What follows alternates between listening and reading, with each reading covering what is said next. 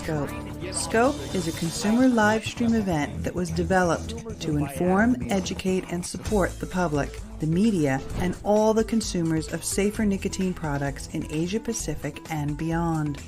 This is to show who we are, why we advocate for safer options for adults, and to show that we will not be silenced.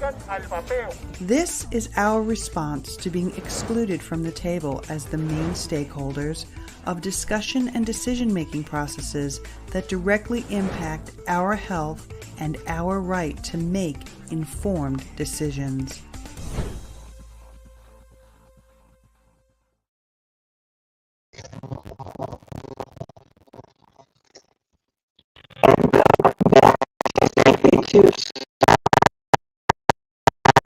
We have some scheduling changes for today. The person who's going to do our one-to-one, Sarah, is likely will be here for us for the one-to-one discussion. We're going to start off with a pre-record from Lindsay and Skip about women in THR. And just remember, it is a pre-record, so you can't ask questions, but you can talk about it in the chat. So why don't we go ahead and do that? Let's see if I can do this set up.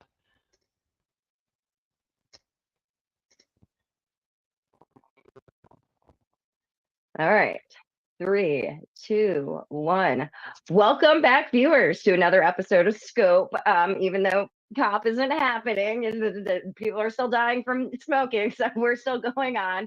Today's a really fun edition. It's me and my awesome coworker, an international fellow, research fellow at TPA, Kim Skip Murray, is what she's better known as, and we're just gonna go into it, just to keep everybody's time, valuable and everything, because we're gonna get to talk about the women in THR, which I don't think we celebrate them enough, and there's a lot of them. I mean, it's not big tobacco, it's not the big old the old boys club of big tobacco anymore.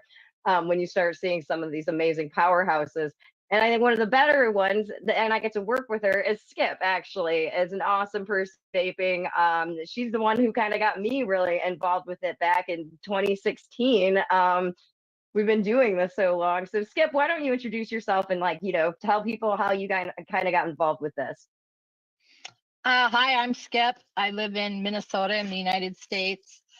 In 2014, my 29-year-old son had a heart attack from smoking, and he used vapor products to quit smoking, and he opened a vape shop, and the rest is history. I've been involved in advocacy since then. Yes. Yeah, so everybody doesn't know, from me and Skip going back, we kind of got involved with a little group called THR for Life, actually, with another, go into it, Jenny Hoban, who she was actually involved with, if everyone remembers, the lawsuit against the FDA back in 2016, suing them over the deeming regulations. For international people, you've probably heard about the PMTA and the tobacco process. The FDA got authority to regulate tobacco products in 2009. At that point, they did not have regulatory authority over e-cigarettes until a court case came in and allowed them to regulate it as a tobacco product. And in 2016, they deemed e-cigarettes a tobacco product. So with that, if you were going to introduce a product to market an e-cigarette product, you have to get the FDA to authorize it. And so that's where the pre-market tobacco application comes in. And so they sued it, and there was actually the deeming regulations. There were other things that they looked at too. If I remember that lawsuit, it wasn't just vaping related. It was looking at like regulatory agency actions, right, Skip? Yes, and it included other alternative nicotine products also. The pouches, the toothpicks were a big thing back then, and those all come under that authority now. Yep. And bringing it back to, the women and vaping and stuff, Jenny Hoban worked with Pacific Legal Foundation to sue the FDA. Jenny was a vape shop owner herself, and Skip was too at the time and everything. I kind of felt like a fraud hanging out with all these people because I was just working at a think tank and stuff, and didn't know really anything about vaping. Skip, you name out a woman right now. So since we're going to talk about women and vaping and stuff that has been a powerhouse for you, because we're just going to roll through a bunch of these women today. Well, I think we should start with Nancy, being as she's the one that organized all these wonderful sCOPe live streams for us. Yeah. She's in New Zealand. She works a lot with the countries in the Asia Pacific region. She's very knowledgeable, very passionate. She's just a powerhouse. She's a great place to start. She's amazing, yes, and she's been doing so much, and she's such a coalition builder is what I really love about Nancy, that she's willing to work across all sides of the aisle, at the end of the day, because it is about harm reduction. It's about ensuring adult access, and I love how she's like, especially everything she's done for the Asia Pacific region. It's just amazing. I think a lot of those countries could have gone a way different way, if it hadn't been for her leadership with CAPRA, a coalition of Asia Pacific Harm Reduction Associations. I think there's too many acronyms and this stuff. Okay, as I always apologize to CASAA. Oh well, speaking of CASAA, there we go. Another badass woman. Julie Wasner. Actually, Julie and Nancy really remind me so much of each other, actually. And Julie Wasner was one of the people who helped start in the organization Consumer Advocates for Smoke-Free Alternatives Association. I think that's it. I think I finally got it right on my first time. And she was just like, Julie was personally like a hero of mine. I followed a lot of her guidance. I remember back in like 2018 or something, I was writing papers for the Heartland Institute at the time. So that I was going through what I was doing is I was going through like research papers, reading them, summarizing them for lawmakers and stuff. And I was using whatever terminology that they were using. And at that point, we had ENDS, electronic nicotine delivery systems, VNPs for vaporized nicotine or something, and then stuff. And Julie pulls me aside. She's like, no, quit using that. Do not use medical language at all on this. So when Evali came out in 2019, I refused. And even to this day, I still call it vaping lung injuries and stuff because I'm not going to medicalize it. But Julie, it was sad to see her kind of, take a step back from advocacy with CASAA and everything. But she's been doing so much. I mean, she's a lawyer and everything. You got to give people, people do have their lives, guys. I know me and Skip don't, okay? But, we understand other people aren't crazy like we are. Yeah, and I think if we're going to talk about CASAA, we should go back to the beginning days. Elaine Keller was one of the founding directors. She's a cancer survivor. And I have a favorite quote of her. She said, "Why is your concern about my addiction to nicotine more important than my concern about getting lung cancer?" Yes. I just thought that was powerful. Yes, that is very powerful. And who else do we have at CASAA while we're on them? Kristen. I just did Danielle. Kristen. She's been, I think Kristen is the only, like, the sole founding member that's still there.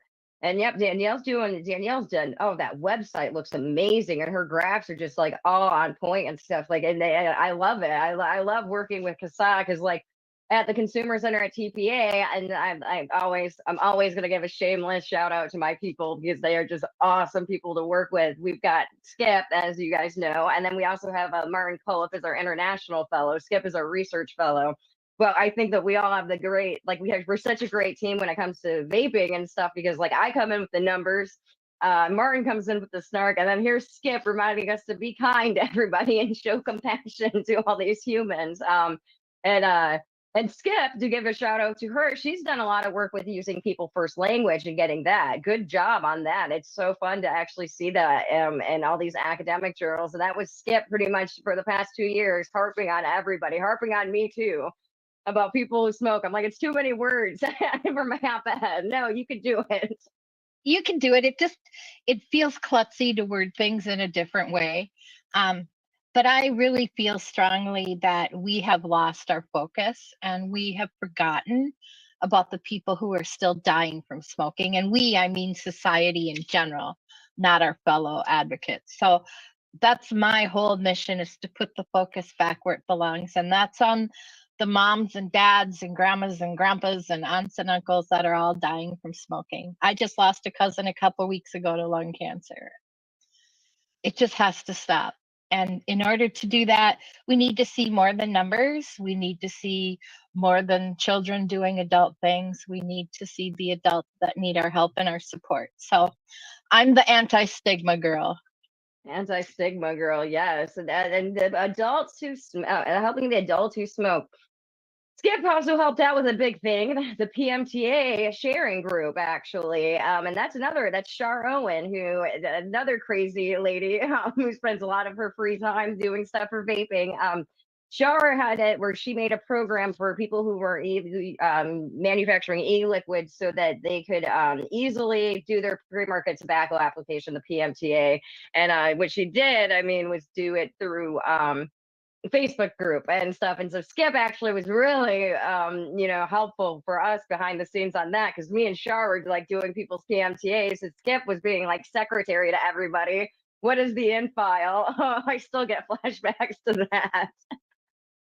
Those were some crazy times. And I was very, very impressed with a lot of women in that group. You and Shar are two of the powerhouses, but several of the ladies that own businesses, and the men too, did everything in their power, not only to submit their own PMTAs, but then pay it forward and help other business owners complete theirs too. That was the most amazing example of teamwork I think I have ever seen in my life. It wasn't about competitors, it was about all of us crossing the finish line together. And I think that says a lot for how much we value what we're doing every day by helping people quit smoking. Yes. Yes, and because this is women in THR, I think it's because we had women doing it that we were able to get it done. Okay, sorry, we stayed on point. There was no fighting allowed. No, you ain't talking to me about PGVG. Get out of here. I don't care about that. We were on to the point that we just need to get this, and even the PMTA, I still think, well, everybody got issued a denial pretty much, and the FDA still does not recognize it. I still think that there is hope, for those manufacturers that did do that process. Even if it just means, hey, I'm going to play ball with the FDA, instead of being F the FDA, as much as we all like to sit there and say. And that being said, I've realized now, if you're an e-liquid manufacturer in America, the best way you should have done it was not say anything to the freaking FDA and actually completely go under the radar. And I'm not endorsing that, guys. Okay, that's not, I'm not a lawyer, or I do not represent manufacturers or anything, so don't take that as an endorsement. But yeah, Shar Owen did a lot, and then she created American Vapor Manufacturers, which is all women pretty much, and Dave and stuff. We've got Shar Owen, Amanda's no longer with it. We've got Allison Boner's our VP. We've got Victoria Dower and stuff, and so they do a lot of work behind the scenes on that one. We're doing really good work on the PR game, at least, like trying to counter that the fake news and narrative that does surround vaping. So, and just hoping, trying to do the best to get through this. And there you bring up another powerful name, and that's Allison, who is involved in the industry and several advocacy and trade organizations, and is a wonderful communicator who spreads links to news and studies far and wide to help people educate themselves on the issues that the industry is facing. And she's a mom, and she still does it all. I got to give that gal a lot of credit. She's awesome. Oh yeah, she's another crazy one like us. Yeah, that like, when do you sleep, girl? Then she's like, when do you sleep? And I was like, I got it in there. Okay, I've been doing this year. I've been taking some self care. It's really easy to do when you live in Florida. Okay, and then 30 minutes away from the beach. Skip knows about this. I start work around the time that she's at work, anyways. In March, it's good time for him too. I'll start at 5 to end at like 2. Got to have your beach time. And I think that's important to all of us, and to all us ladies who are super, super busy with our lives and our work and our advocacy, is to make sure we do take self-care time. Yes, that's very important. I do think that's one of the things that it's really make sure that you don't burn out. I mean, you have to be 100%, 110%, especially with this industry. I mean, I don't think I could do it without you, to tell you the truth. Okay, if you weren't here, I don't think I'd be doing vaping stuff, because it's just a frustrating thing. We do have our vent sessions, don't we? Yes. Did joke with Nancy. I was like, me and Skip could just do a phone call and it'd be a very colorful conversation talking about everything. But it'll probably last about 4 hours. Yeah. Oh, yeah. I think it would take over the whole sCOPe broadcast. So who else comes to mind outside the United States? Dr. Marla Glover. I love that woman. I've I'm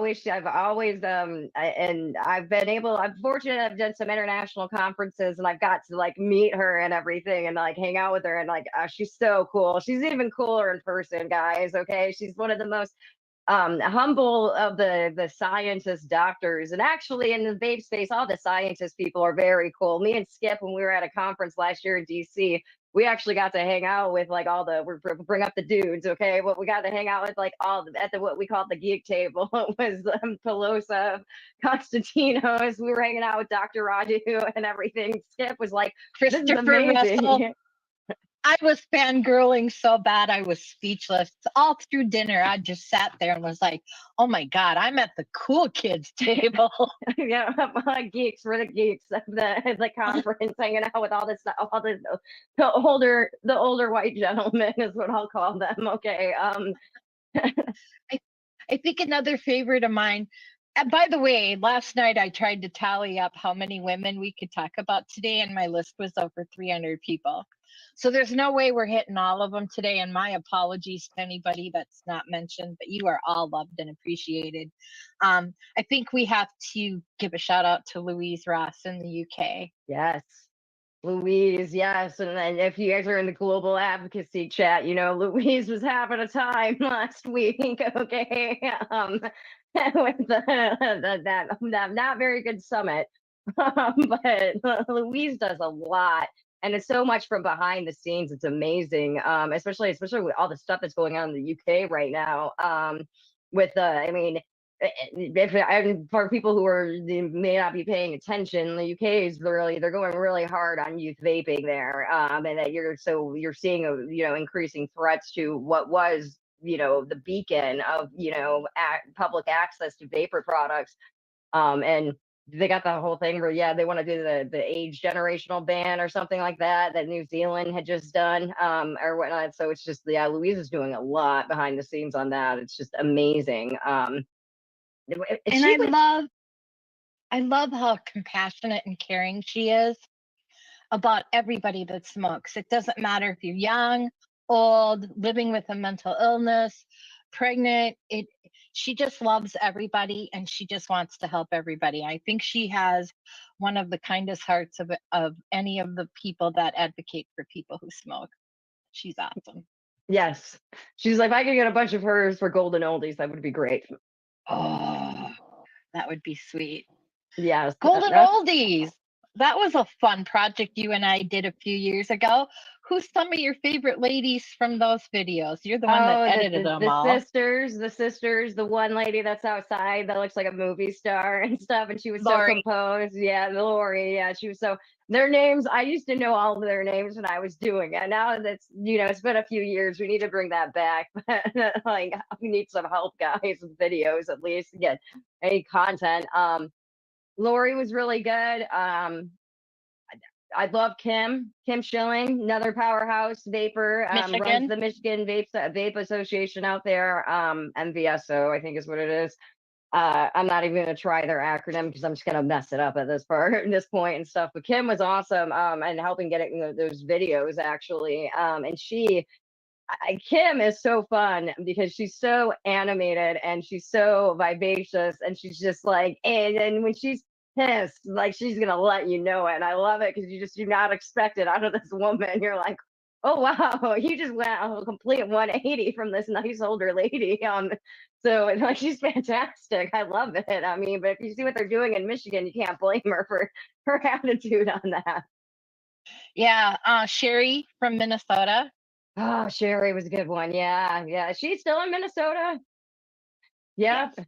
Yep, Minnesota. Yeah, Minnesota's got some. Sherry was an awesome one, and I didn't have that many Minnesota videos, but it's such a Minnesota. I mean, and for people who are outside the U.S., Minnesota and Illinois are very similar. That it's everybody lives in this one city or these two cities in Minnesota, and then skips out and like the hinterlands of Minnesota. I am enjoying the small town life. Yes. Yeah. Let's pick another country. Spain. Carmen Eastrig. She's going to be a Carmen. good, yeah. She does the I know she does the Real Dat with the doctors of Latin American countries, and they've done really good work on, you know, when you look at some of those countries and South and Latin America, it's just insane. Bloomberg can come in with funding, and everyone thinks that he's a demigod pretty much, and so everything that he says goes. So you've got a handful of countries that ban e-cigarettes. I mean, I know Argentina banned them. They're banned in Panama, for example. I know we were supposed to go. I was just being cop right now, actually, in Panama. And I know that was something that we were looking at, like, well, how many vaping, like, if we're not supposed to be importing these, but it's not like I'm importing them, it's for personal use, but how many can I get away with? Like, but Carmen Eastwood has done a lot, and she's been doing it for a while. When I was looking up her bio, I was like, wow, you've been doing this for like almost a decade or something like that. I mean, she's been and impressive too, because she's hanging out with all those fancy doctors and everything, you know? People with brains. People with brains, and then yeah. there's all our wonderful sisters in Canada. There's several up there.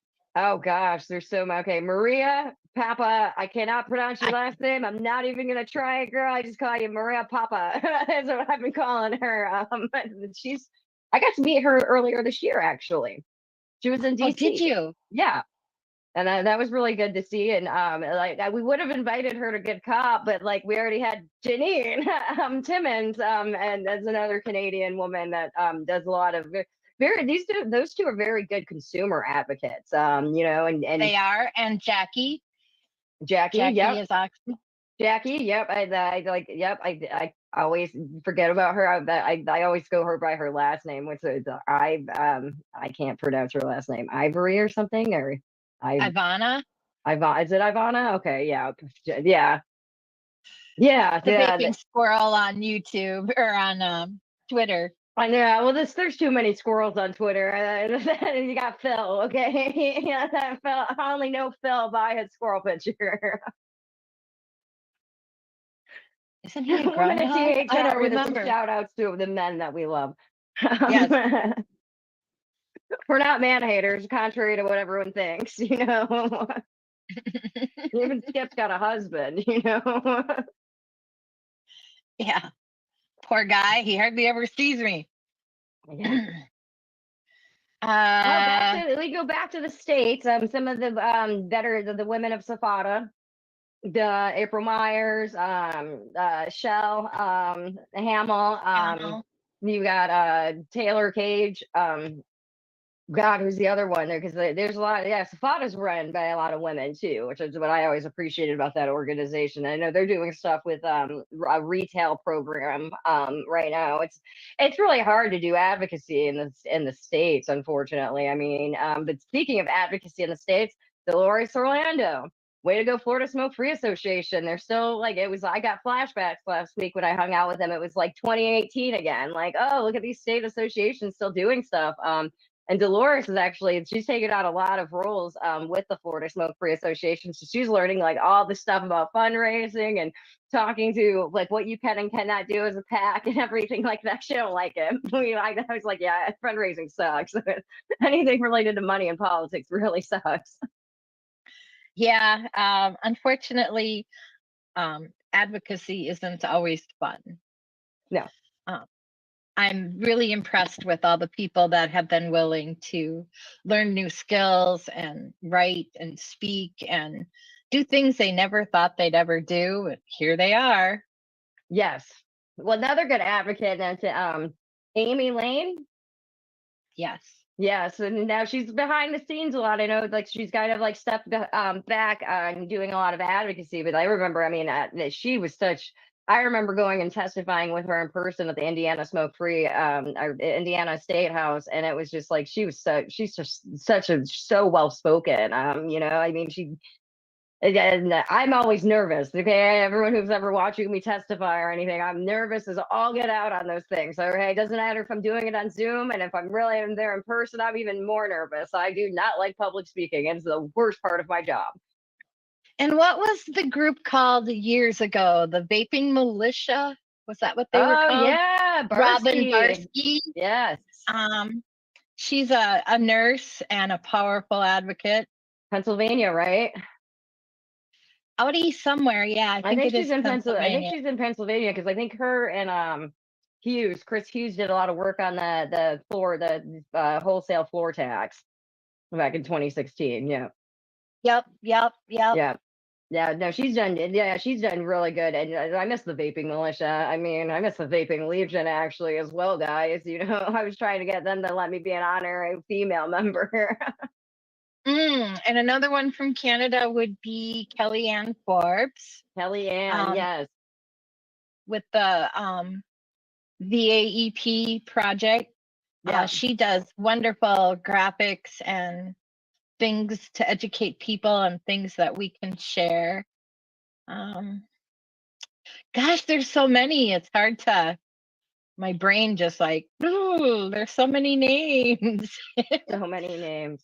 And I think we should give a shout out to some of the scientists and people in public health. The UK is full of really powerful, helpful people, and I think that's part of the reason why policies are different in the UK than here.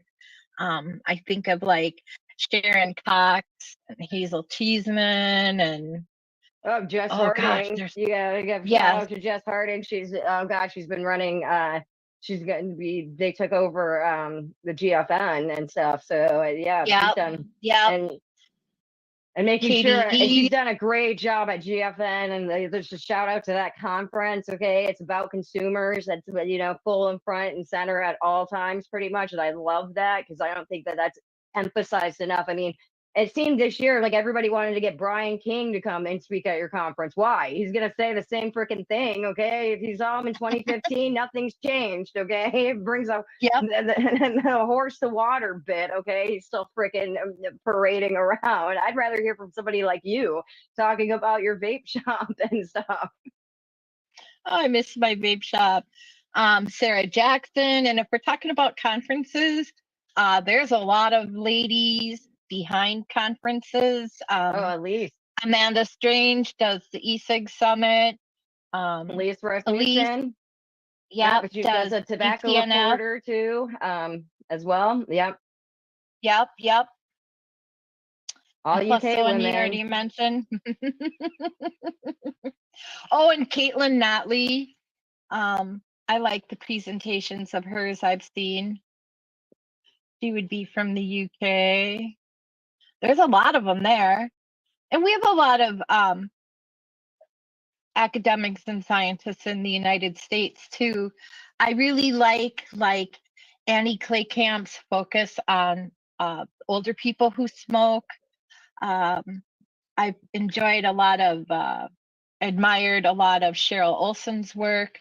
She's done a lot of research, like for people who are incarcerated, mental health, those types of things. Who else comes to your mind, Lindsay? In the United States, let's see. Gosh, now I'm like, I thought this was gonna be this is a little bit harder than I thought it would be, because it's like, oh God, there's so many people. Who have we talked about? Who haven't we talked about? Oh.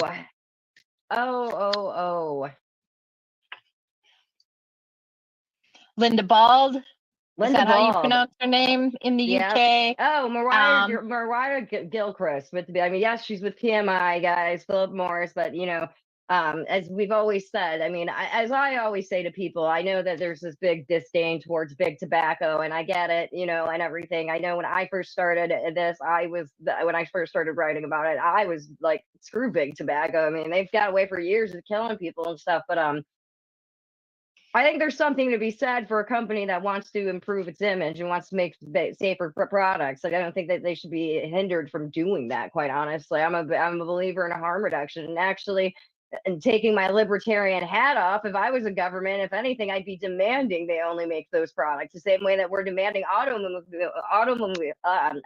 automobile manufacturers to make safer cars. Why are we not demanding this out of tobacco companies? It's just asinine, these policies. It's like, whoa, wait, what? Okay.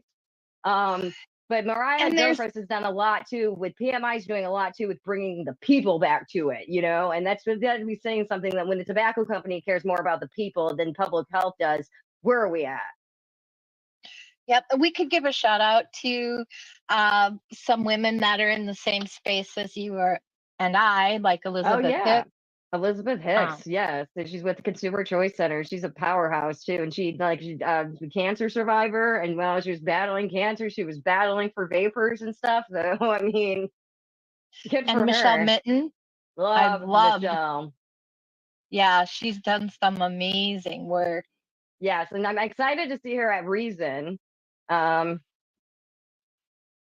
Oh crap, that's me. Sorry. I was like, what is that noise? I was like, oh no, that's me. Sorry.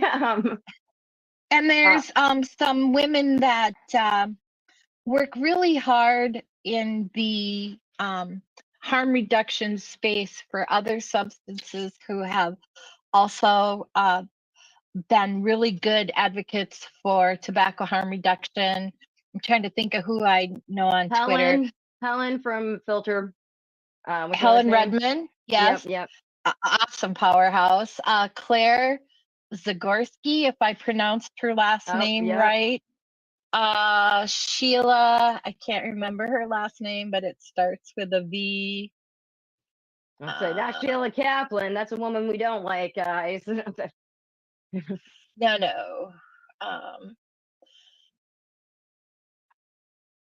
Just pass it. It'll come back to me in a little bit. There are so many. It's hard to just boom off the top of my head list people. But why don't we talk about what women who would like to get involved in advocacy, what can they do to help?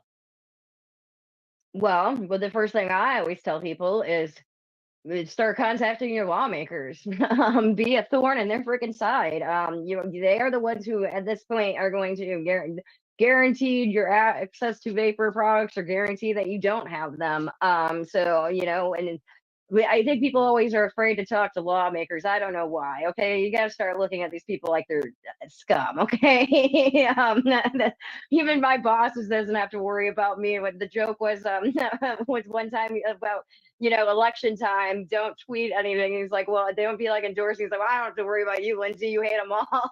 Yes, I do. I don't like lawmakers. I've worked for too many of them, but one of the things is just reaching out to them, letting them know. I mean, I think that's and being persistent is the biggest thing. Is that and that's I think you can see with me and Skip and a lot of these women that we just talked about.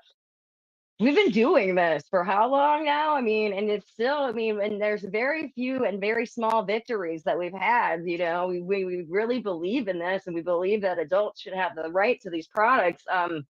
But we don't get like very many. It's really hard to keep persistent when you feel like you're failing all the time. But it's still, as long as there's people smoking, there's always going to be moving forward. So I think that's the big thing, is just be persistent and don't be afraid to talk to lawmakers. Simple as, and be like, you're their constituent. Okay. That's their job, is to cater to you. That is the point of being elected. So they don't do a very good job at that, but at least here in the States, I don't know what it's like for you international folks. Lindsay, be nice. Back to the UK, Jody Gibson. Jody, yes. Yes. We can't forget her. Michelle Hughes. Oh, back to the United States. Ariel Celia, yeah. She's fantastic. Oh, I love her. She's so kind too and everything. And she's going through like every week going through the studies and stuff and helping explain it for people like me or people like lawmakers, breaking it down for them and doing all these confirmation bias. She did really good at GFN. Actually, her Take 5, actually, she does a really good show showing it, like how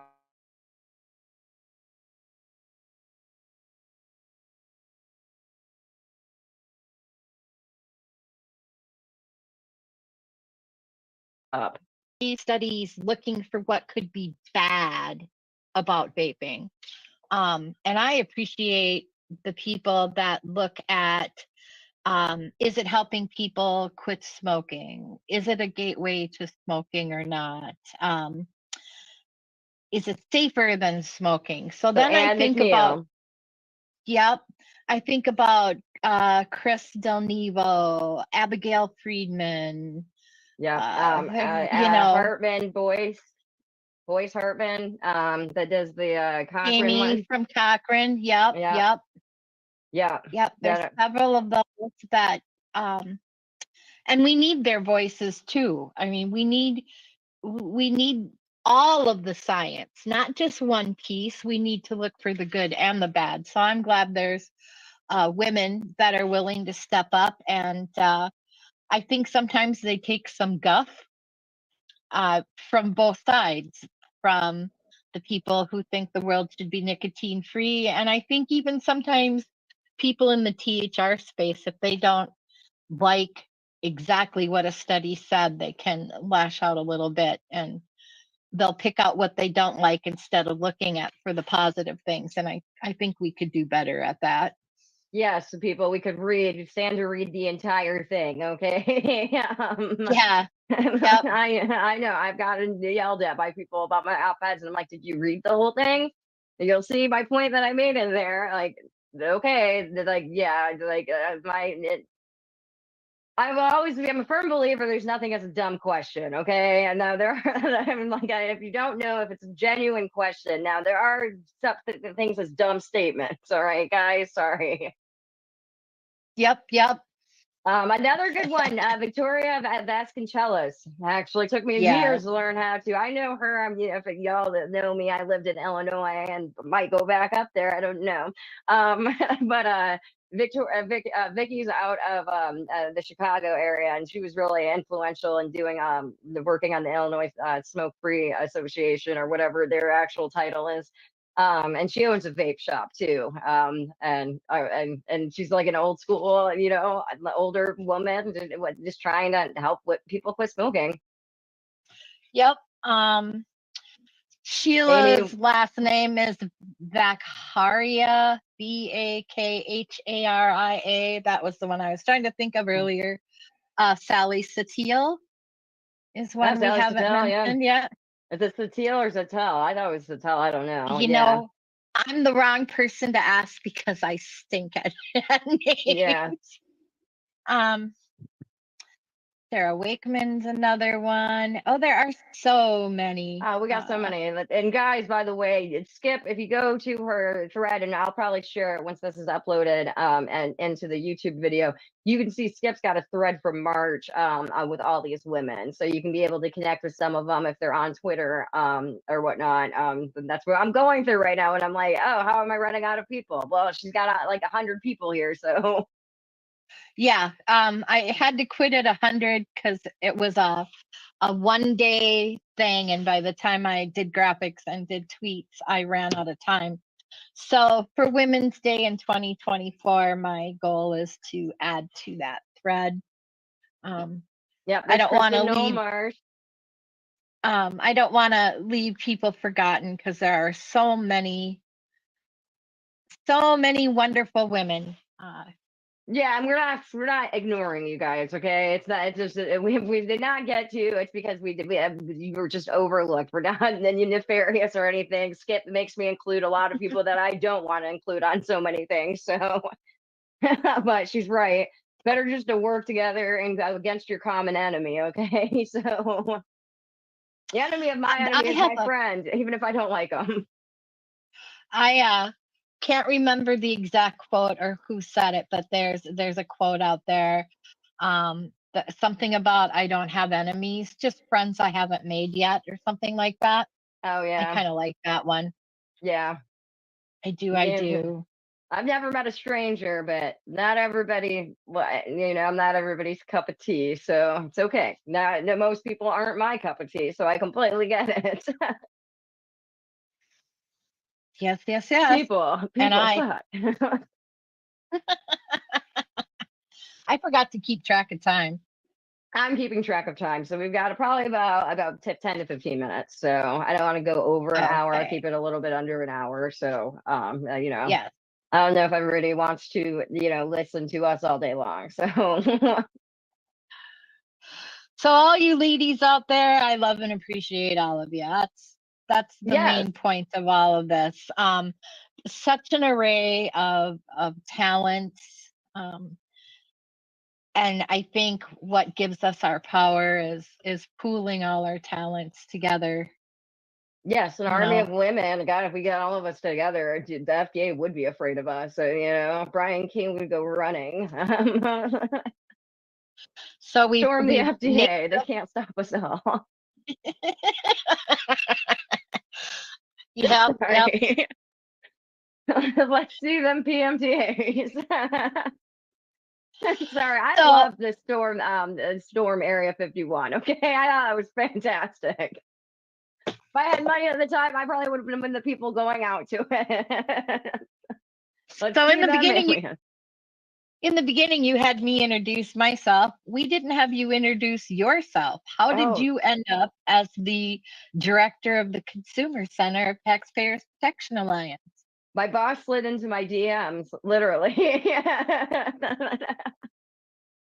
Well, okay. Then the backstory is I studied government at William and Mary. Go Tribe! I am proud of. That's probably my shining accomplishment is my college degree, even though it cost me way too much money for that piece of paper. And I did some interning with some lawmakers, and then ended up working for a couple lawmakers right after college. And then I really didn't like it. I was, you're a glorified secretary, okay, for a person with an ego, okay, because if you don't have an ego, you're not going to be elected. So I mean, but it was okay. I was in Minnesota actually, so I could have met you back in 2015 if you came down to St. Paul. And I did. I think my state senator actually is your state senator, the guy I worked for. I worked for Senator Tory Westrum. Yeah, I know Brainerd was like he was on the cusp of Brainerd, like he covered part of Brainerd, and then I think you might have a DFL person. DFL, that was a different thing to learn too. Like it sounds like the Democrats that don't know they're Republicans, but started looking at jobs at think tanks. And for people who don't know what a think tank is, it's a research place. Usually there's we have there is a mission statement. It's not like we're just doing research without anything. All the think tanks that I've worked at have been free market libertarian, so less government regulations, less restrictions. More on the conservative side of things. But if you watch some of the think tanks, dude, they've all went kind of crazy after Trump and stuff, and off of the free market policy, so to speak. But so the Heartland Institute, I started working there in February of 2016, and I was smoking cigarettes, and they're like, "Oh, you can work on our vaping issues," and I didn't know anything about vaping. I mean, I'd seen the vape shops, and everything. I just thought it was like whatever and stuff. And then that time too is still very big vape culture, with the clouds and all of that. And like walking into a vape shop, not the most friendliest of places. You got like you ain't from around here type of bit. But I fell in love with it. I felt like I finally got to use my college degree learning about government. I think with vaping, if you need a civics lesson, just go look at vaping in America. You're gonna get deal with everything from federal regulations to the courts to state, local, and they've done federal lawmakers and from the legislative stuff.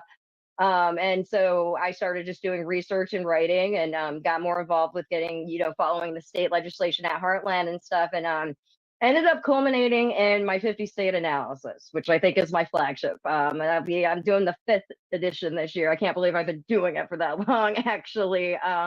Which if you guys haven't checked that out, it's at the protectingtaxpayers.org website. Every year I go through all 50 states and just look at smoking rates. I've actually, because the CDC is now giving me the data, I'm looking at adult vaping rates, actually, with the numbers that we don't ever get. And this year is going to be really fun, Skip. I know you're going to like it. I'm doing some things with the numbers, comparing kid vaping to adult vaping. So I know, like, with the numbers I had, when I was looking at one of the states, I want to say it was like Florida, and it was like they had in 2021 there was about like 350,000 kids vaping or something, but there was like 1.5 million adults vaping. So it was like, for one kid, like 10 or something adults were vaping. And those are the numbers that I want to see. And those are the numbers I will be dropping next year on state lawmakers. So I'm sure it's going to get pretty spirited that session time, because last year they all kept coming after me and stuff. Now they're really going to come after me on these numbers. So, and hopefully that'll be done. We have the numbers, so that's what I've been working on the next month and a half, and hopefully I can get them out before January 1st, so everyone has them for when they have to do their state sessions. But so far, I like it.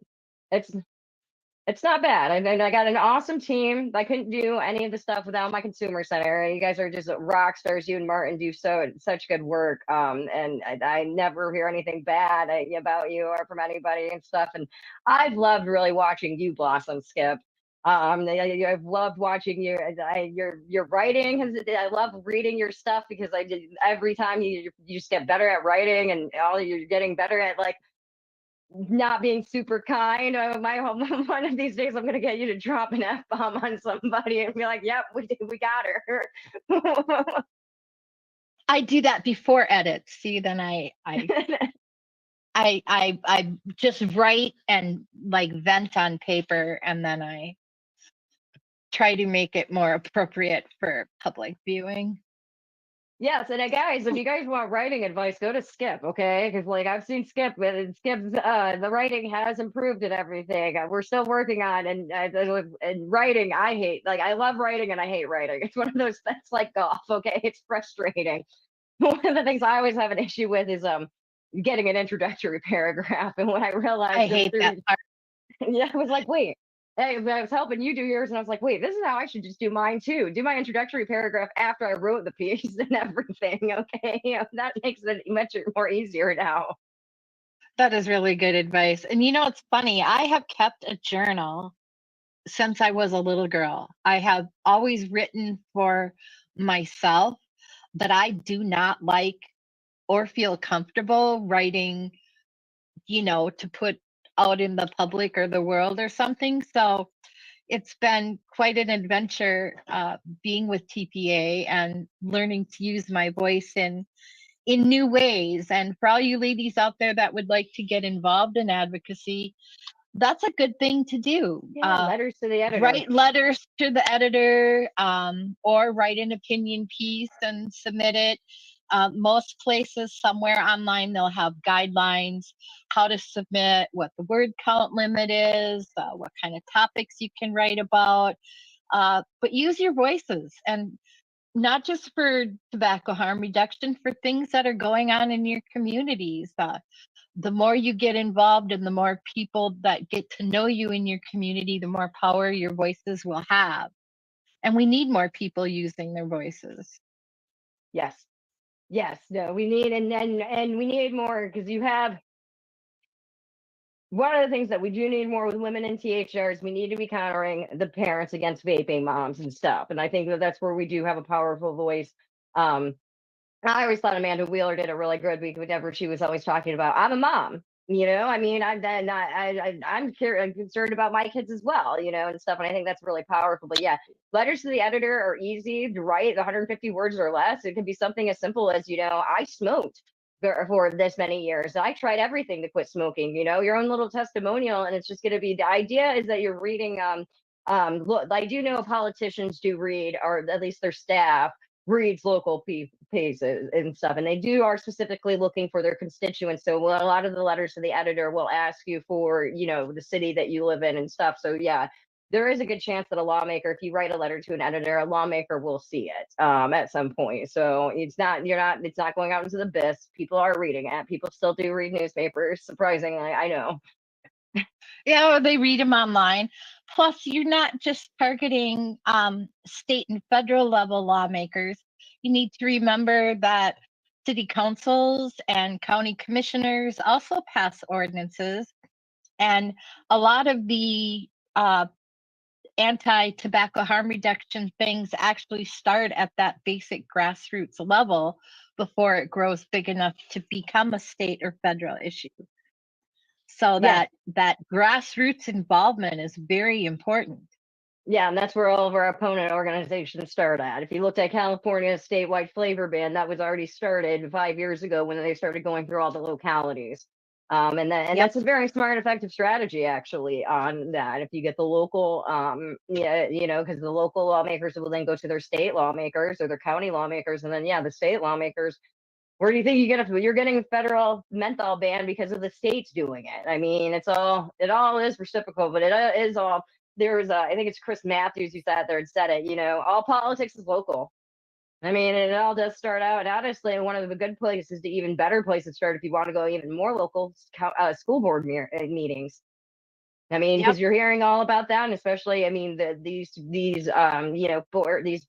school board members, all they're hearing from is, the alarmist school teachers and stuff, and they're like, everybody's vaping and stuff, and it's like, no, they're not. We got the data, the numbers. So where are all these kids vaping at? I think getting involved locally is always good to do, and also just making sure that you're up to date. It's simple. It's like I get paid for it, so it is my job. But so I'm always like every morning I go on Google, and the first thing I do is I Google youth vaping past 24 hours just to see what news stories are coming out on this and stuff. And so make sure that you're just like so you're not surprised by anything. I know what I see. What I really would like to see the industry as a whole do is be more proactive instead of being reactive and also last minute reactive. It feels like and granted, sometimes you have to be reactive, but I think that we need a more proactive approach, with solutions instead of just fighting down and sitting there saying no. And then that's one of the things I did with my writing. I mean, instead of like, I'd start yelling at lawmakers, like I could try to give them a solution instead of being like, don't ban this, don't tax this. I go back and be like, you have all this money. I go from tobacco and use this on this program if you're trying to stop it. So at least I'm giving you a solution, not just saying no or something. So that would be my advice on it. So any final thoughts, Skip? Because we're getting on to the final moments. And oh my goodness, that went fast. Nope, just like I said before, I really I'm honored to be in this space with all of you. It's been one heck of a journey. Every person that we have helped quit smoking through our advocacy work also has a trickle down effect, as they're around and healthier for their loved ones and modeling a non-smoking behavior for the youth and their families. It just keeps growing and growing. So keep up the good work, everybody. yes, especially all you ladies. We are so proud of you. We're so proud to be working with you, be one of you. And yes, thank you for all your work, Skip. I wouldn't be able to do this without you and stuff. And so to our viewers, thanks for tuning in. You will see me and Skip again at some point too, and we'll have Martin. So I get to like boast about my people and everything, and make sure that you just keep up with the rest of the live streams. And if you've got any questions or concerns, or you want to give a shout out to us, you can find me always on Twitter. It's LM Stroud 89, and then you got Kim. I'm a racing mom, so if you follow one of us, you'll probably see it, her or me or someone, each of us, because we do a lot of like sharing each other's tweets. Skip's a little bit better at tweeting than I am, though. Yeah, I kind of spent too much time there, probably. Yeah, yes. Well, thank you again for joining us, and we will see you guys later. Bye, everybody. Hi, everyone. That was pretty good. Thanks, Liz. Thanks, Skip. If you guys see the replay, thank you. Thank you, everybody, for coming and being here. As I mentioned at the top of the hour, we have a change in the one-to-one discussion. Sarah was unable to make it to us tonight because she's feeling unwell, and she sends her apologies. But we have the wonderful Kurt Yeo. So I'm going to bring him on, and we can begin our discussion. So if you would, let's give him a very warm welcome. Hi, Kurt. Good afternoon, Nancy. Yeah, your audio is a bit weird. Is it? Yeah, you're a little jumpy for some reason. The same for you. You also sound a bit jumpy. Is that okay?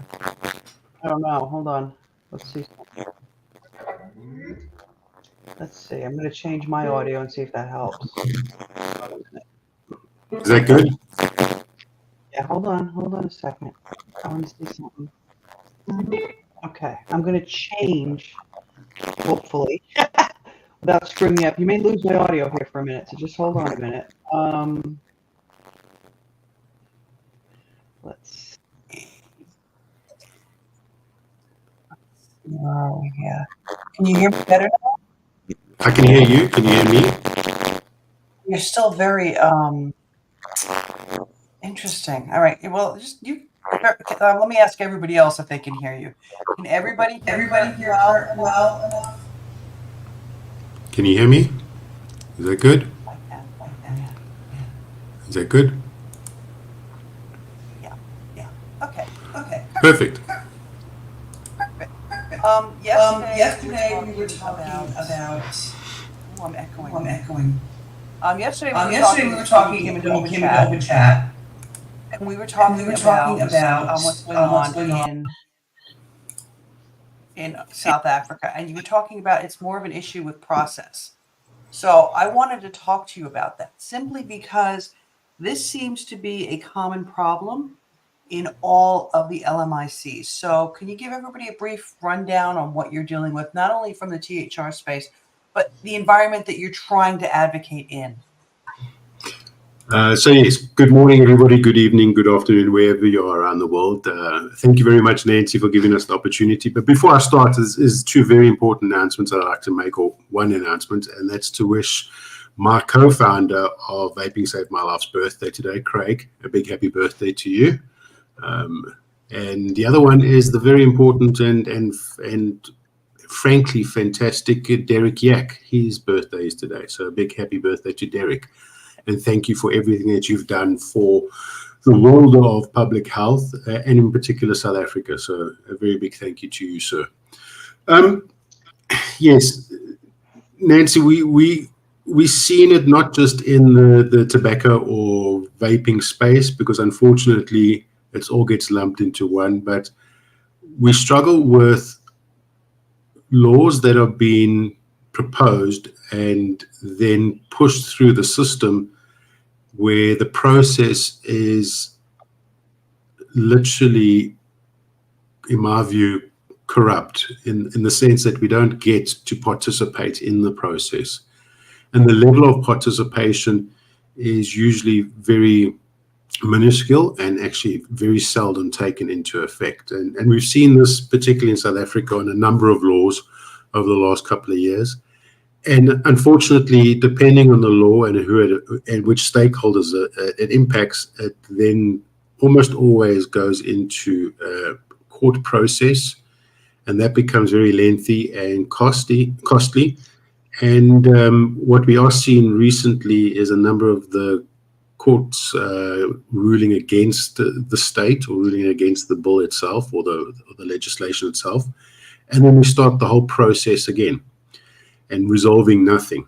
And what we're seeing this is with this current bill that we term the tobacco bill. Everybody in South Africa is terming it the tobacco bill, and that's the Tobacco Products and Electronic Delivery Systems Control Bill, which was first introduced to South Africa in 2018. And at that stage, it was incredibly draconian. But on its second writing, it's even more so.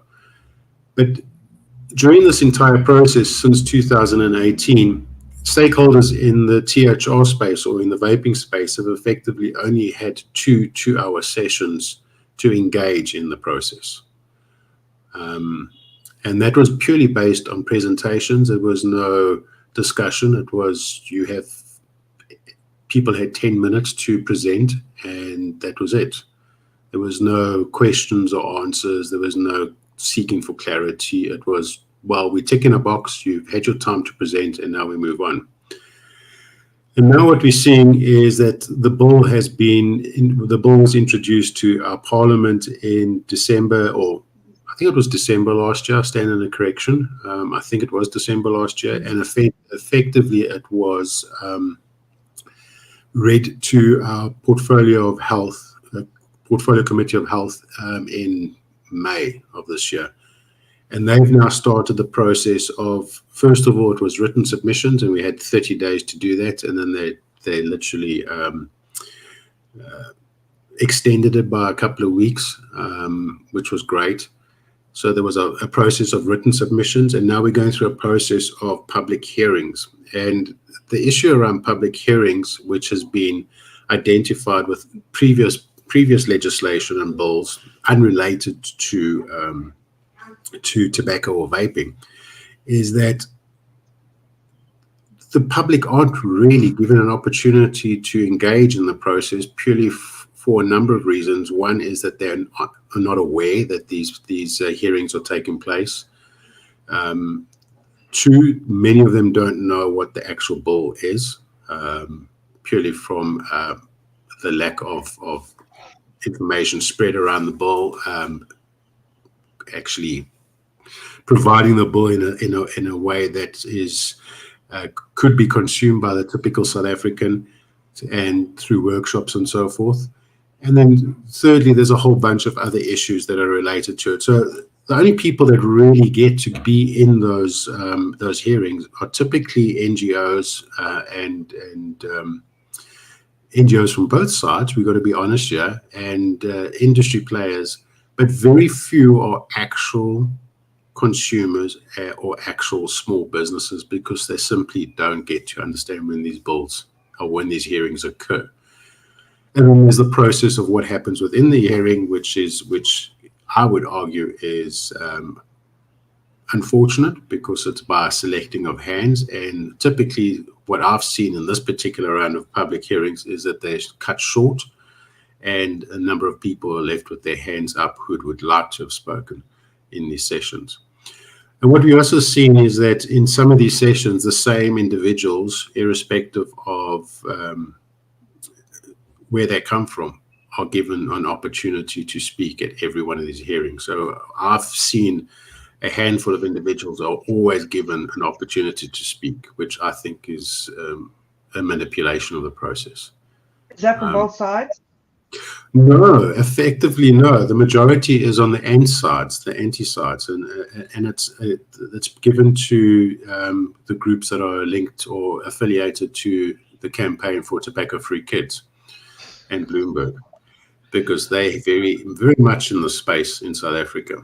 And we've seen individuals, and the reality is that I don't know if these people have been in the space for very long, but I do know that they are reading from a script that is very familiar to a lot of us in the space over the last number of years.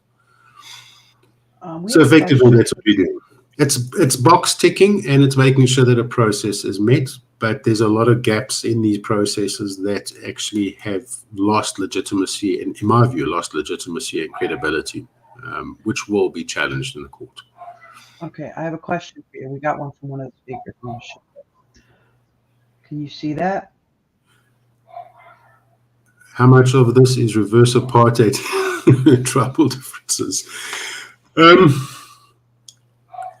No, I don't see it as such. No, not at all. I think what I am seeing is a level of corruption, and in the sense that I use the word loosely corruption, because what I'm seeing is this real issue around they've been given a task to do, and they're going to fulfill this task no matter what. And that task has always been against multinational tobacco companies in South Africa. We saw this with the 2020 ban. The only ones that truly got affected was obviously the small businesses and the multinational tobacco companies. And that brought in an illicit trade. So I don't believe it's as much as a reverse apartheid thing. I just think it's they've set their mind. They are kowtowing, or on their knees at the foot of the idol, which is the World Health Organization, and they're going to probably do that. I don't think it's got anything to do with that. I think a lot of the impact of these bills and these taxes affect our poorer black communities more than it would our minority communities. Far more. It's far more devastating to them. Here's an interesting question about that, because it's something that we've discussed previously. How many languages are used in South Africa? So there's 11 languages, 11 official languages, and we've just introduced 12th, which is an African Sign Language, but 11 official languages in South Africa. Okay, and what, even though there's official languages, what is English? Is English or Afrikaans the main language that's used for everything in South Africa? So effectively, the main language that's used from a business perspective and from a parliamentary, to say legislative process, will always be English. However, depending on the region they go to, then they will assume that as almost like the secondary language. So if we take, for example, when we go to KwaZulu-Natal, which is, if anybody knows, that's the Durban area on the East Coast, the predominant language there is Zulu, isiZulu, and therefore a lot of the communication will be in English and isiZulu. If you go to, for example, the Western Cape, which is Cape Town area, then you're going to have English, and the predominant language there is going to be Afrikaans, because of the Dutch and what we call the colored people are predominantly Afrikaans speaking in the Western Cape. So English is always going to be that language. The bills are written in English and then translated to other languages. The business language, typically in the corporate space, is always going to be English. But then when you're going down into the communities, then it becomes a preferred language for that region. I asked that question because it kind of ties into the whole thing of them not notifying people of what's going on. Because I presume, and correct me if I'm wrong, if they're going to make like official notifications, then in each of those areas they have to do it in English and the native language. I'm guessing they probably just think they put that in the too hard basket. So what the Constitutional Court ruling, and once again, guys, I'm not a lawyer and I'm not a constitutional lawyer, but when reading the cases, as well as the framework which was accepted by Parliament in 2013, is that in those regions, so for example, if we go to KwaZulu-Natal, 5 weeks before the actual hearing takes place, there needs to be some kind of advert in local newspapers and local radio stations. And South Africa has many local radio stations, and it has many local newspapers. So they could literally have a 30-second spot on these radio stations for that 5-week period, telling them, okay, there's going to be a hearing in this location on this particular bill, give a brief description of that bill, and provide the venue. So it was only last night when we spoke yesterday that typically we don't get to know where these venues are. It was last night we finally got the venues for the Gauteng, my province's hearings. Yep. And that is, I've yet to see it on any of the local publications or seen it on any socials. That was purely from another source. That's close to Parliament. And these venues are, now being defined, and it's Tuesday, and the first hearing starts on Friday. Yeah, there's a couple of things that wander through my head, right? I'm going to try to work through them here. Hopefully not ask a stupid question. Could it be that they're using how do I put it to you? The economic strain, because we know that South Africa, there's much bigger issues there as well. I mean, I don't even know what's going on with electricity, and your water or everything else. Are they using it? Are they just dealing with it simply because the WHO and the Bloomberg people are in there and saying, yeah, and they're pushing it through. And they're actually taking advantage of the situation there in South Africa to push through what they want done. Yeah, but I don't think we can just ring fence it around Bloomberg and the WHO. I think that would be grossly unfair. I think it's just a general malaise of the government in this country, because the Constitutional Court ruling that overturned the bill, what we call the Mogale bill. It's a long word, but we've just brought it down to Mogale.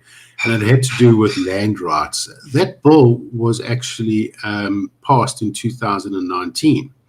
And it took that amount of time to get through the court process to eventually be overturned by the Constitutional Court in 2023. So even then, we started to see this public participation process being a problem.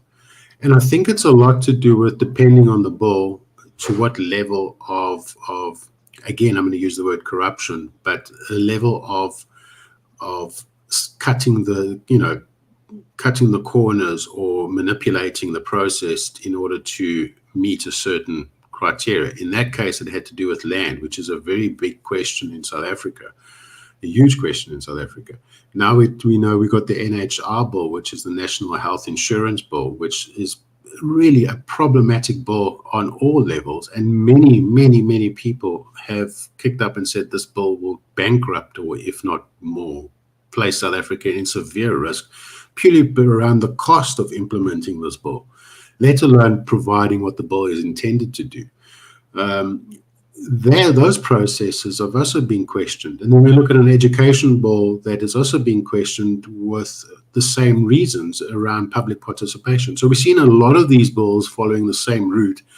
And I think it's because it might be, I'm not a political analyst, but it might be that they just want to pass these bills to meet their own agenda, a socialistic agenda.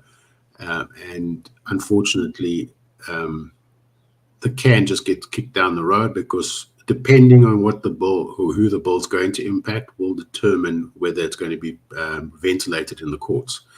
And we know, for example, the tobacco bill is going to be ventilated in the courts. There's a lot of very powerful players in there.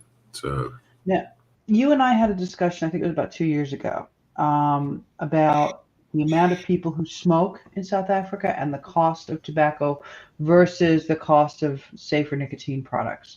So let's, I don't even remember, it was something like 2 cents US or something, but let's explore that for a minute so that people outside of LMICs understand this, okay? To buy a pack of, I'd say a packet of 20 cigarettes in South Africa, how much does that cost? it depends on what pack if you're talking about an illicit pack, or you're talking about a regular legal pack. So anywhere between, I think the cheapest pack we can, okay, let me just start off with the minimum collectible tax on a packet of 20s is 22 Rand 60, I think it is at the moment, 22 Rand 60.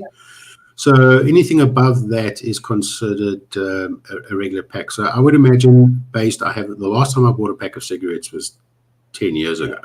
So we're looking at around about, let's say about 30, 35 Rand, right up to about 50 Rand, depending on the pack of cigarettes. Okay.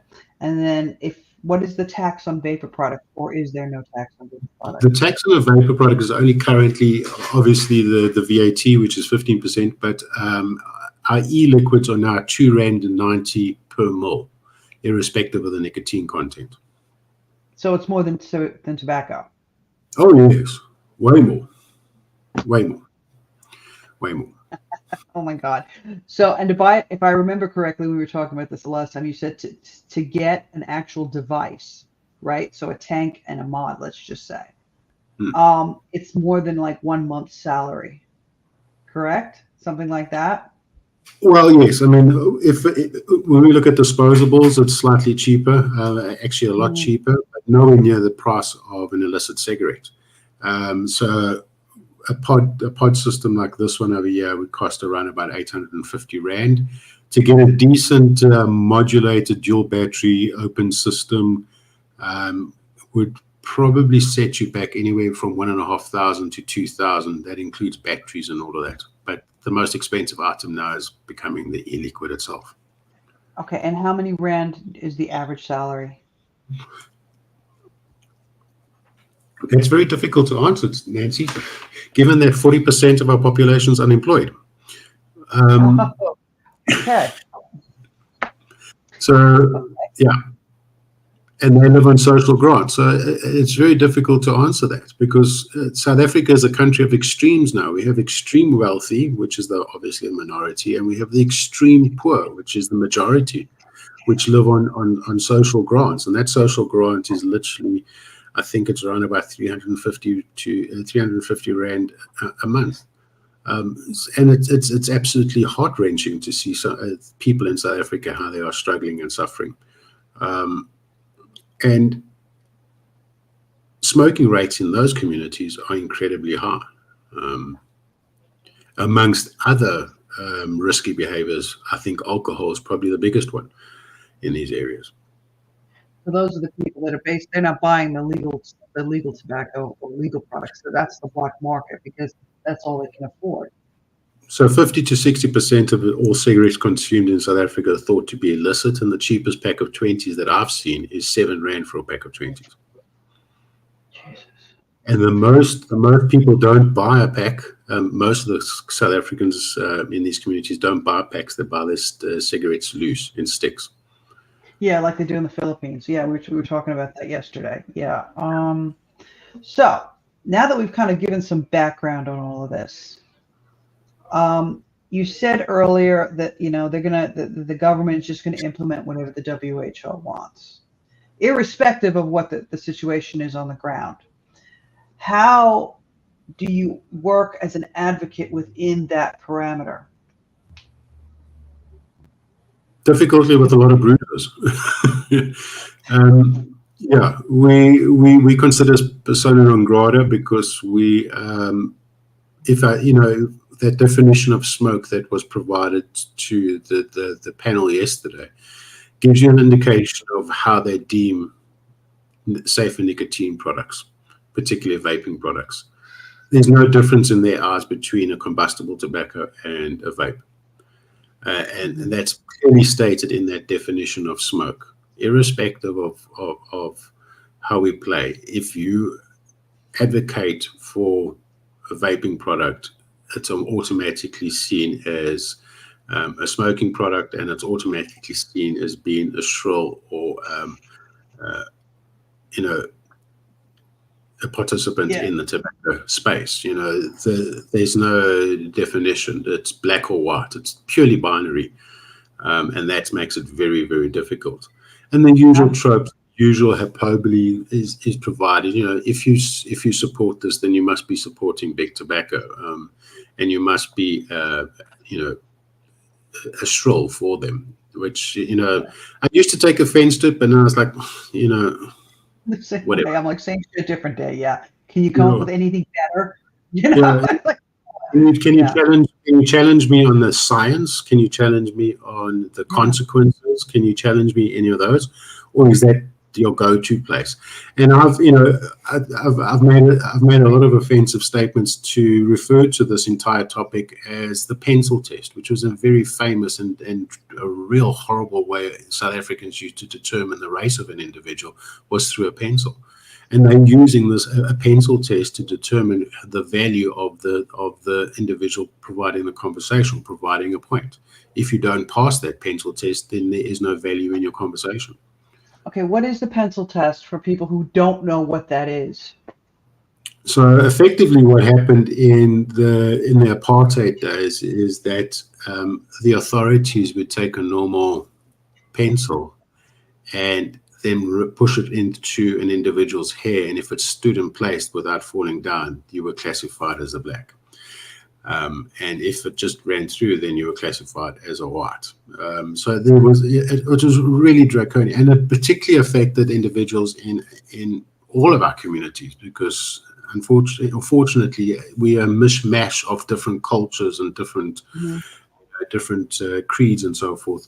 So our colored community, which is the Western Cape community, a lot of them might be of a lighter complexion, but they had different hair and so forth. So the really rather boiling it all down to if you pass the pencil test, which would determine your rights as to where you are and which side of the road, if you're even allowed on the pavement, if you're even allowed into a particular building or something like that, they would provide a pencil test. It's really quite disgusting.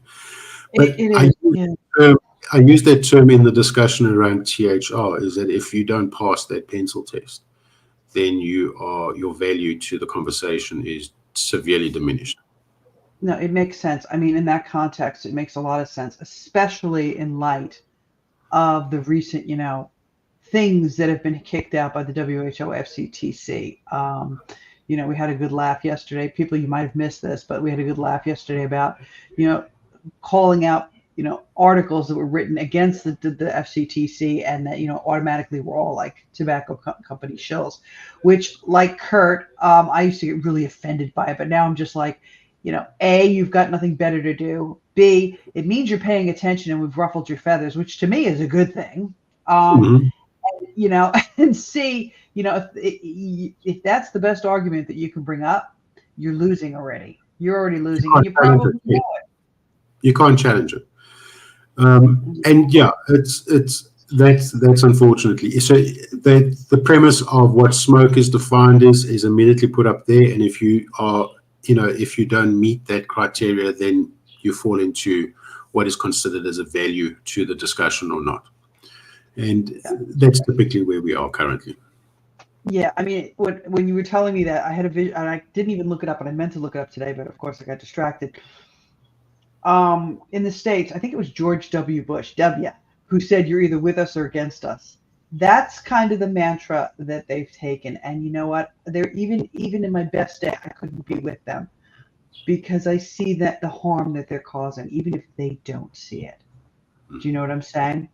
But then again, a lot of them, and I was talking to Mark about this earlier, and a couple other people too. It's like, if you have never smoked, okay, if you have never been, somebody who smoked long term, or if you have never experienced watching somebody you love get sick and eventually die, it's very hard for you to wrap your brain around what we're doing and why we're doing it.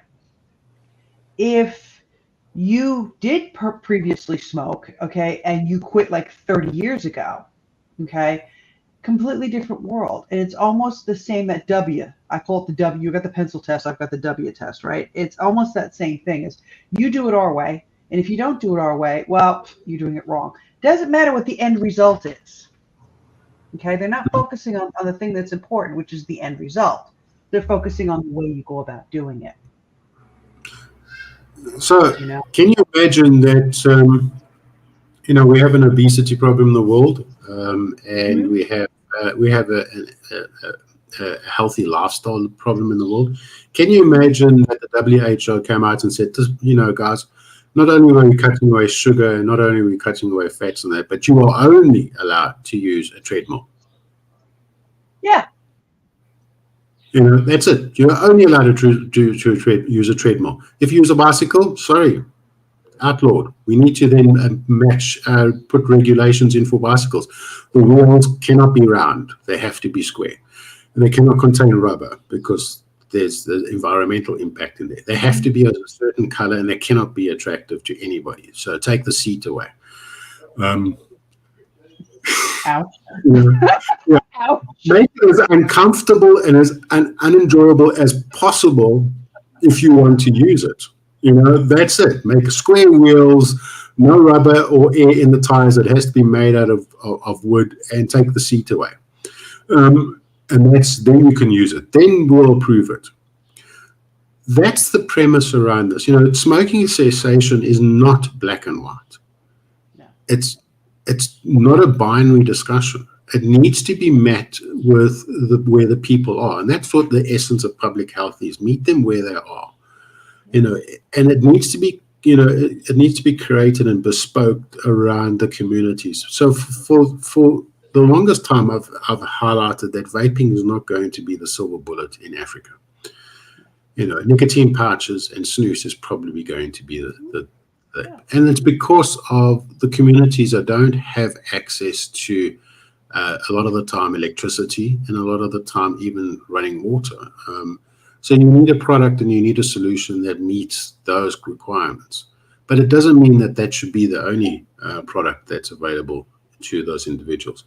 Any and all product that is able to help a person quit smoking should be promoted equally and provided with the sufficient amount of information that will allow them to make their own choices. And it's all got to be based on accuracy and evidence and so forth.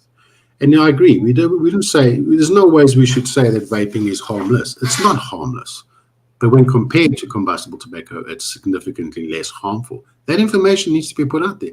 And we should provide that information to every individual in a way that they can digest it, particularly in the LMEC countries like South Africa and the rest of Africa. Give them the information the way they would understand it. There's no point in stating Cochrane reviews and RCPs and so forth. They're never going to understand it. And that's what was so successful in the fight against HIV and AIDS in South Africa, when we eventually stopped the denialism and the obstruction, is that we went on this massive program to explain the dangers of HIV and AIDS and how it's contracted and what are the ways you can do it in a way that they understood. And it became incredibly successful. Unfortunately, that's now all fallen away because the education was the key here. Nothing else, the education. When they stopped educating, we started seeing an increase in these rates again. And now we're seeing an elevated rate in HIV and AIDS because guess what? Populations don't stop. Birth rates don't stop. So you've got to keep educating the same thing. As long as that disease is present or as long as that risk is present in the community, you keep educating around it. Yeah, but you know, Kurt, this is the thing, and this is another thing that we touched upon that I'd like to explore with you. We touched upon this last night. The trust that people have in the medical system and in medical authorities and public health, they have caused a lot of this by the denialism, by their very strict black and white binary thinking. Okay. It's like history repeats. And I think that's the thing that drives me the craziest of all, because I was in the whole AIDS thing. I got involved in the 80s because one of my science teachers, her husband got it from blood transfusion. And I remember this. I was in high school, I was in university, my first year of university. And the stigma that man went through. I mean, this was a guy who'd been married for 30 years, had 3 kids. It wasn't his fault he was a hemophiliac, okay, and got a bad batch of blood, right? Not at all. But the stigma, okay? And I see that happening again now with this. Yeah. And I'm like, did we learn nothing? Evidently not. No. How many more people are going to die, right? Hmm? So my question then to you is the medical establishment in South Africa. I know there's a couple of people in Africa that are very pro THR, but in general, what is the, I guess, consensus, if there is any, of the medical professionals in South Africa with regards to the smoking problem and with regards to safer nicotine products? It's difficult because a lot of South African doctors don't want to stick their neck out. I'm very fortunate. I'm married to a pediatrician, and a lot of my friends and a lot of my family friends are medical doctors. My wife's uncle is a professor in medicine as well. So I got a lot of, and initially, I must be honest, it was a real problem when I started vaping 10 years ago because they had no knowledge of it. And I think Dr. sCOPe talks about it quite openly. He's saying that no one is trained in the South African medical schools around nicotine, around smoking cessation. They don't have an understanding of nicotine. Nicotine bad, that's it. Mm-hmm. Smoking bad, okay. That's it. However, I'm seeing a lot of people that I've engaged with from a medical point of view, understanding that there is a lot of wrong in these discussion points, that nicotine isn't the bad boy, although it is addictive. It's not the bad boy in this scenario. And they are starting to understand that there is a value of introducing safe alternatives. However, they're not to that point where they would stick their neck out and have a discussion openly. And in fact, my wife's in a practice of 3 pediatricians, and all of them would quietly say that that is a viable solution. And for a pediatrician to say something like that is an Everest, really an Everest, because there's no medical discipline that is risk adverse as a pediatrician. Yeah. And it's because maybe it's in the environment that we live in. We live in a certain town outside of Johannesburg that has an incredibly high rate of smoking, and they see the devastation or the impact smoking has on the infants that they are dealing with. So they might see it differently than in another environment, for example, in Cape Town, where we'll see a lower smoking rate in the affluent areas. But the general idea is that I don't believe South African doctors or doctors around Africa would have the knowledge that's needed, or that we'd like them to have decent conversations. I think we've seen studies around the world, particularly in the UK, how many doctors still believe that nicotine causes cancer. Those are the things that, once again, we go back to that big E word, education. Education, and even educating our most trusted sources like doctors needs to happen. And the same thing happened with HIV and AIDS. I mean, the education was profound. Everybody now suddenly had to stop the boat and go on to some kind of training around HIV and AIDS, and there was huge programs and so forth. Even for the most professionals in South Africa, the highest qualified individuals had to go through some kind of program to understand what this disease is. And we see it with, for example, tuberculosis. I mean, my wife and I had a discussion around tuberculosis. Tuberculosis is not seen really anywhere else in the world, but in South Africa, it's a huge thing. It's a big thing. It's a big thing in the Philippines too. Yeah, and every doctor is well versed in South Africa around tuberculosis and around HIV and AIDS. So why can't they be well versed around tobacco and tobacco issues? We've got a question. Okay, this is from Rog. Do they even issue them in South Africa, NRT?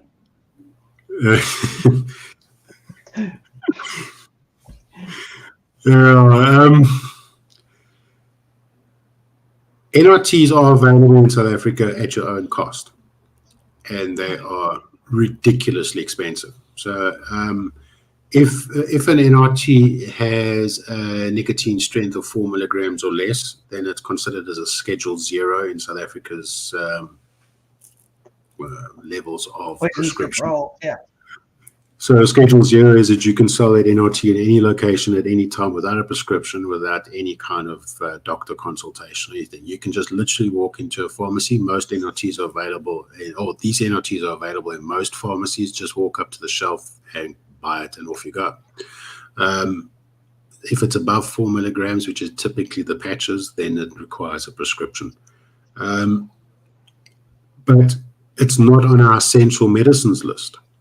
So it's not available to the majority of the public that rely on public health services. It's not on the essential list. So an individual cannot literally get it for free like they would, for example, ARVs or condoms or any other treatments that we see in South Africa. The other thing is that we don't have NRTs is just the tip of the iceberg. We don't have any cessation clinics or cessation counseling in any of our public health services.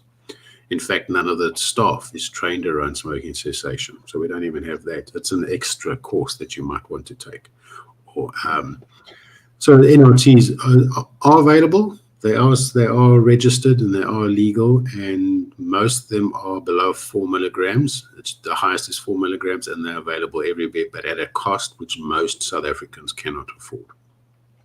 Now, a lot of these questions that we're getting are from people who live in first world countries, obviously. What is the number one or top 3 things that you would want someone who doesn't live in an LMIC to understand about being a consumer advocate in an LMIC? I think you're challenging the narrative that has been provided to a number of individuals that are linked to Bloomberg and Campaign for Tobacco-Free Kids.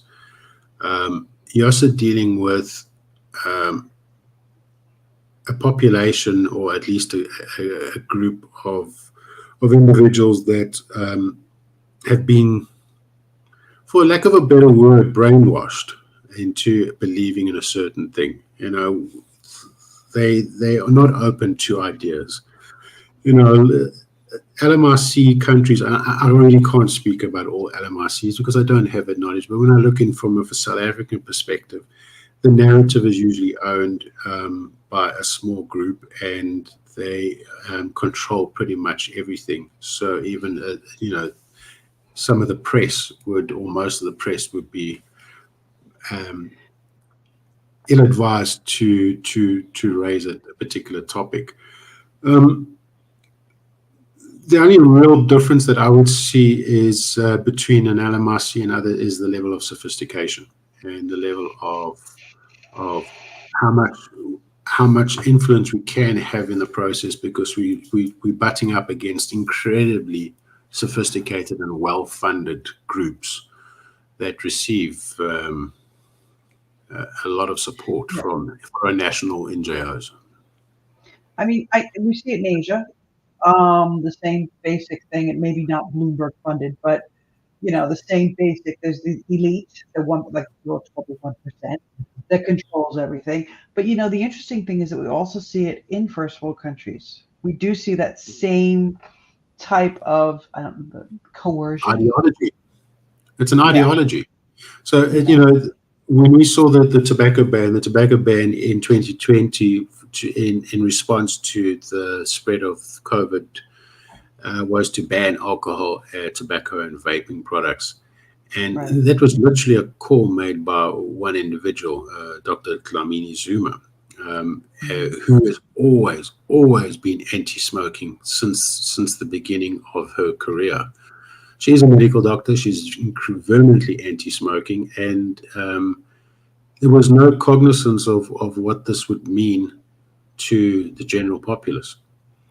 And that's why we saw the illicit trade explode to unprecedented amounts. And literally overnight, every person that smoked or vaped was now a criminal. And it's purely based on her belief. And when they eventually lost that court case, which happened a couple of years later, it was clearly identified as that it was based on no evidence whatsoever. It was purely based on how she felt about the situation. Mugabe and AIDS. Yeah, go ahead. Mbeki in South Africa and AIDS. Sorry, I don't believe. Even to this day, former President Mbeki still believes that HIV doesn't cause AIDS. To this day. And it was based on an article or a discussion he had at a conference last year. He still sticks to that belief. And it's those beliefs that are what we butt up against. And when those beliefs are supported by dollars and by groups, it becomes very difficult to challenge it. Really difficult to challenge it. Here's another thing that I want to talk to you about, because I thought about this after we signed off last night. The pandemic treaty. The pandemic treaty and the control of health information that the WHO and Google have agreed to do. When I think about that, and I think about how they're trying to control the narrative on everything, and the distrust, obviously, that a lot of us now have with, the quote unquote experts, I see something really bad that's going to happen. I mean, and not just in this tobacco space, but in general, tobacco harm reduction space, in general. And the thing that how do I phrase this? It's hard to articulate this. The thing that scares me, is that they're going to silence it. It's like an Aldous Huxley novel or something. It's like they're going to silence everybody, do what they want to do, and then all of a sudden go, oops, we made a mistake. But by then it'll be too late.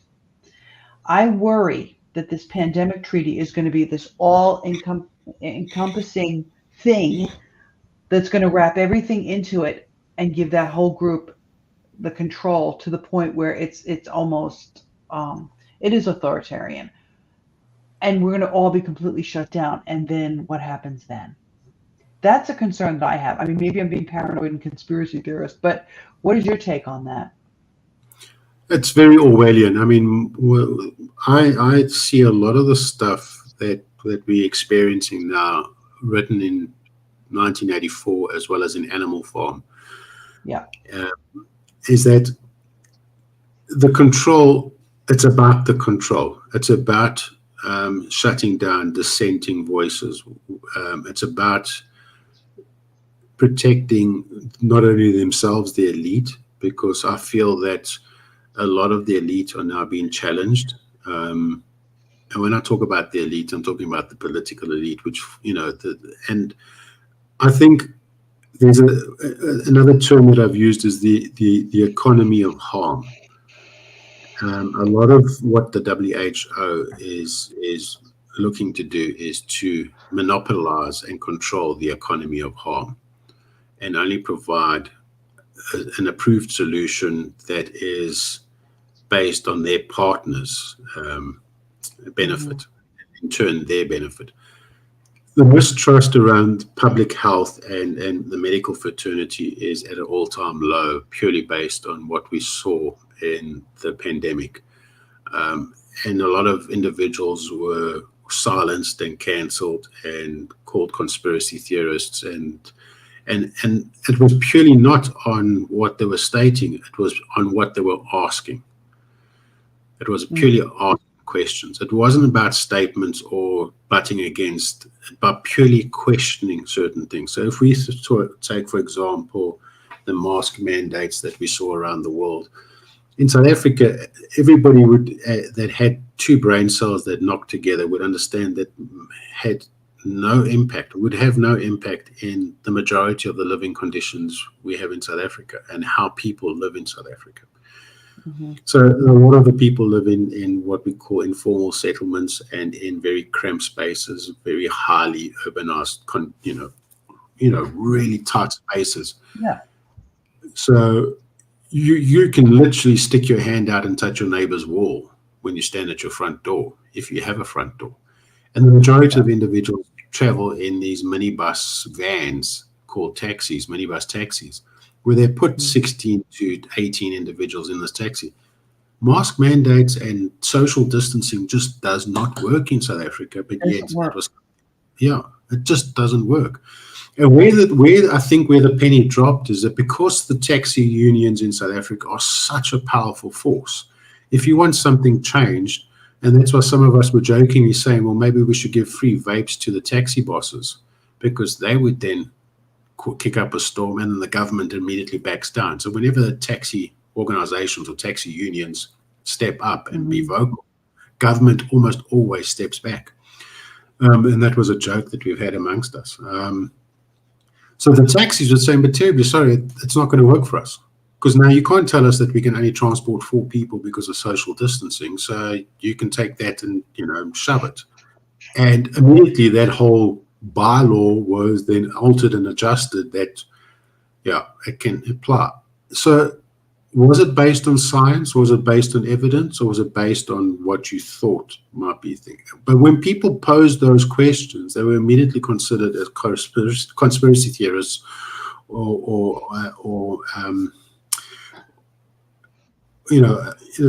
objectors to the now evidence and science that they said they had, which they never had. And unfortunately, a lot of those people were cancelled, and we never saw them again. And it's that mistrust, that backing down, flip-flopping, stepping back from things that had such huge impact on people's lives, that whatever they put forward now, and let's face it, there is going to be another pandemic. Nature tells us this.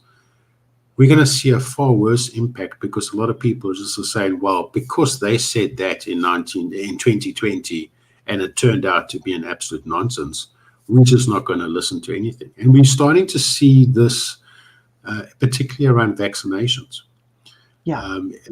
A lot of individuals, and we have it firsthand. My wife sees it, is that she's constantly butting up against parents when she's advising that you should take the following vaccines, and then immediately say, well, no, sorry, no vaccines. That's a huge impact, massive impact, because now we're going to start seeing the emergence of diseases that we thought we had starting to eradicate resurface with huge impact on society and people's lives, purely because of that pendulum effect. You pushed it too far to one side, and now it's swinging back, and it's going to take lives with it. Yeah, I mean, as a parent, I want to touch on this. Not really related, but kind of related. When my kids were younger, back in the 90s, they came out with all those, when we went, when I was a kid, back in the dark ages in the previous millennium, we used to get our shots and they did them separate. So you'd get an MMR and then you'd get a DTaP or a DTP. And then, you get your little sugar cube with your polio and then you get your smallpox in the arm, all those things back in the day. Then, fast forward, 20, 30 years. And now we have these 12-in-1 shots, which was like everything in one shot, which is a great idea if you're in a rural place and you don't have the time to actually give and do those schedules, right? No problem with that. When the rotavirus vaccine came out, so we're talking about 93, 94, when the rotavirus vaccine came out, they wanted to give it to my son. They wanted to give him a 12-in-1 shot. And he'd already been on like that staggered, you get the MMR and then 3 months later you get the other one. And luckily my pediatrician was cool about it. And she's like, yeah, now let's keep him on the schedule that he's on. Because, they're constantly changing vaccination schedules in countries. Okay. And I kept him on that, and we didn't give him that rotavirus, the first rotavirus vaccine, which killed little kids because it just completely trashed their systems, right? And since then, I've always kind of questioned. I'm being honest. I've always kind of questioned. Okay, what's this new vaccine like? The cervical cancer vaccine. I can't think of the name of it. HPV, I think is this. Yeah. And then the chickenpox vaccine, and But I've always been able to have a decent conversation with my GP and talk to them and say, hey, listen, what's the deal with this? All right. But what I'm seeing happening, and it kind of ties into what you're saying with your wife, is now people don't even want to ask those questions. They're just like, not doing it. Not understanding the ramifications of it. And the thing that really frustrates the hell out of me is a lot of these people are people that were vaccinated, but they're not vaccinating their kids. Yep. Yeah. That's the power of the messaging and the power of enforcing things rather than educating around these things. Yeah. And let's be really cruel, let's be really, really honest here. When you tell somebody to do something without providing a proper explanation and so forth, the immediate impact or the immediate response is resistance. Don't tell a human being what to do without providing some kind of context or some kind of rationale behind it. And that's the issue that we're facing from a THR space, is that, sorry, you don't even get to explain or you get to present. It's immediately silenced because smoke is defined as, and the stigma is still attached to, you are sinners, you are scum, you are... Your habit might have caused me to get lung cancer in the future. Yeah, but we've only met now. Yeah, but you are all the same. You are all the same. There's no distinguishing factor around that. And the other thing that really, you were just talking about that. Let's touch on how many smokers currently around the world is 1.3 billion. What percentage of them started as teens? Most of us, before the legal age. All of us started before 18. By the age of 18, I think the estimate was 90% of the world's population by the age of 18 were really hooked on cigarettes. We did stupid things as kids, and we became hooked on cigarettes. Now we want to get out of it. And we can all agree, I mean, you would be absolutely, you'd really be leaning one side quite aggressively to say, we don't want the youth to use vaping products. We don't want the youth to smoke. We don't want the youth to use alcohol. Unfortunately, in reality, that does happen. It is what it is. So what is the best way to deal with that? And what we've seen in the past is through education. And the same thing applies to vaccines. The same thing applies to anything to do with humans, is that if you tell them no, the first thing is to resist.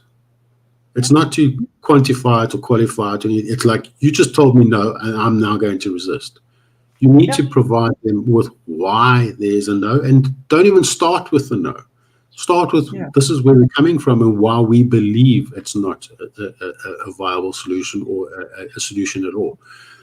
And unfortunately, that's what we saw with the World Health Organization with these mandates, and that is immediately put everybody on the back foot and said, no, sorry, you said no. and we're not interested anymore. Whatever you say now, that's coming from a wrong position. And I think what we're seeing with the World Health Organization now is that we've seen a lot of softer communication coming around a whole host of things: breast cancer, premature day. Now, recently it was the cervical cancer, and we've seen a lot of these softer messaging trying to come across. It's because I think they've finally realized that the world is not your pecking ground. You are playing in a world where individuals need to be taught and educated and informed, rather than no, you won't. Rather than dictating to them. Yeah. Exactly. And Australia is now becoming the petri dish of what the world will experience. Australia is hold going that thought. Yeah. Hold that thought, because you have a question. Okay. How does South Africa compare with the continent regarding THR choices and regulatory issues?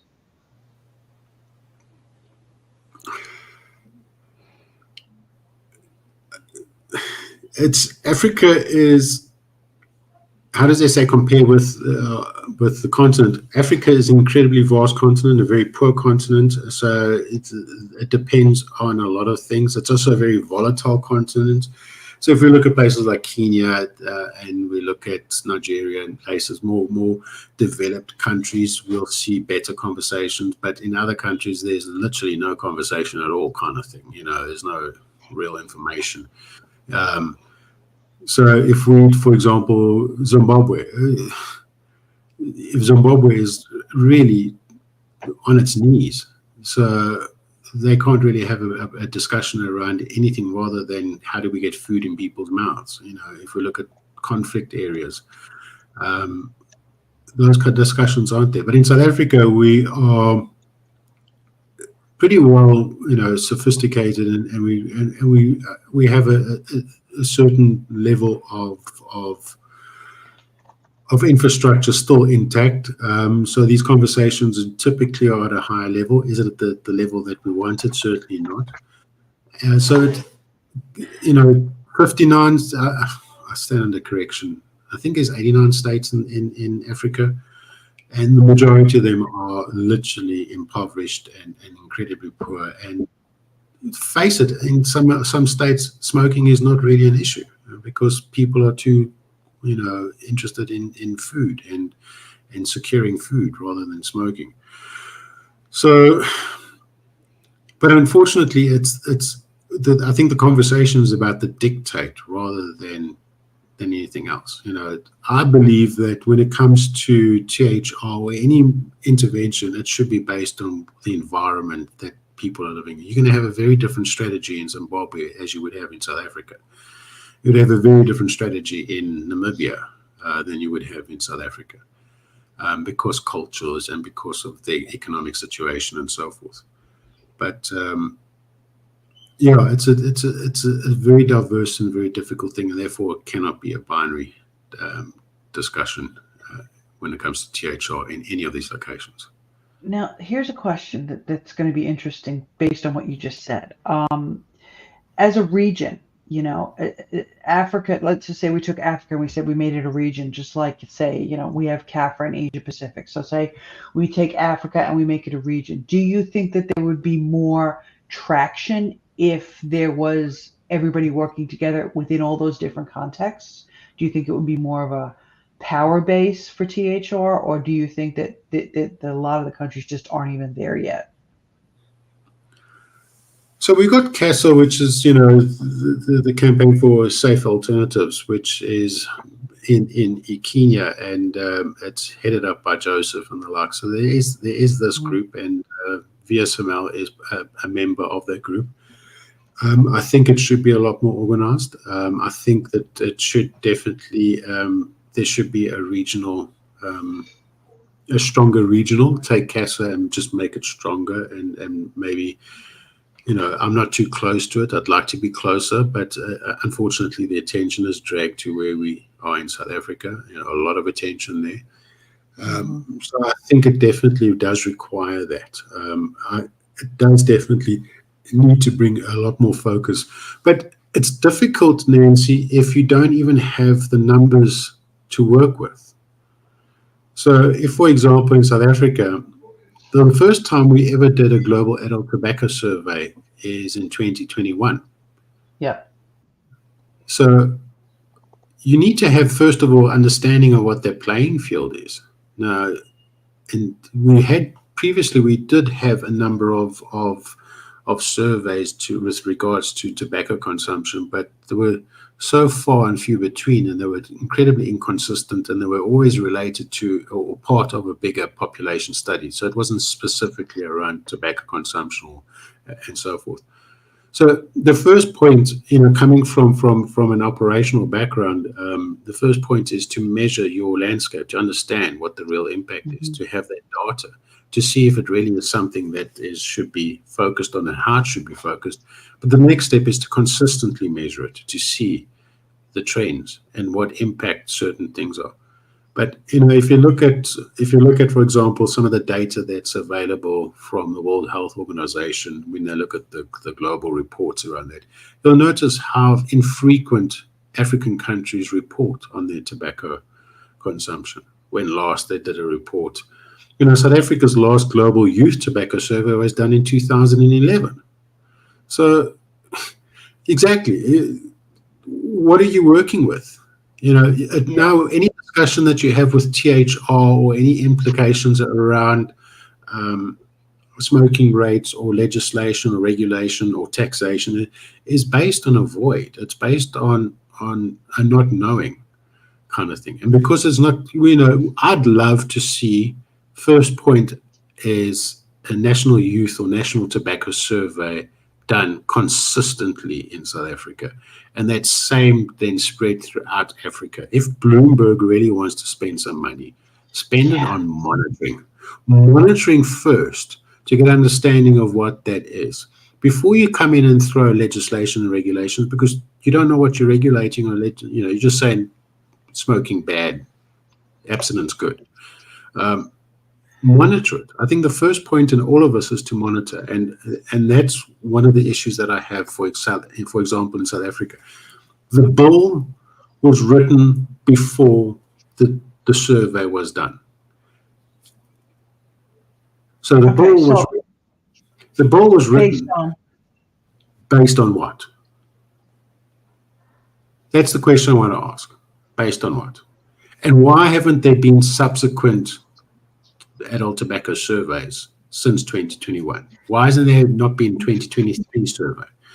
Because the only way you measure success is by constantly monitoring these situations. And that's the fundamental difference between the first world and the LMRCs. That the first world, if they identify an issue, they constantly monitor it. And whether the questions or whether the nuances or whether the strategies and tactics change, the constant is reporting, and the same report done time and time again to understand the impact of certain things. So when we see disposables come into the frame, then we see a spark in a certain age group and so forth, and then we react to that. But if there's none of that monitoring, what does it mean? What are you? I thought it was your success. I thought it was required. Now, is South Africa signatory, right? FCTC. I thought it was required for them to do that kind of reporting. No. That's insane. I thought it was. Based on what? When they submit their biannual reports on the state of tobacco in their countries. So if we look, for example, I've got copies of those reports that were sent to the WHO. The 2016 report used 2012 data. Oh my God. Okay. The 2018 report regarded 2016 data. The interesting thing is that not both, they weren't the same survey. It was different surveys that just happened to have a tobacco component in it. And for example, the SANIDS, which is a longitudinal study done over a number of waves, they used some of that data in some of the reports, and it consisted of 5 questions around tobacco in that survey. 5 questions. There's a huge population study around income and expenditures and education and so forth. The number of questions in that entire 89-page survey was 5 questions to do with tobacco. Now, if 25% of your population are tobacco users or nicotine users, overwhelming majority of tobacco users, surely you should be using a monitoring tool for consumption that is consistent and never changes. You can't, I come from an MIS background. That's my background, is in management of information. You cannot use different sources of information to answer the same question continuously. You got to have a constant, and that constant of monitoring and measuring will dictate or determine whether you're successful or not in that. You can't suddenly say we're going to use this survey that was done by this organization for our reporting, and then the next session or the next we're going to use this data, and now we're going to use this data, and then we're going to use this data. No, if you need to answer those questions, you've got to use the same methodology, the same surveys constantly. And if there's a change in, like we saw with the United States, while introducing e-cigs as part of the component, you introduce it and say we're measuring this from now on, and that's how we're going to measure it. And unfortunately, we don't have that, and we don't have that in Africa. I don't see it. And whether they do, it's inconsistent, so it doesn't provide any value. It doesn't help anyway, because you're comparing apples and oranges, because you're not tracing the same information across a time frame. It's different information. So if you were looking at it on a plot, it would be like all over the place, because you don't have a baseline. There's no baseline, is basically what you're saying. And you need the baseline to be able to make a comparison. And that's basically what I think shocked a lot of the people in the space, is that in 2012, based on a particular population, everybody said, well, the trajectory of smoking in South Africa is going this way, and it shows that it's 12.8% of the population are smoking. 10 years later, it's now suddenly 25.9%. Like, what happened? You used the wrong data to measure the consumption, and you weren't consistent. And then on top of that, you threw in a ban that elevated the illicit trade. And how much of that is to do with the elevation of smoking, the illicit trade? Because now 7 Rand for a pack of 20s is now available to everybody and anybody. And because you can't even control or enforce basic laws or like murder and so forth in South Africa, do you really think you're going to be able to enforce illicit tobacco? And do those figures actually include all of the illicit tobacco? No. No, they don't. So it's crazy. It's absolutely crazy. And getting back to what we're discussing around the African or continent thing, is that let's start off with there. If Bloomberg wants to spend some good money, spend it in monitoring and consistent monitoring. Yeah. But they want fast results. They want it done, and they want it done now. I don't think they are concerned about the long term or any of that. They just want what they want. They want what they want done now, regardless of the impacts of that. I mean, we've seen that in Asia as well, with the shenanigans in the Philippines and then Pakistan as well. Coming from outside of the LMIC bubble, what can people do to help you guys in the LMICs? What would you like to see in terms of advocates outside of LMICs doing to support you and your comrades in LMICs? It's about voices. It's about support. It's about sharing content. It's about,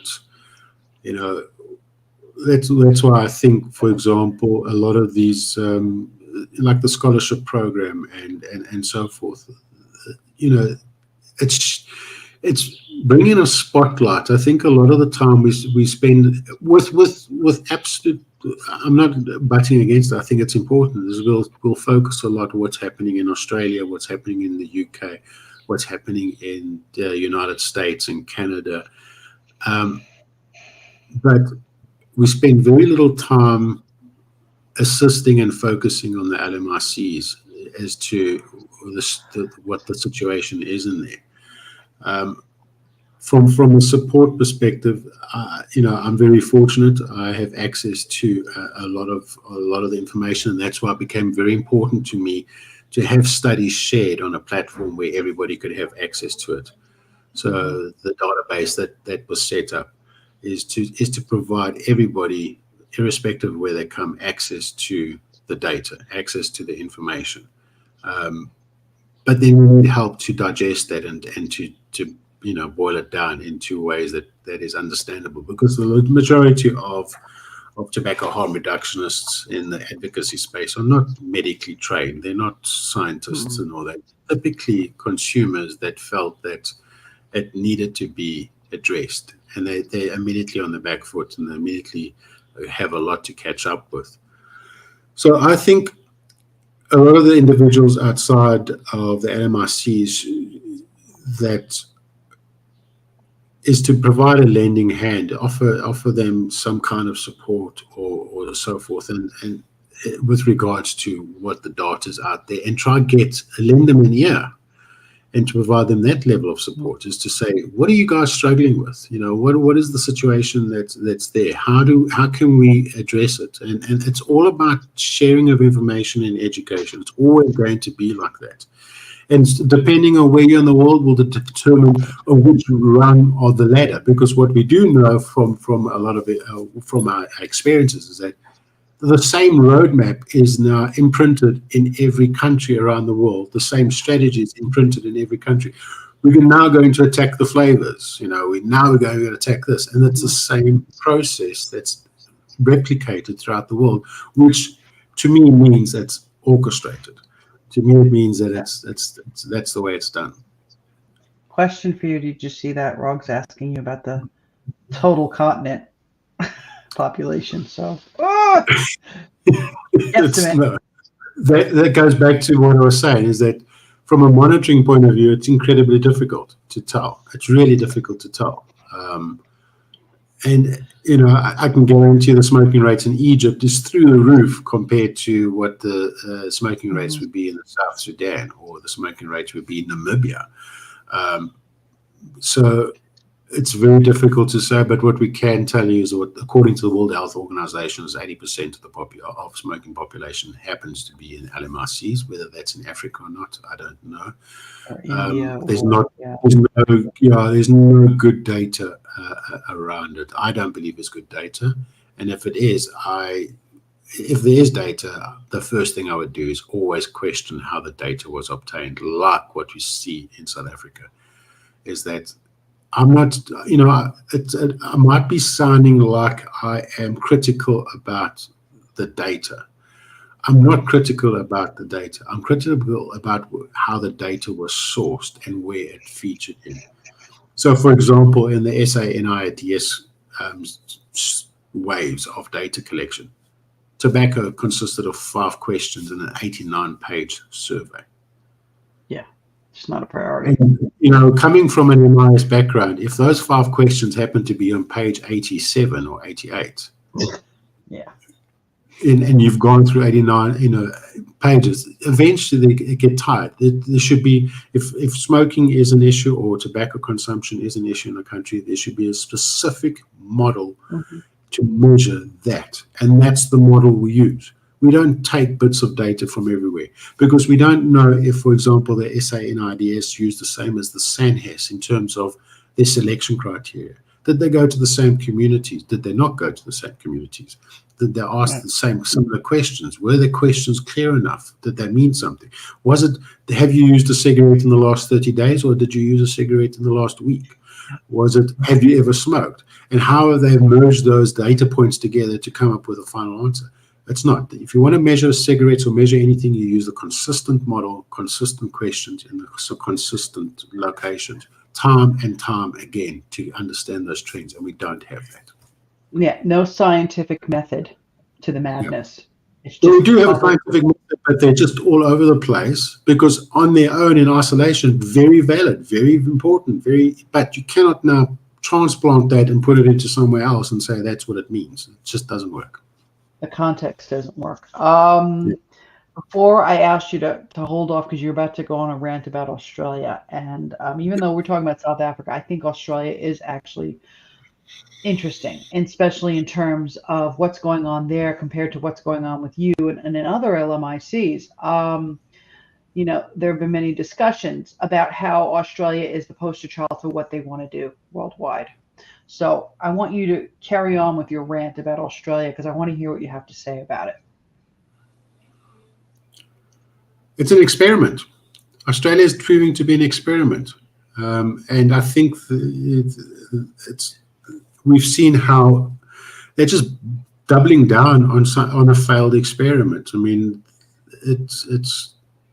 it's quite interesting to watch. It's very sad to watch. I mean, it really is sad to watch, is that they're using these kind of powers and these kind of rules that will so severely impact individuals as well as make it worse. We all know it's going to make it worse. We know it. We've seen it with the drug trade. We've seen it with a whole host of things. Is when you start playing in these spaces in the way that you're playing, it makes things worse. Just do a quick read around the 1920s prohibition and understand what the impact that had on society, and even at the most basic level from a disease and illness point of view. I just don't get it, Nancy. None of it makes any sense. It just doesn't make. How would you implement a prescription on these products and now double down where it's virtually becoming illegal? Cops can stop you and ask you if you've got a prescription, and then you get arrested because you don't have a prescription for something that is significantly less harmful than something that you can just literally pick up on the street corner. Yes, you're going to pay a little bit. Taxes on cigarettes are incredibly high in Australia, but it's still a choice. You don't need a prescription. You can just walk up there and buy it. But it's just none of it makes sense. It just doesn't. The thing that blows my mind, and I haven't been to Australia recently, and I'm not actually looking forward to it, is I've gotten two different stories. One story tells me that if I'm going to go to Australia, even though I'm a New Zealand citizen, I need to have a script if I bring my vape. Now, I'm not even sure it's fully legal for an Australian doctor to write me a script for nicotine unless, to write a script in general, unless I'm already in the country and I have an emergency. Yeah, a doctor can write me a script. I mean, the whole thing is just so completely... It makes... It's like, what do you got? What's in the water there? What is in the water there?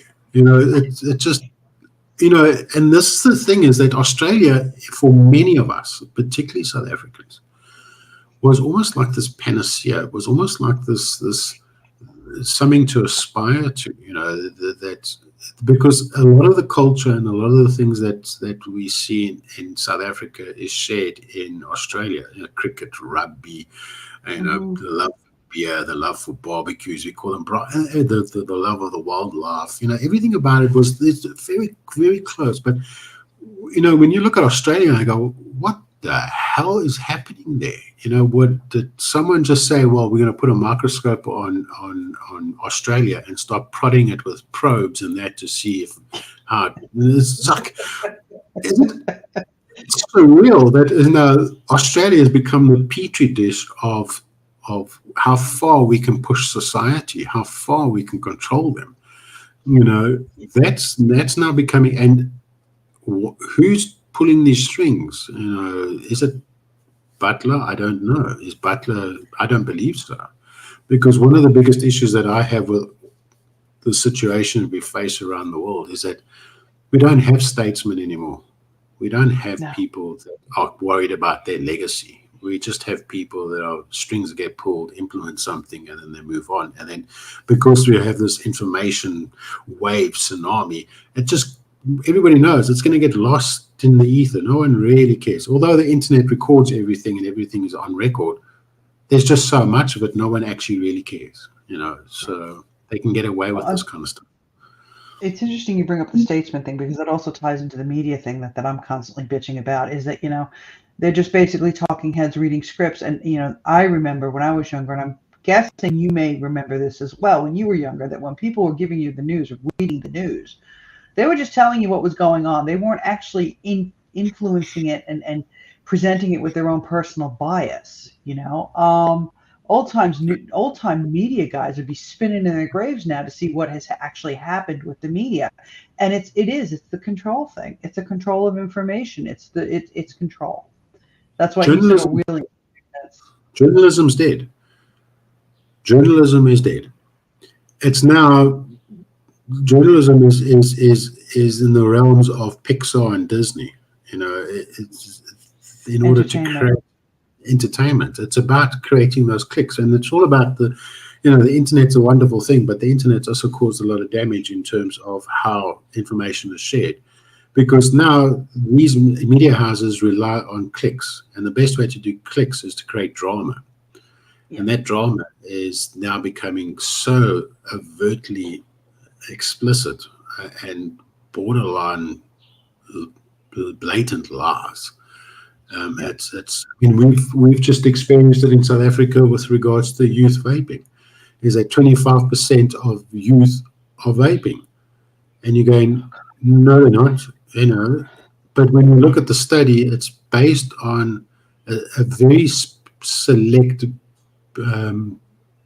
affluent schools in South Africa, 12 schools in South Africa of the richest in the richest areas, quintile 5 schools as they call them, and the study's based on those 12 schools. And I can guarantee you, or jokingly, what I said there is that if you had to find out what is the most dangerous cars using that cohort or using that selection criteria, you'll find out that Mercedes-Benz and BMWs are the most dangerous cars in the country, because no one drives a Toyota and no one drives a Ford in those schools. The most dangerous car would be a BMW. So you've got to be careful of this, but the media would put it out there to say 25% of grade 12s in South Africa are vaping. No, they're not. That's interesting to me, because that's the same crap. That's the same crap they've been pushing here in New Zealand, is the 25% number. And yet when you look at the actual, because they do track it here, and you look at the actual numbers, it's not even anywhere near that. But like you said, it's what we call decile 10 schools, where the kids come from houses where mommy and daddy have a lot of money. And yeah, they probably are driving, over here it would be something like a Maxima or something, or maybe a Mercedes. It's not your average person. No, it's not. It's not. And that's, in all due respect, the person that conducted the study, I consider as a hero. I really consider him as a hero. And he did go to great lengths to highlight that this is a pilot study. And this study is using a very, very select, very biased selection criteria. He made it quite clear that he used specific schools to measure this. So it's very, very specific. But it garnished a life of its own. It just evolved into this now messaging that we saw in every single mainstream media publication, website, that South Africa has a vaping epidemic around grade 12s based on these 12 schools. Mm-hmm. And none of them have come back or highlighted the limitations of the study. I think the limitations are critical in any study as to how valid they are. For a rich mommy and daddy with kids going to these schools, this data is important. Is this data important for regulation purposes? To a degree, I have to say it is. We don't have a restriction on who can buy vapes in the country. Big problem. Yeah. So it does act there, but it doesn't now suddenly provide us. It doesn't mean that there's a vaping epidemic in South Africa. It means that in a very small select population there is an issue. But more importantly is the data, the metadata behind that figure as to why these kids are vaping. And this is something that we've been talking about, or I've highlighted for the last couple of years now, is that the level of anxiety and depression amongst the youth is at an all-time high. And this was prompted by a 2018, I think it was 2018, 2019 CDC National Youth Tobacco Survey, where they highlighted that one of the number one reasons why kids are vaping is anxiety. Yeah. And that, to me, is the most important part of that particular study as to why they are vaping, is the anxiety and depression that these kids are facing. And now you're starting to see, for example, South Africa having the 8th highest suicide rate amongst their population group in the world. Yep. And we're It's seeing exacerbated by their lives being completely turned upside down by the pandemic too, and being locked down at home and losing all those social networks and all that social support. I mean, it's just skyrocketed here as well. But it's not just that. I mean, we don't even have electricity for 24 hours in a day consistently. We at best we have 3 to 4 hours of times of no electricity in the country.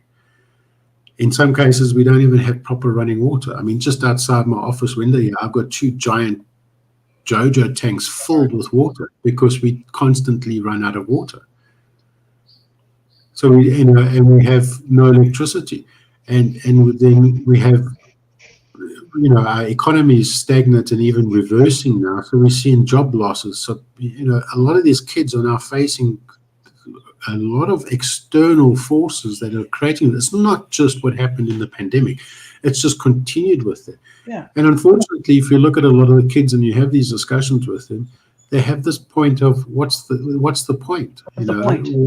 What's the point of any of this? Why study? Why go to school? Why even do it? Because what? I'm going to not find a job. I'm not going to be accepted into university. I'm not even going to be able to watch TV because sometimes the lights don't even work. Or I'm not going to be able to charge my phone. So this just keeps adding on. It's this giant snowball shit sandwich of different layers of shit and then fed to them. And of course they're feeling depression. So to me, that is the most important question of that particular study. That's the most important part of it, is that what else are these kids doing or getting up to? Because vaping is one thing. But when we're starting to see other risky behaviors, then that's a whole different ballgame. Yeah, I mean, here we've got a lot of drinking. There always has been, but it's gotten worse. And a lot of drugs, Yeah. And, Lindsay and I have actually had this, because Lindsay does the fentanyl thing in the States, tracking, the kids that are overdosing on fentanyl and stuff. And it's the same thing. It's the hopelessness. That's the word. These kids feel hopeless.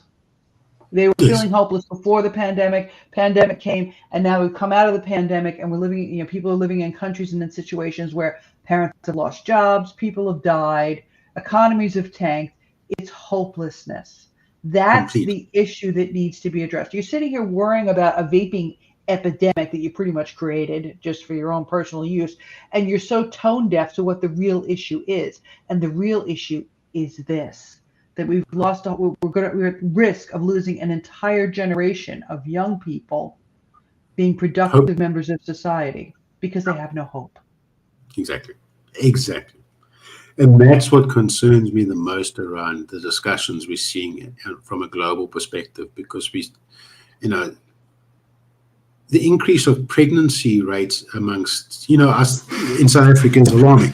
But an enormous alarming figure came out a couple of weeks ago from health authorities.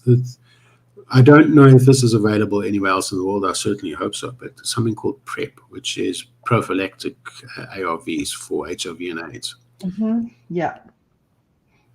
The elevation of the amount of PrEP provided to girls between the ages of 15 and 24 is astronomical in the country. That's a counter that needs to be understood. So why are these girls, and the majority are girls, why are these girls now using PrEP? Why is there such a strong elevation towards this? There's something underlying. There's really something underlying, and it's something that I consider to be very dangerous, because it means they're participating in risky behavior. Right. And I think a lot of it, as a woman, I'm going to say, I think a lot of it is that they're trying to make connections because they're disconnected. That's probably what it is. Or it becomes a level of income. That too. It's now part of the income. Yeah. And that's a scary thought. There we go. Now we're Okay. starting to see something really, really problematic and dangerous and concerning, because if we see such a high elevation of PrEP being issued to girls under the age of 19, what does it mean? What's happening here? Are they selling their bodies? Are they being forced? What's happening here? There's all those questions, and that is probably a much bigger issue here, folks, than whether a kid's vaping. Exactly. And it ties into the when they cancel the cop, right? In Panama, another LMIC, and I'm never going to be able to wash this out of my brain. That doctor saying 5 million US. Do you know what we could do with that? And the facilities and medicines and incubators for premature babies, and that if you're the World Health Organization, right? And you're supposed to be, the arbiters of public health, global public health, and people's right to health. Logically, and my logic, you've got $5 million. Help the people. That's what that money's for. But no, Where they are. They think they are, but the priority's wrong, Kurt. The priority is wrong. Because the priority is to control. The priority is not to help.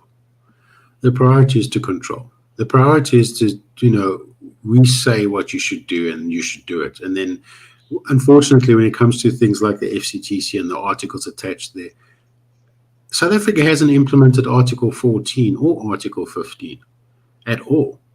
But we're so gung-ho to introduce an article that hasn't been thrashed out in the FCT as part of our legislation, but we haven't even covered the basics. The basics being monitoring, the basic is education, and the basics is cessation support, and then controlling the illicit trade. If you cannot control those, why are you focusing on something that constitutes as only 3% of the population? Let's be honest here.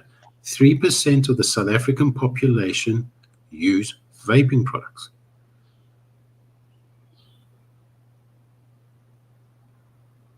I have 3%.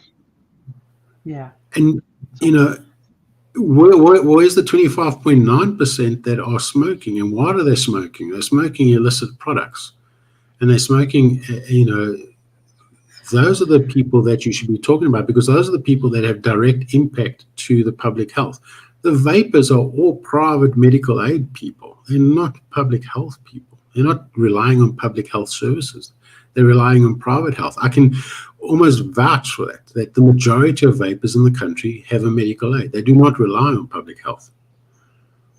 But the people that do rely on public health, that will cost the state directly, are the people that are using illicit cigarettes and smoking illicit cigarettes. And why don't they want to stop that? Because they're losing revenue. So why don't they want to stop that? Because there's political connection there.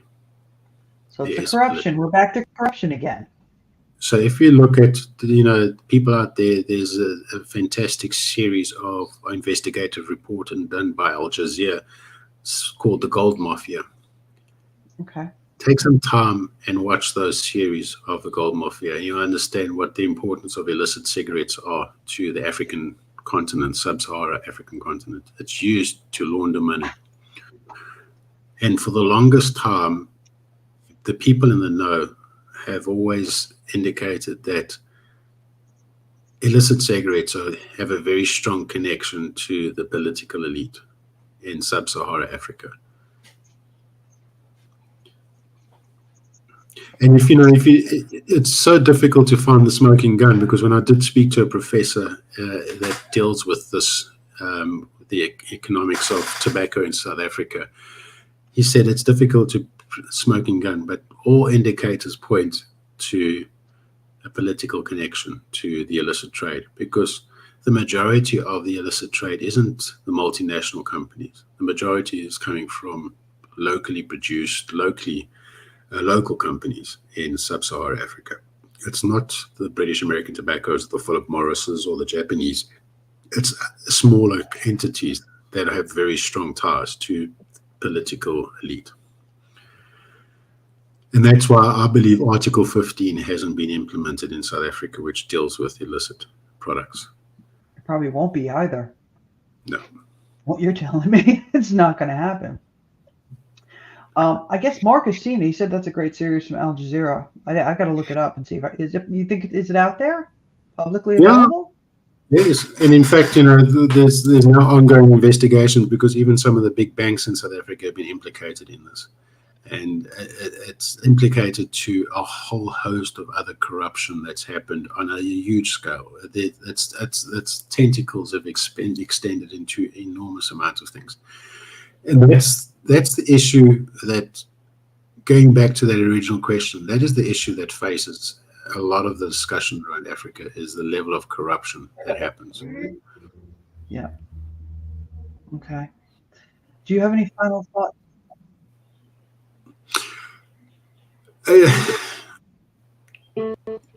It's I'm glad we're getting coming to a close of the year. I'm looking forward to the new year. My thoughts, like I said yesterday, is basically we need to start really having open, honest conversations and insist that everybody is at the table to have these discussions. We shouldn't just disqualify individuals. We should bring it back to having these discussions and thrashing it out and going back to the evidence and the science. There's a level of hopelessness that has creeped into me recently, to be honest, because you're just never given an opportunity to speak, and that's based on my experiences at the public hearings, is that if you're not given a chance to speak, no one's going to hear you. And whether they listen to you or not is not the question anymore. Whether they're willing to hear you is now becoming the question. And unfortunately, we've seen this around the world. It's just they don't want to hear. And I think we need to start standing up, all of us, and being vocal and making sure that we... Sorry, they're looking for me. The helicopters. Helicopters. But yeah, I think for opportunities like this, it comes very far and few between. And I was very, very disappointed that we couldn't get to Panama, so we can really start forging a global community. I think that's vitally important, is that we need to form a global community around vaping, around THR. I think there is a division that's happening.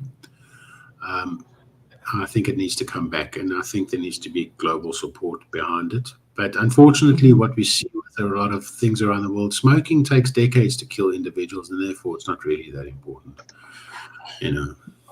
And you've got a message from Mark, CASAA, which means go strong. Stay strong. Thank you very much, Mark. Thank you so much. I really appreciate everything that you guys do, Nancy. Fantastic work, and I watch you all the time. I know I don't correspond or interact. Okay. I'm there. I think you guys. I'm there. I'm there too. I just sometimes choose not to say. But yeah, I think, guys, when we talk about THR, we need to start thinking about some of the smaller guys out there, some of the countries out there that do really need some kind of assistance. And I'm not talking about myself. I'm talking about the other regions. They do. And it's important. It's not urgent, but it's important. It is, very much so. All right, sir, I'm going to let you get to your day. I thank you for taking the time. We went over, but that's okay. And I hopefully will see you and talk to you soon, yes? Absolutely. I'm there too, all the time. But thank you so much, Nancy, and thank you, everybody. Have a good day. All right, you too. Thank you. Ciao. Hey, guys. All right, we're at a position now where we can start the CASAA Big Vape doco. It's actually the program that they screened in the United States, and I know the reason we included it was because a lot of people in Asia probably hadn't seen it. So I'm going to run that, and then after I run that, I'll come back, and if anybody's around, we can do an open chat. Otherwise, we'll just wrap it up, and then I will see you guys tomorrow. So hold on, I'm going to try to do this without creating too much drama, because me and sharing screens. Let's see. Hold on. Let's do this. And this.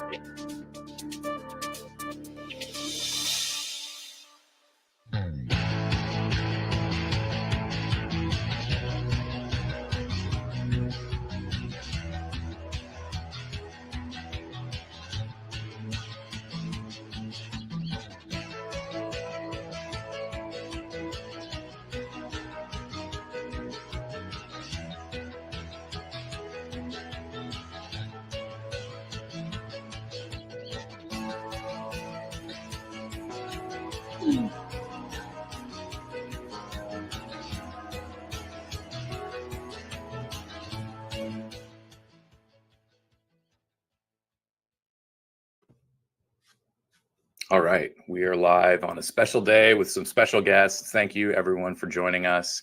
We'll go around the horn here real quick and introduce everybody. We have Michelle Minton, a senior policy analyst at Reason Foundation. Did I get that right? You got it right. Fantastic. Okay, good. We're off to a good start. Also, Helen Redmond, founder of the Nicotine Harm Reduction Consultants and a senior editor and multimedia journalist for Filtered. Hi, Helen. Thanks for joining us. And of course, Gregory Conley from the American Vaping American Vaping Manufacturers. Thank you all for Almost joining got us. through it all. Almost got through it all. I'll tighten it up here as we go along, I promise. And of course, we're here to talk today about the docu-series on Juul, Big Vape. And fortunately, we have some folks who are actually in the production, and then myself and Helen to provide our own commentary and impressions on how the producers did in telling this story. But first, I figured we'd start with something maybe more fun and go around and see when. I assume that everybody here has tried Juul or maybe used it beyond just trying it. So maybe starting with Michelle, what was when did you first encounter Juul, and what were your first impressions? And how has your thoughts or your opinion on Juul changed over time? Yeah, so I mean, I actually only tried a Juul for the first time this year. And I was, personally wasn't for me, but that's okay. But I first encountered Juul in the office when I got into the city in DC around 2007. I was hanging out with a lot of young libertarians, and I was kind of surprised at how many of them smoked, how common smoking was. And then over the next 4 or 5 years, whatever, they all tried to quit a bunch, didn't really work out for most. And then this Juul thing started to make its way through the office, and slowly every single one of my friends and coworkers, almost all of them, quit using Juul. A lot of them continued to vape other things, they moved on, but a few of them didn't quit. But I found that to be amazing, and that was right at the same time as the moral panic had begun. And I was working in consumer product stuff, and I was like, there's no way. I just watched all of these people quit smoking using this weird little device. There's no way that it should just be taken off the market immediately. So that's kind of my impression, and then I was like, here's this miracle potentially here. And then we kind of watched the company stumble its way into the tobacco space, or stumble its way into realizing that it was a tobacco product, kind of messing a lot of things up along the way. And I think a lot of us kind of had a love-hate relationship with Juul for a while there. Greg, first use impressions of Juul. So my more distinct memory is Plume by PAX, or what they called their tobacco device that was sold maybe as Plume, but they had the joint venture with JTI. I just remember they came to a vape convention, and it was still early enough that you didn't have many nice booths. You didn't have booths that cost $50,000 to construct with 6 people coming in the morning to put it up and take it down. And they were there. And I remember that it burned my upper lip. So I was like, probably not the best product, the best design, but something like this could change the world. And it turned out that wasn't the product that was going to change the world. It was Juul. And my first time I saw it were those mostly those info, or rather paid advertorials that got around that were plugging Juul, and I thought it was interesting. But I don't think I actually tried one until the panic had begun. And Helen, did you have any experience with Juul, and what were your thoughts, if any? I don't vape, so I can't talk about it on that level, but I have a number of friends who did buy Juul, and they stopped smoking. So I thought, this is so dope, and I want more people to get it. It is just a marvel of design and creativity. It's revolutionary. We realized that from the beginning, that this is a game changer. And it made me so happy, because at the time I was doing tobacco harm reduction groups with people who use drugs and people with mental health issues. And because it was so easy to use, we were just ecstatic. Like, we can really help people make the switch with this product. But it was too expensive. So right away, we kind of realized that it's so amazing, yet there's some pros and cons here. And then I really got to know and understand Juul when Greg said the panic, when the hysteria hit. And I wrote a lot of articles in defense of Juul. Yeah, I similarly with the cost thing. My first experience with Juul was, I think, in 2015. I had ordered it online, and that was sort of that first generation of Juuls where it was leaking the e-liquid. But it was immediately, again, like you said, it registered as a game changer, because it did deliver nicotine in a way I was familiar with from smoking. But I had been vaping open system products for 2 years prior to that. And one of the things that stuck out to me was trying an open system nicotine and different devices and coils. I experienced for the first time in 2 years that sensation of craving after using Juul, and I didn't. That's something I didn't want to return to, and so that's where the cost factor came in. Was, okay, if I'm going to keep doing this, I'm going to be shelling out $15-20 for this 4-pack of pods, once or twice a week. I'm not saving the money that I am with the open system. So sort of abandoned it. And I think the only other time that I went out and bought Juul pods for a couple of days was out of spite, when the FDA ran their poison by the barrelful article about nicotine and so on. And I think Juul was somehow implicated in all of that. So good. We got the fun stuff out of the way. But getting right to it, a lot of the conversation about Juul really revolves around youth use and the whole moral panic around this. And so I figure, Michelle, you're probably in a really good position to do this. One of the things that seems to be lacking in the documentary series was contextualizing the data around youth use. Are you able to kind of get into maybe the non-number heavy explanation of what's actually going on in the data? Yeah, so, based on the data that we have back in, I suppose it was around 2011 is when vaping among youth really started to get, first of all, just asked as a question on national surveys. There's a few national surveys. Usually they're given during school hours with permission from parents, and they ask kids a whole bunch of questions about health. There's the health risk behavior youth survey, and then there's the one that the FDA CDC basically runs, where we get for some reason the FDA likes to rely on those numbers, not the path data for whatever reason, I'm not sure. But generally all of them have found that there was an uptick in youth vaping, and most of that was the question asked during the last month: have you used any vaping or e-cigarette product? And so that could mean a kid at a party just taking a hit, just trying it from their friend, never doing it again, or maybe doing it only at parties. And the numbers creeped up, and then they hit 2018. Epidemic was declared, and I think that was when we were around 30%, 28% of high school kids, something like that, were reporting that at least once a month they had vaped. And Scott Gottlieb, who was the head of the FDA at the time, kind of made the announcement, really kicking off the moral panic kind of nationwide and then eventually globally.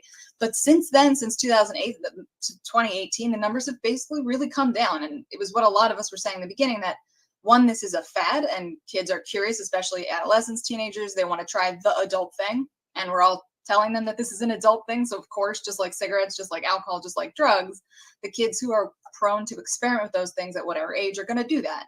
And we hope that it would start to creep down. Unfortunately, it stayed pretty high for a while. My contention is specifically because of the moral panic, because of the constant stream of news stories, and then all the money being put in from health departments to advertise to kids not to vape. With a lot of those DARE program types of things, they can backfire, and that's what I think happened. But after EVALI, not related to e-cigarettes, but scary for people because people were saying it was related to vaping, and then the pandemic, the numbers have really started to come down among youth when it comes to vaping. They've dropped 30, 40, 50% some years. And then the context around this that almost never gets talked about in the media and didn't really get talked about in this documentary, as far as I can recall, is that youth smoking, concurrently with the rise of vaping among youth or the rise in experimentation, youth smoking has plummeted. It's practically unregisterable at this point especially among middle school students and then high school students. It's below 5%, I believe, among youth, which, if you're looking at an entire country, is the definition of a smoke-free nation. So if we're looking at these generations, these are functionally smoke-free generations. And all the panic about, well, if they try vaping, they're going to end up smoking. That's not happened. That hasn't happened the entire time we've been watching the data. Is that no matter how high vaping experimentation among youth or even regular use by people under the age of 18, no matter how high that goes, smoking doesn't go alongside up it, or it doesn't increase in the few years afterwards, which we might expect if there was any kind of gateway. So that's just the general gist of what we've been seeing in the data with youth. And one other thing was, I think they sort of gave, Raja Krishnamurthy and some of the anti-groups the floor when it came to making this point about, what the real risk was here. And a lot of the fear is based on young people who are not otherwise at risk of picking up a cigarette or any tobacco product, initiating on Juul or another vapor product and progressing to habitual use. What are the numbers for that population? Kids who aren't at risk, weren't using cigarettes or any other tobacco product first, and then started on a vapor product. Based on the most recent numbers that I've seen, those numbers are under 1%. Is the kids who have never used a tobacco product, indicating that they might not have any interest in it, is under 1%. It's basically, especially if you separate out use once, use a few times a month, or use every day. Once you get into those multiple time uses or everyday uses, there's practically nobody underage is vaping regularly if they didn't use some other type of tobacco product. And that doesn't even account for the youth like me, when I was 13 or whatever, and I was like, I definitely want to smoke, but I'm not dumb, and I don't want to get caught by the cops and all this other stuff. That had there been another product that I was fairly confident was safer than smoking, I 100% would have gone to that first. Right. So the diversion of the young people who are going to engage in some kind of risky or risk-taking behavior around substances, it's really hard if they've not used another product. It's really hard to say, would they have gone on to the more dangerous combustible products had it not been for this other slightly safer or very much safer option for them? Yeah, it's a good point. I think we've talked about this several times, and at some point, I think down the line, we'll be able to come back and have this conversation about the sort of diversionary aspects of safer nicotine products. Certainly, no one is going to market that to young people, but when we're looking at the data, I think that's a really important thing to look out for. Alex, can I just say something about the teens? It was interesting to me, not totally surprising, who they featured in the documentary.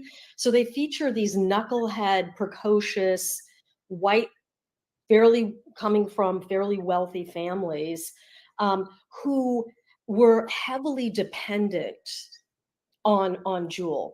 And they're not showing a continuum of young people. And so they're taking what these young people are saying at face value. Like one of the young women says, all my friends were doing it. No, all your friends weren't doing it. That you just can't make that statement. Some of your friends were doing it. At another point, one of the teens says they went to the Juul launch party, and she with really her fake liked ID. Sorry?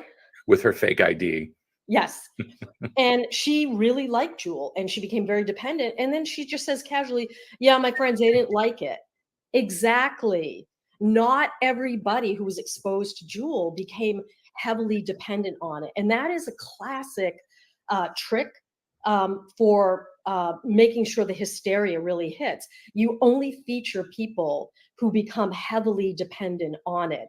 So there's that. Then the other thing is they didn't really explore enough the benefits of nicotine for young people, and they're the same as they are for adults. They sort of alluded to it, but attention, energy, focus, relief of anxiety or depression. And young people face all of that. Again, they sort of alluded to it, but they really should have talked more about the benefits, because that's why those precocious teenagers really liked Juul. They liked the effects of the nicotine, and they spent way too much time on the junk science. It harms the developing brain. It's as addictive as nicotine. Nicotine is as addictive as heroin and cocaine. No, it's not.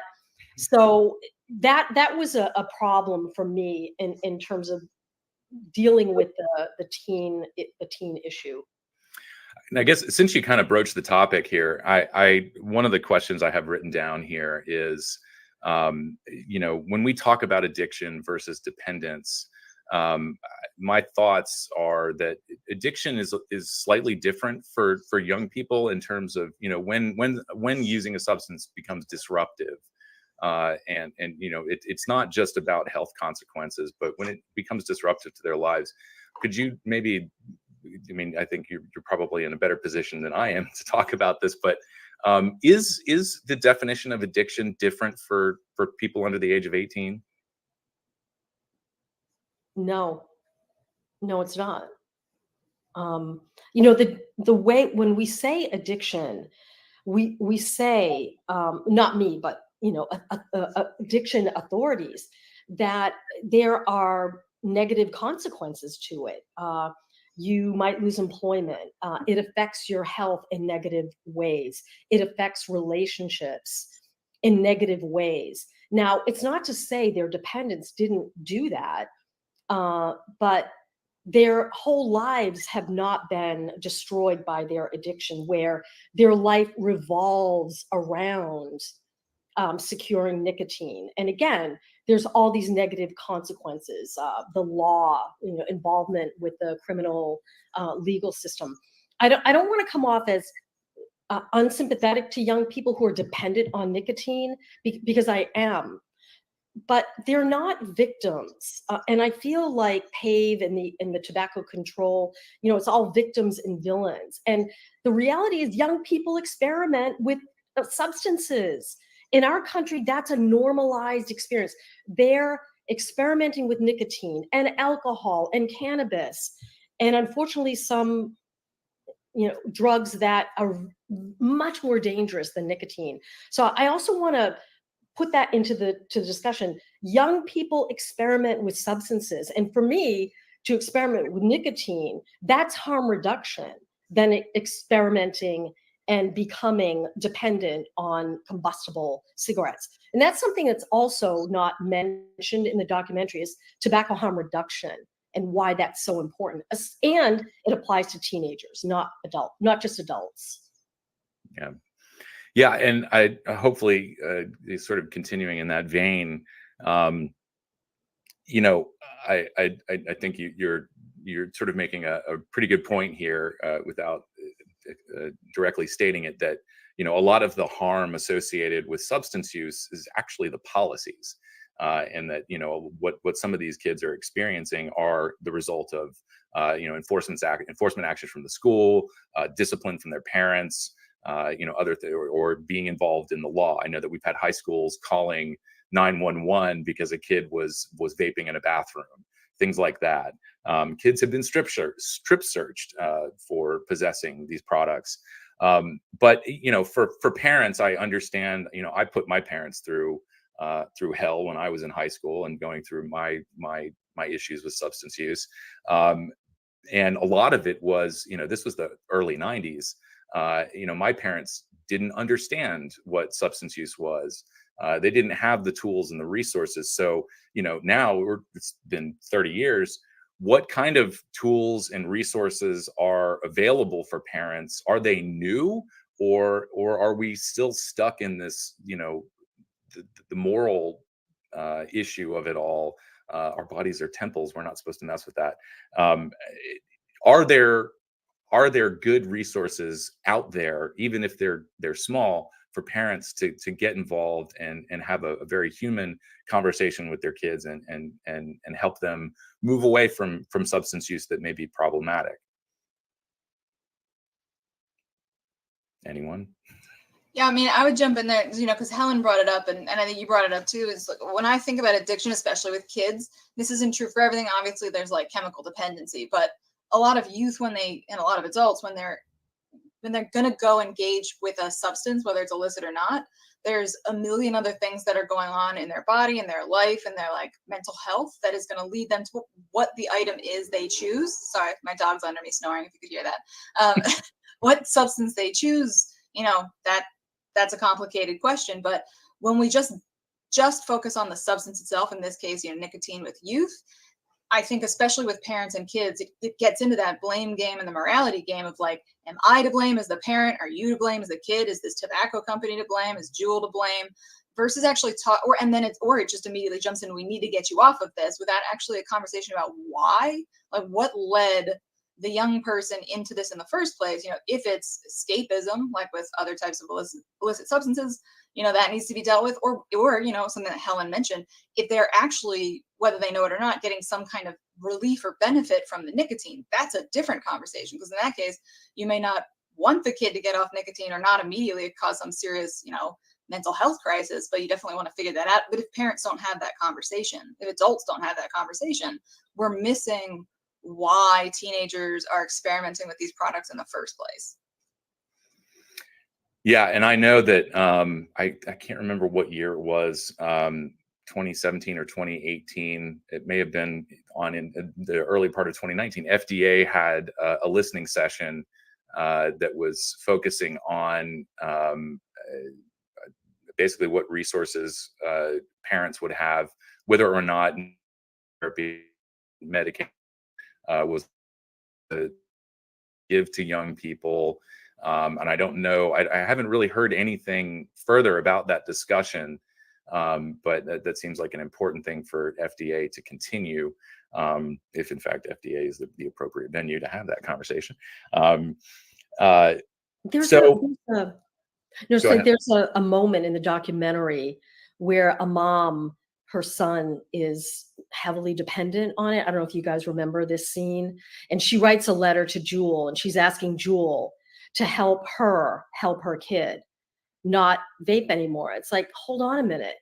If your kid was drinking a lot, would you write a letter to Budweiser or a wine company and say it's your job to get me? Now, again, I feel for them, but they're directing this sort of anger, and it's part of the hysteria against Juul.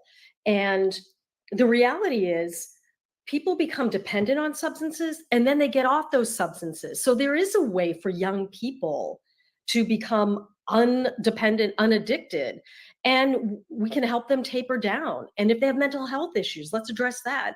Is there something we can do non-medical for your anxiety?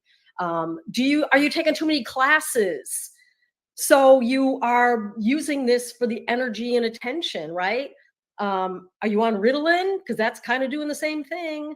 We're a country of drug users, and I'm very optimistic, having worked with lots of people over the years who use drugs, that you can taper off, you can moderate. There's a continuum of use.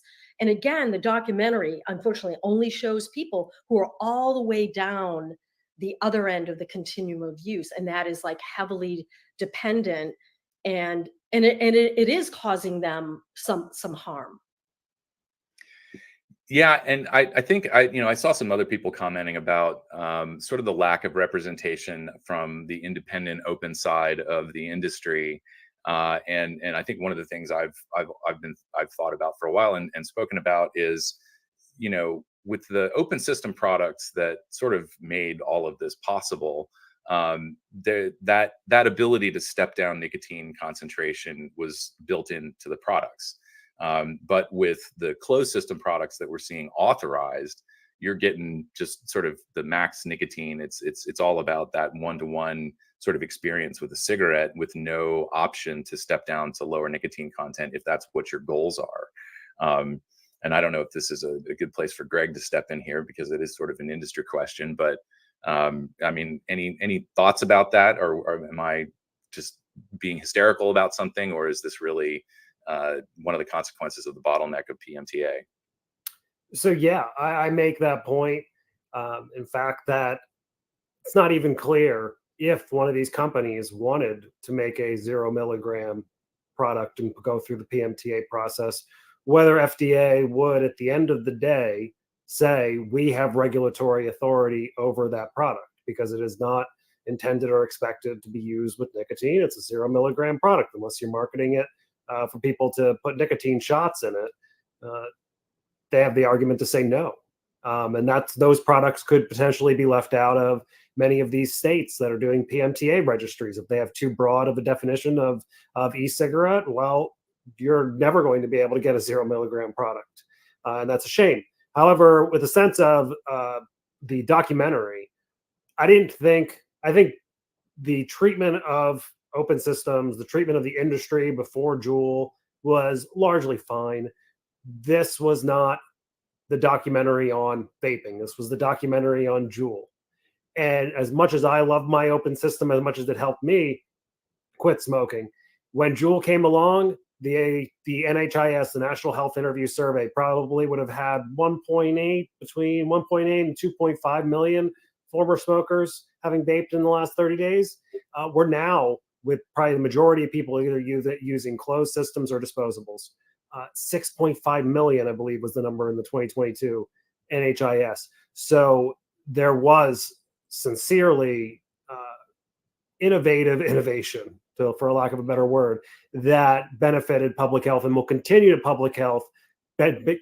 benefit public health long past the date when the Pritzkers finally sell or close down Juul. Yeah, the proliferation of closed system products, and I think, you know, the manufacturers finding something that people are, you know, it was all about finding the device that was going to attract the most people, maybe not as quickly as possible, but you know, convincing people that this was going to be a viable substitution for their cigarettes, and to see that innovation happen, while at the same time wishing FDA would regulate this industry better, to allow for better access. It's still remarkable, and certainly there's a lesson in there. And I'll add, wishing that the people who came up with the grand idea that would revolutionize and change the world and convert 1 billion smokers all around the globe, if they had just spent an extra couple days looking at the tobacco industry documents library. One of my favorite parts of the documentary, and I highlighted this on my Twitter, was when you had Robert Jackler talking about how they had looked at these industry documents and seen all they copied the marketing plans. And then you cut to the doofus from Juul, who was in the New York Times documentary as well, the Hulu one. And he said, "Oh, I want to talk about that Smeckler guy, or the Reckler guy."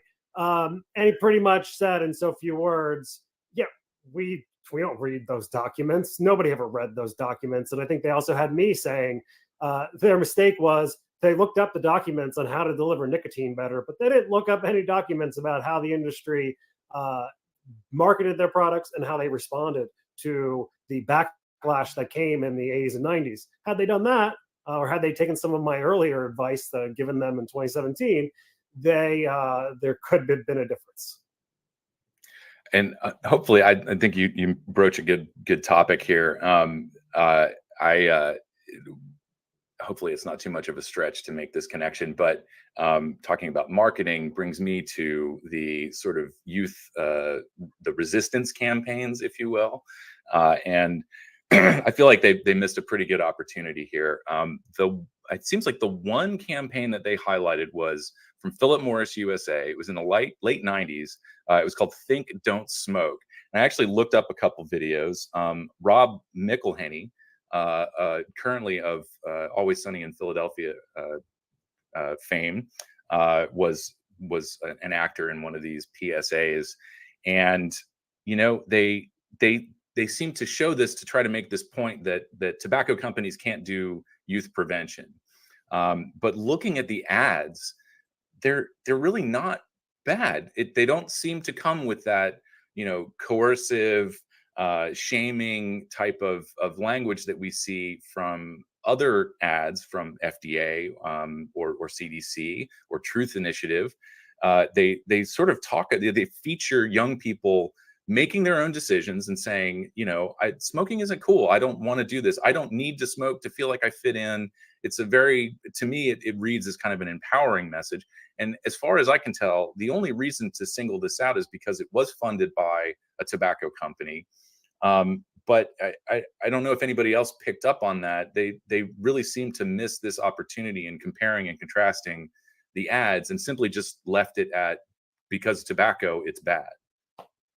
I think what the documentary is actually getting at was that, when the tobacco companies are trying to avert just the worst of everything, they spent money on in-school campaigns to convince children not to smoke. And then what researchers found out later was didn't really reduce youth intention to smoke and kind of increase their familiarity with brands, which is if you ran that same study on any of the things public health does in schools around substances with youth, it's the same thing. We found this out during DARE's still running in some places, I think, but we found out that when you have a cop or somebody else come in and say, here, kids, here are all the drugs everyone else is doing, but don't you do it, you're too young. Kids go, well, I know you're an authority figure telling me this stuff, and now I know what it's called and where to get it. So, it's just one of those things that's called reactance, and kids are very good at picking up, even if it's coming from the FDA or the principal or whatever. If they're hearing it from an authority figure, they're going to feel a lot of youth, especially adolescents, are going to feel like their freedom is kind of being infringed on, or their autonomy, their ability to say well, you can't tell me what to do. And then they're just going to reassert that autonomy by doing the thing you told them not to do. I saw someone in the comments was talking about that, but one of the tricks that public health has figured out around that is to have youth talking to youth. And I've never seen, if you want to see the best example of a worst PSA from a public health organization, is the California Public Health Department's advertisements around vaping, where it's all teenagers all talking about how all the cool kids do it, even the kids who get straight A's, and just nonstop talking about how they hid it from their parents, how they did it on the bus. This is nothing but an advertisement for how to vape as a kid. So yeah, you have to be very careful. But from the data I saw with those tobacco ones, they did, public health people like Stanton Glantz and everything love to assign a conspiracy theory around it. This was the intent. The intent was to be a stealth advertisement. Maybe that was, maybe they knew, or maybe there's no way to try and tell kids not to do this adult thing when you're an adult, because they just hear, I got to do this thing. Yeah. And maybe Helen, did you want to jump in? Yeah. The marketers of Juul, they're taking a playbook from every other corporation that's ever tried to market something, and they're using sexism, right? All of these young women, beautiful young women, showing lots of flesh, having a great time, men without their shirts on. Sex sells. And Richard Mumby knows that. He is a vapid, horrible person, and the other person who is involved in the marketing, they're horrible people. They use sexism to sell products and celebrities, right? So you've got Jake Gyllenhaal with his shirt off, holding a vape, holding Juul, right? So it's not rocket science. That unfortunately people fall for that. I think it was important in the documentary that Bowen and Monsees admitted it was a mistake, right? How many startups do that? Would Elon Musk ever say something about Tesla, like, we really screwed up, we shouldn't have done that? They admitted it. It wasn't even up for 6 months. They got complaints right away. They took them seriously. That to me shows that to them, the mission of switching smokers to a harm-reducing product was still really important to them. Unfortunately, with their angel investors, this is capitalism. You have to market. You've got to get market share. So you have to do stuff that sometimes is unethical and just wrong. And so that for me is, the documentary really illustrates the pressure to get this to market and to sell a lot, because the angel investors, they want their money back. I wrote about that a little bit in the review I wrote for Filter. So that's a problem with how commodities get to market, that you've got to have a marketing campaign. You have the other knuckleheads who are all in marketing, and the documentary saying you only get one chance, and then if you blow it, that's it. Well, no, that shouldn't be how it goes. And Alex, you were saying earlier you wanted to talk about marketing because you were recently in Italy. Is that a good time to drop that into this discussion? Sure. Yeah. If I can share my little factoid, and full disclosure, I just got back from a week-long trip to Italy. Philip Morris International sponsored the trip. I was there with, I think, 26, 27 other people. It was an educational slash, let's go see Italy kind of trip. And the point of going to Italy was, first of all, in Rome, PMI has their ICOS embassy. And I'll give you some details as to what that looks like. And then in Bologna, they have their factory that makes ICOS. Fun fact about the factory, it is the largest greenfield site in Italy in 25 years. And it is definitely one of the largest factories in all of Europe.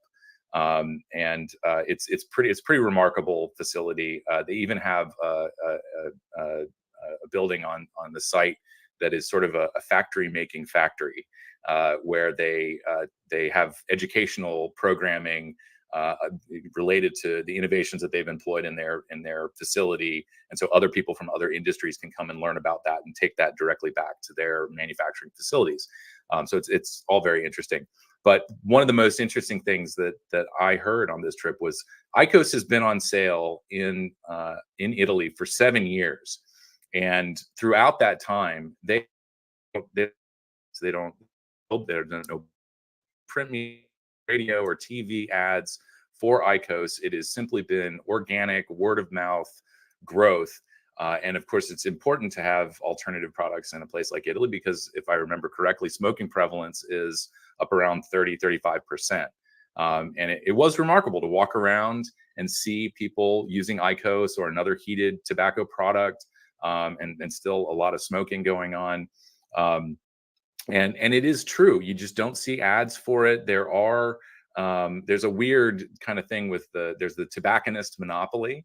So you can go to the ICOS embassy and buy your device, but then you can sample the product as well. But if you want to buy the heat sticks, you have to go to a tobacconist. And they also have vending machines right there on the street. So the only thing that really approached advertising that I saw was an ICOS sticker on a vending machine on a sidewalk, not in a bar or another age-restricted type of establishment, just out there on the street.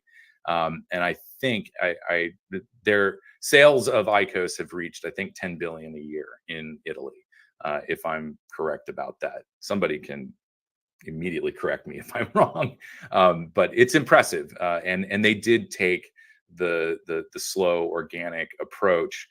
And the question that comes to my mind, and Greg, maybe you have an insight on this, and maybe even looking at the independent side of the industry's marketing behavior over the past 15 years. Is this going to be a replicable model for safer nicotine products? Should companies not be marketing these things and really sticking to word of mouth advertising, or should they be more aggressive? So I will say, with Juul versus PMI, of course, had and always will have for the foreseeable future the advantage of being the incumbent player in a multi-billion-dollar market that is quite profitable. So if ICOS had a bad ad or a bad campaign or a bad first year in Italy, it wasn't the end of the world. Whereas, yes, as Helen mentioned earlier, the VCs want their money back. And they may not be able to get more if the first campaign failed and if they felt the need to go. And a cat, you may be seeing him in the background.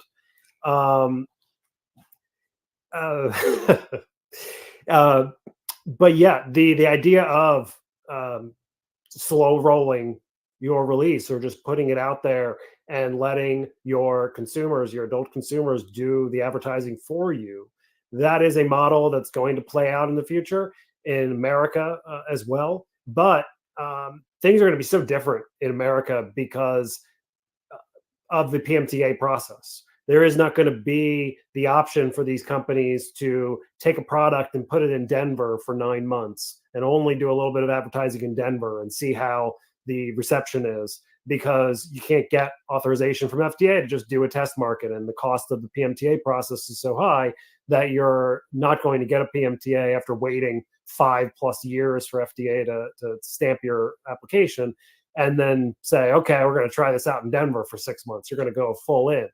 It will be interesting to see with PMI bringing IQOS to America, whether or not they kind of stick to that. Let's just put it out in the market. Let's have some stores. Maybe, I don't know if that's in their plans. And let's see where it goes from there rather than blanket every bar or every Subway in America. Yeah, and speaking of PMTA, I know that it got some. There was some. The timeline seemed to get kind of jumpy in the documentary, but I left it kind of feeling like they didn't get into some of the finer points of FDA regulation. I don't know if you guys had an opportunity to talk about that, or maybe there were some comments that ended up on the cutting room floor. It's super boring. Get real, dude. Come on, the PMTA. It's really, really boring. They used me. Sorry, they used me to explain the PMTA process. I'm the goof that gets to say. And then keep in mind, this interview was 2021, before the PMTA due date or right after. I said potentially multi-million. Of course, we now know it is definitely a multi-million-dollar process, especially if it's not a tobacco flavor. But yeah, what would anger me the most about that section was they cut to Mitch Zeller talking about it's on the burden is on the companies to prove. And they also are showing the graphic from the David Nutt study from the UK, or focus group, where they had all the experts in the room and they assigned the different relative risk to the different tobacco and nicotine products. And they see the giant cigarette bar, and then next to it is the tiny little vapor bar. And they never bring up the question, well, if Mitch Zeller believes, and that's not necessarily, and I don't think Mitch has ever endorsed that chart, but if Mitch Zeller does believe that a properly regulated vapor product is likely to be 95% or more or less hazardous than smoking, then how many adults do you actually need to help quit smoking to cancel out the number of teens who, let's say, 90% of them will never go on to use nicotine if vaping wasn't invented? Let's lie. How many people actually need to be successful with the product to weigh that out? That question is probably too broad for a Netflix documentary, but hopefully one or two viewers at home kind of saw that chart and saw all this positive talk from public health people about vaping products and kind of said to themselves, well, how does that make sense? Yeah, the documentary also, I don't think, unless I missed it, didn't bring up the fact that cigarettes do not have to go through a PMTA process. You know, they were talking, the documentaries about vaping, and they kind of brushed over that. And I know they kind of touched on the end where Juul's, PMTA is in the process, but they never once, in addition to not mentioning the plummeting youth smoking numbers, they didn't mention the fact that cigarettes can just, quote, new cigarettes, if they're basically the same as old cigarettes, can just be made and put onto the market without requiring a PMTA. They can just say, look, these other cigarettes on the market, and vapes can't do that. Yeah. No, they didn't. And I went into vivid, exhaustive detail on the PMTA process, the SE process, the development of the Tobacco Control Act. I still have the recording. I probably must have spent like an hour on just explaining the background. And I think there was like 3 sentences of it that were used. Yeah. I was also disappointed they did not get into and I understand why, but the Trump White House meeting, because I told a couple of funny stories relating to that, including when I was entering the room. I was in the White House with Meredith from PAVE. And Meredith and I, even though not the greatest friends, we are cordial to each other. I always kind of find it funny to be extremely nice to my enemies.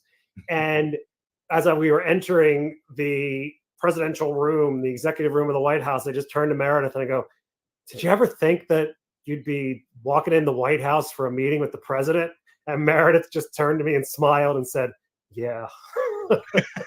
And then, of course, the other one was when Robin Koval and I were next to each other during that meeting. Robin Koval, the now exiting Truth Initiative head.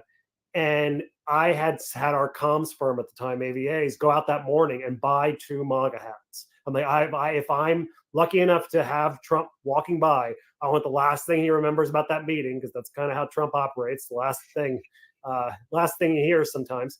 I want the last thing to be like, oh yeah, that vaping guy brought a MAGA hat. So I had the MAGA hats with me. And on the way out, because I thankfully was seated in a way where he was passing by me, shook his hand, gave him the MAGA, asked him to sign the MAGA hats, told him it was a gift. I was missing my girlfriend's sister's wedding for this, and this would make her dad forgive me. All of that was true. And then Robin Koval proceeded to give President Trump a book. And all I could think in my head at the time was like, of all the gifts to give that man, you're giving him a book. Come on, Robin. Unless it's one sentence with his picture on it, every single page, he's not going to read it. Yeah. Right. I mean, I think, Greg, you alluded to something that I think came through in the documentary, and that is the millionaire moms of Manhattan, their reach into the powerful. It's real. There's that section in the documentary where she had been, I don't know, out in the Hamptons with Chris Cuomo, my good friend Chris Cuomo. Yeah, and was talking about the vaping and how horrible it was. And next thing you know, that week she's on the show with him, putting out all the lies of omission, all the myths about teens and vaping and nicotine. And so that came through really clearly, that PAVE is well funded and well connected, and we're able to carry out, along with Truth Initiative and Campaign for Tobacco-Free Kids, a massive drug panic that I'm not even sure it's subsided. I did zoom into PAVE's web conference last week, Clear the Vapor, and they still have a lot of the same talking points that are clearly not true. There were 2 in the documentary that I thought were just laughable. Meredith Berkman, at one point, she says, "I'm quite a Googler. I'm a really good Googler." It's like, okay. So Meredith, did you find during your Google search, Public Health England, all the research that's being done in Europe in terms of when people switch to vaping, their asthma improves, cardiovascular benefits? Did you find any of that when you Google? Because it's all out there. It's 95% safer. Never talks about that. And then Dorian Furman, one of the other leaders of PAVE, just straight up said there isn't evidence that vaping helps smokers quit. And that's clearly, even if she said it back in 2021, it wasn't true then, it's not true now. So the millionaire moms of PAVE, I felt, came off in the documentary as very unempathic, very cold, clearly very privileged. You know, they live in a world where people don't smoke, and they look down on people who smoke. There's a class issue here. And that's why they were so infuriated that their sons started vaping. It's like, people like us don't use nicotine. That's for other people, those people over there, poor working class people, people who have issues. And I was really pleased to see them everything they said was challenged. It was so satisfying to see people from Juul hit back on their lies. Yeah, no, Helen, I was with you on that, especially, when Meredith Berkman, she said that I'm a good Googler thing, that was funny, and then she said, they just think of us as a bunch of rich white moms, and that, and I was like, because you actually, going back to the data, if you look at this, it is mostly of the youth who are experimenting with e-cigarettes and have been, it is mostly white youth. And that's one of the reasons that we had a moral panic. People weren't panicking still about youth smoking because most white youth weren't smoking anymore. But now you have, these prep school boys from millionaire moms in Manhattan who are now falling into this lifestyle, and their parents are freaking out. It turns out rich white parents have a lot of money and connections to throw around. And this is one of the things when you have Michael Bloomberg, the philanthropist who funds PAVE and a lot of other anti-tobacco harm reduction, I'm sure the whole audience is aware of that. But when I see people like PAVE and Michael Bloomberg going into other countries that have smoking rates of 50, 60% and dropping, millions on the vaping issue to ban vaping, you're like, this is the clearest example of like white prioritization, of like prioritizing what you think is important versus what people actually need. So 3 things quickly.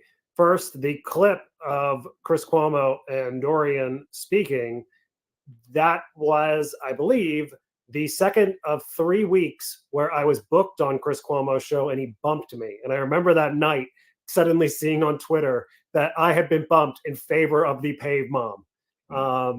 The other ones had valid excuses. That one pretty much gave me no respect for Chris Cuomo. The second, it was no accident that the filmmakers chose to use a line from Meredith saying, "I'm a good Googler." I don't know what their feelings on this issue going into it. I don't know how sophisticated on the issue RJ Cutler was, if he really knew how not black and white this issue was going to be. But I think they clearly left the hours and hours and hours of footage review not thinking particularly highly of the moms. And you see that on Twitter when you look at the reaction, when you search the hashtag Big Vape or Big Vape in quotes, the reactions kind of are split between F Juul, those morons trying to kill people, and 2, why can't parents parent? I hate these parents. They're just complaining, blah, blah, blah. Nobody's hating on myself, Michelle, or Helen, by the way. One of the benefits of most of your footage being left on the cutting room floor. And 3, another failing of the documentary was the, I believe, complete absence of Michael Bloomberg.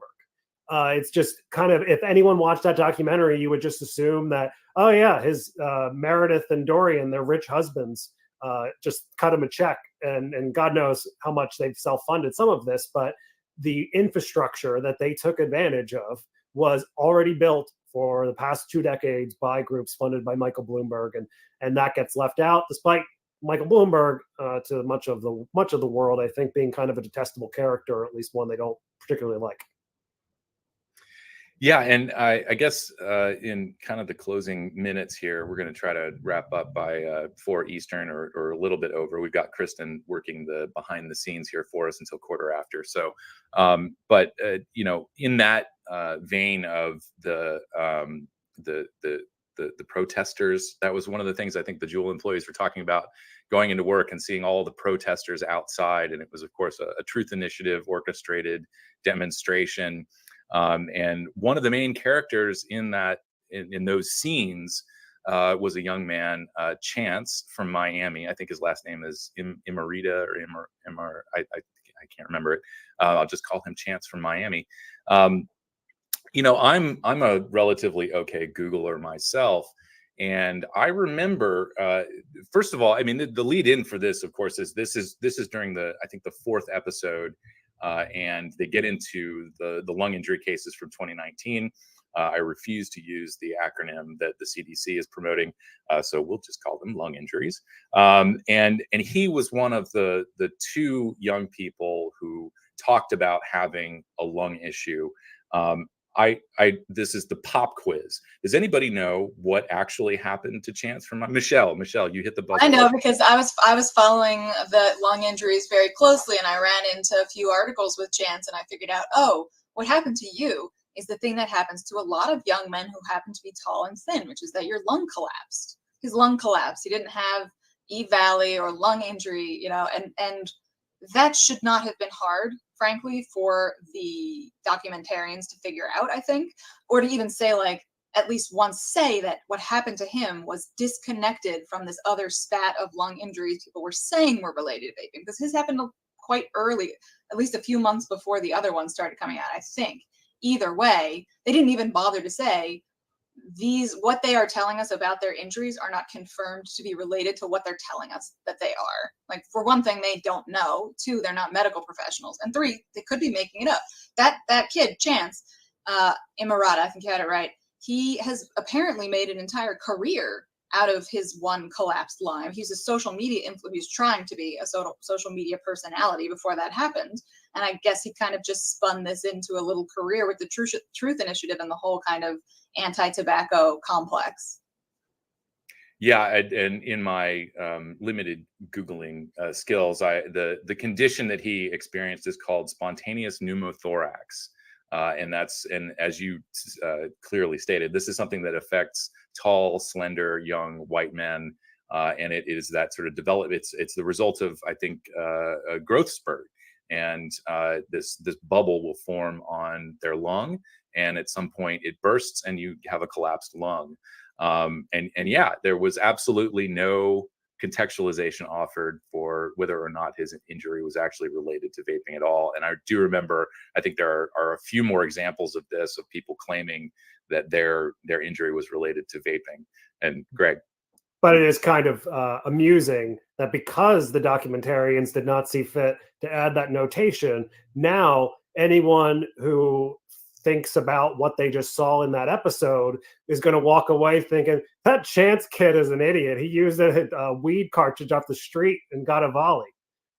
Because they didn't really distinguish the cases or do that. You're left with the impression, if you know this issue, or if you at least think about what you just saw and how you had experts saying it wasn't caused by Juul, the only answer, if you don't know that young slender men, thank you for that language, Alex, have their lung collapse sometimes. He was lying. He used illicit THC cartridges. Good job, Chance. Yeah, I had such mixed feelings about him. At one point, I just wanted to slap him. And another point, I just felt, this is a young man who's so vulnerable. For me, he clearly had some issues, and he's being used by these tobacco control organizations, and completely used. And at some point, I wonder if he's going to do what the woman who became very famous in that ad, "This is your brain on drugs." Rachel Lee Cook. Your brain is cooked in the pan and smashing it down, and saying you've got to stop. Abstinence is the only way. Was just a couple of years ago. She talked to somebody in the media and said, "I recant all of that. That was a mistake that I did that. I was used in this anti-drug campaign by the government.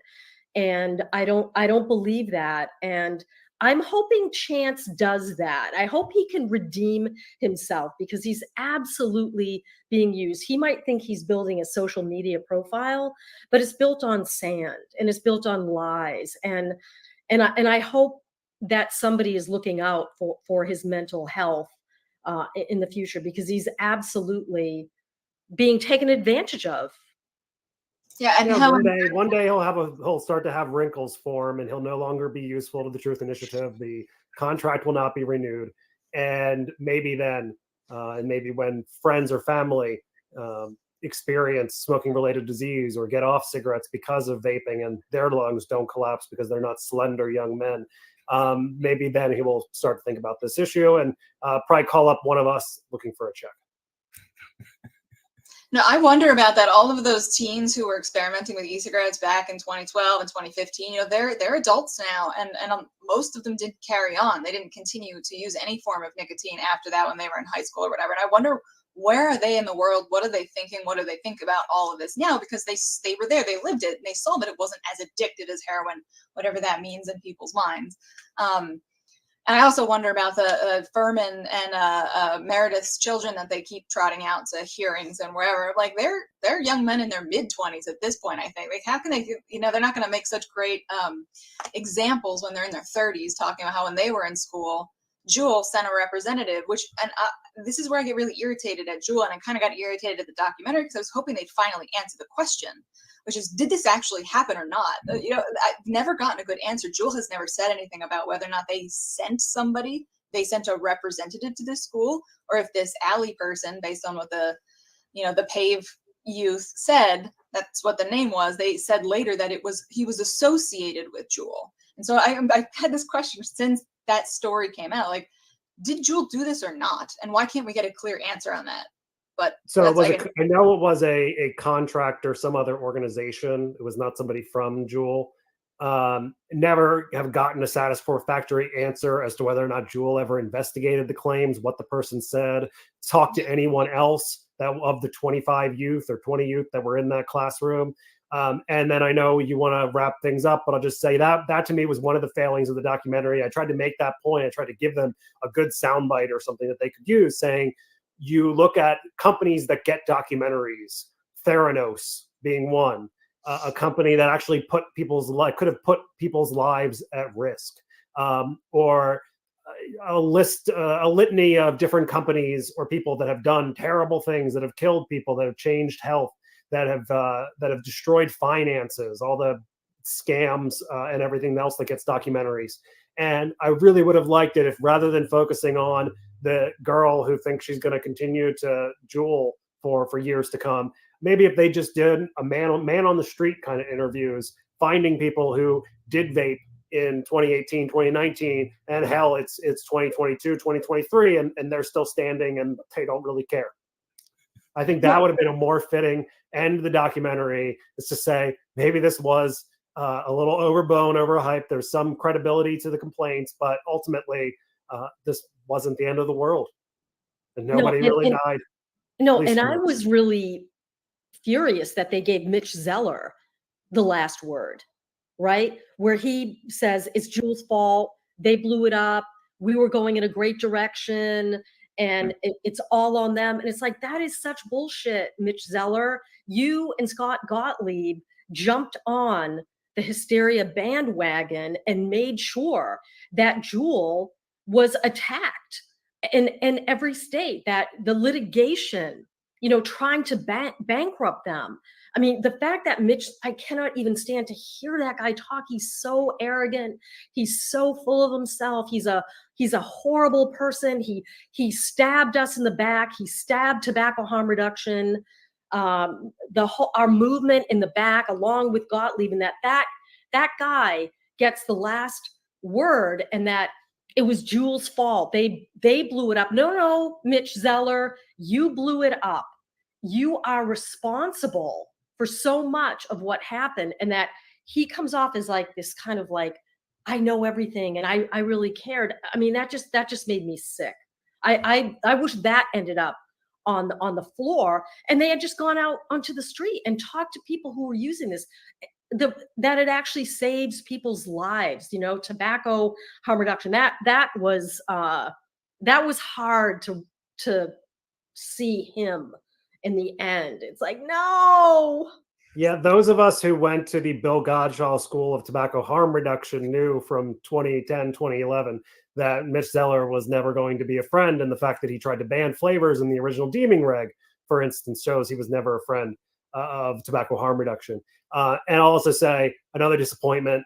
I know they didn't want to show their hand, that all their footage was 2 years old, but I would have loved if the documentary had ended with a note. Mitch Zeller is now consulting or on the board for a company that is trying to compete with vaping products with the pharmaceutical. Oh, and that Stanton Glantz had a paper forcibly retracted and has left UCSF in the cloud of 2 sexual harassment lawsuits, which, by the way, I think they chose him for the documentary and interviewed him when all of that was public, minus the retraction, maybe even the retraction.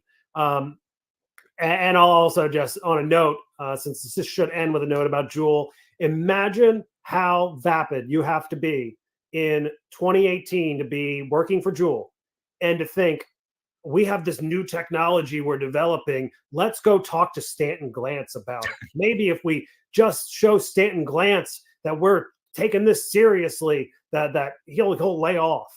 For God's sakes, people. That is why in 2017, I was telling Adam, this person that I know who's still in the industry and doing very well, he or she should join your company. Yes, the person worked for the tobacco industry, but this person knows what they're doing and can pinpoint all the bad things you're doing that have been tried and failed before.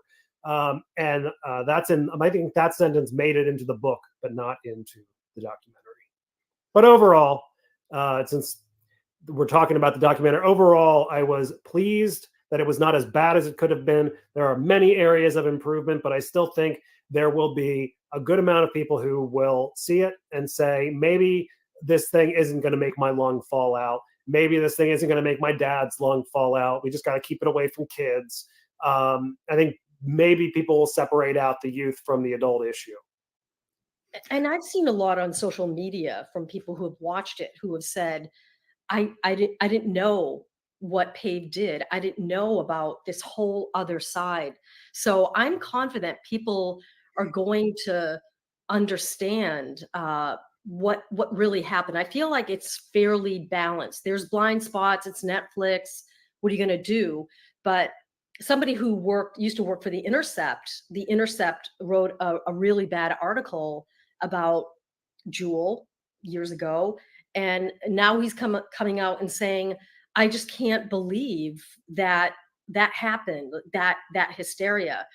And for those of us, Michelle, I think you saw it, and Greg, you absolutely saw it. I mean, we witnessed that hysteria in real time, and it was enormously frustrating. You know, at Filter, we were like, what can we do? You know, how can we? It's like, can you stop a hysteria? We were just beside ourselves. You know, my editor, Will Godfrey, we talked constantly. Here's the latest thing about Juul. Here's the latest thing. What can we do? It was like a juggernaut, and we couldn't stop it. And we knew the really enormously negative consequences it was going to have, because all of the polls were saying, with smokers, like, well, no, vaping is more dangerous than smoking. I'm not going to switch. I mean, the real live consequences of that hysteria, we're still feeling them today. And that just makes me furious, right? More people would have switched if they hadn't engaged in the attack on Juul. More people would be switched if they hadn't done that. And that was a choice. That drug panic was a choice which the FDA went along with and helped to make that go on and on and on and on. I just wanted to put that in there for people that we lived through that. You know, I've been writing about the drug war for decades, and I know about the drug panics around cannabis and heroin, and we lived through one for legal drug, nicotine, and it was horrifying. And it was particularly difficult in this case because it was, the FDA and other, groups really tied vaping so heavily. Every time vaping was mentioned, Juul was mentioned for a few years there. So it really became synonymous with vaping. And, what you want to do when there's a moral panic getting started, you don't necessarily want to stop people from questioning it, but you want to bring it back down into the realm of actual conversation. But once the Juul panic really began, once the vaping panic began, you couldn't provide any counterfacts or any kind of like sane argument where you wouldn't get in response. Well, you're just a show for Juul. You just want kids to vape. And it became this like really difficult, impossible. Like you said, I kind of started to think the same way. Like once a moral panic starts rolling, is there any way to stop it but for people begin to see the harmful effects of a drug war? Again, we seem to need to see it every time to avert it for some reason. But yeah, I would say the same with the documentary. It's a Netflix documentary. It's 4 episodes. They can't get too deep on everything, but I thought overall they did try and create balance. And I think intentionally or unintentionally, one of the best things that the documentary does do for people who aren't aware of all this stuff going on is it does introduce them to the idea that there is a that it is there's a moral weight to this conversation, and always has been around vaping, and that you have these two sides, whether it's Juul versus PAVE, or tobacco harm reduction versus, tobacco control. There's a very passionate people on both sides, and a lot of bias, frankly. Well, let's be honest, mostly on the one side of that thing. And we're talking about, you can see it in the documentary, the way people who worked at Juul would talk about big tobacco. There was such a stigma that, I imagine that the founders, even if they wanted to get the knowledge and the innovation and the experience from people like Greg mentioned, who were working in or had worked for the tobacco industry, it was just so toxic. They wouldn't touch it. And now they're trying to do the same thing with vaping. And frankly, they've been doing a fairly decent job so far of demonizing vaping. First it was douchey, now it's killing kids, and now it's just another arm of capitalism trying to steal from your wallet and addict you for life or whatever. But hopefully the documentary, people watching that, it'll clarify how much money is being thrown around in this debate, and where some of the people on the other side are coming from, whether that's moral parental panic or some other kind of interest.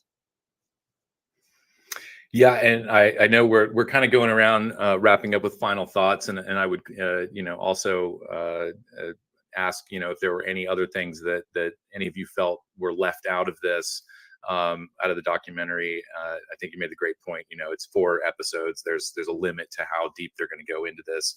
And one of the things that stuck out to me was this idea of the Master Settlement 2.0. And certainly they featured states AGs who had successfully sued Juul, but didn't really mention, and I don't think it takes a whole lot of time to get into this, but I think it was the Public Health Law Center was actually very open and public about the fact that they were pursuing some sort of master settlement agreement style settlement for Juul. And then, of course, that would ultimately include any other vapor company that comes onto the scene and wants to sell based on how the states treat that. And so again, I almost want to get to the tinfoil hat of this, which is not that far from the truth. That sort of every aspect of the opposition to vaping and all of the anti-vaping stuff is to some extent orchestrated in search of a bunch of rent-seeking lawyers out there who are really just looking for a paycheck. So anyway, I agree with a lot of the other assessments. This was a fairly balanced look at the issue, and recommend the documentary to anybody. But certainly, as we've been discussing, there were things that were left out that may have made this a much richer coverage of the issue. And Greg, you're the only one who hasn't weighed in on final thoughts here. And anybody else who thinks that there were some things missing, but any final thoughts, things that were missing, things you'd improve, or things going Public forward? Health England, England's leading the way. It didn't make it into the documentary. That's a huge omission. It's like they have several reports that they've put out. It's 95% safer. And that needed to be in there, because you've got all these knuckleheads in San Francisco who are saying things that are patently false about the effects of nicotine and the safety. And so I think that was missing, and just not understanding nicotine and hyping it up like it's this super addictive drug and it's destructive and we need to be afraid of it. And that wasn't countered enough for my liking. The benefits of nicotine are real, and people can get unaddicted from nicotine. They do it all the time. People cut down on the amounts that they use, and then they stop. And that message is always missing, right? They never talk about the people who just stop. I'm done. I don't need this anymore for whatever reason. So I feel like that England was missing, and then just how we understand nicotine. Stop getting hysterical about it. It's going to be okay. It's really going to be okay. Nobody dies from vaping, going back to Greg's point, which I think is really important. And I just want to say, Greg, you were great in the documentary, and Michelle, you were wonderful too. Your comment, it was so kind of funny and a little bit flip when you said something like, what people are thinking about this and books and whatever. And even this documentary, like I'm sure you were both really concerned, like, how are they going to use what I'm saying? Because as a filmmaker, I know how you can cut and paste and edit and make people look kind of different. But I thought you both were wonderful, and I'm so glad you were both included. Well, thank you, Helen. I always use, if it's a video, not live, documentary or video recording intended for editing, I always use the tactic that has kept me strong for 12 years or so, where if you start a sentence and you could see it being edited in your mind in a bad way, I would just say, oh, shit. And I'm always waiting for the day where they make a documentary and then they have some montage of me going, oh, shit, about 40 times at the end. That hasn't happened. But that's usually my tactic, and I always record if I'm doing a documentary. Just I would never ask for forgiveness, but you definitely don't ask for permission. In terms of what was left out, I kind of covered it. I think as Helen said, the omission of England. If you aren't talking about the respected public health people that were giving Juul the ammo to go out and say this product can change the world, if you're just referring back to 30-year-old science, or I don't even know how they established in the documentary how we know that nicotine isn't killing smokers. They certainly didn't talk about Sweden or snus as well. Bloomberg as well being left out, but at least they made the point that these are rich Manhattan mothers. Overall, I was pleased. I feared this for 2 years as to what it would turn out to be. I think Netflix themselves were quite surprised with what they bought, because Netflix, if you're not aware, they just kind of purchase a project. They fund like a negative pickup. They fund it, and they're going to get all the rights, but they don't really have an executive team that's watching over the shoulders and saying, don't use that, don't do that. They're not that kind of traditional Hollywood studio. And so when the trailer came out, I think the trailer was likely edited by Netflix people.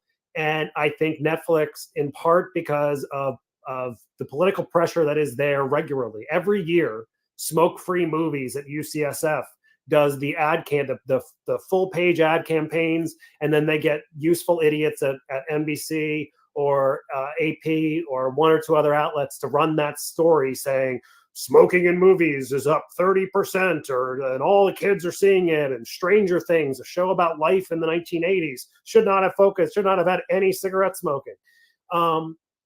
They are, even though it seems minute and small, just ignore them to us, that those type of pressure campaigns are always in the back of their minds. So I think that may have influenced how they edited that trailer, not just the desire to do fear mongering for viewers, because I don't think that ad was particularly effective, because we're at 6 years of fear mongering, vaping's the worst thing ever kind of documentaries. Hell, 2 years ago, there were 2 that went up in the same year about Juul, including the Hulu New York Times one.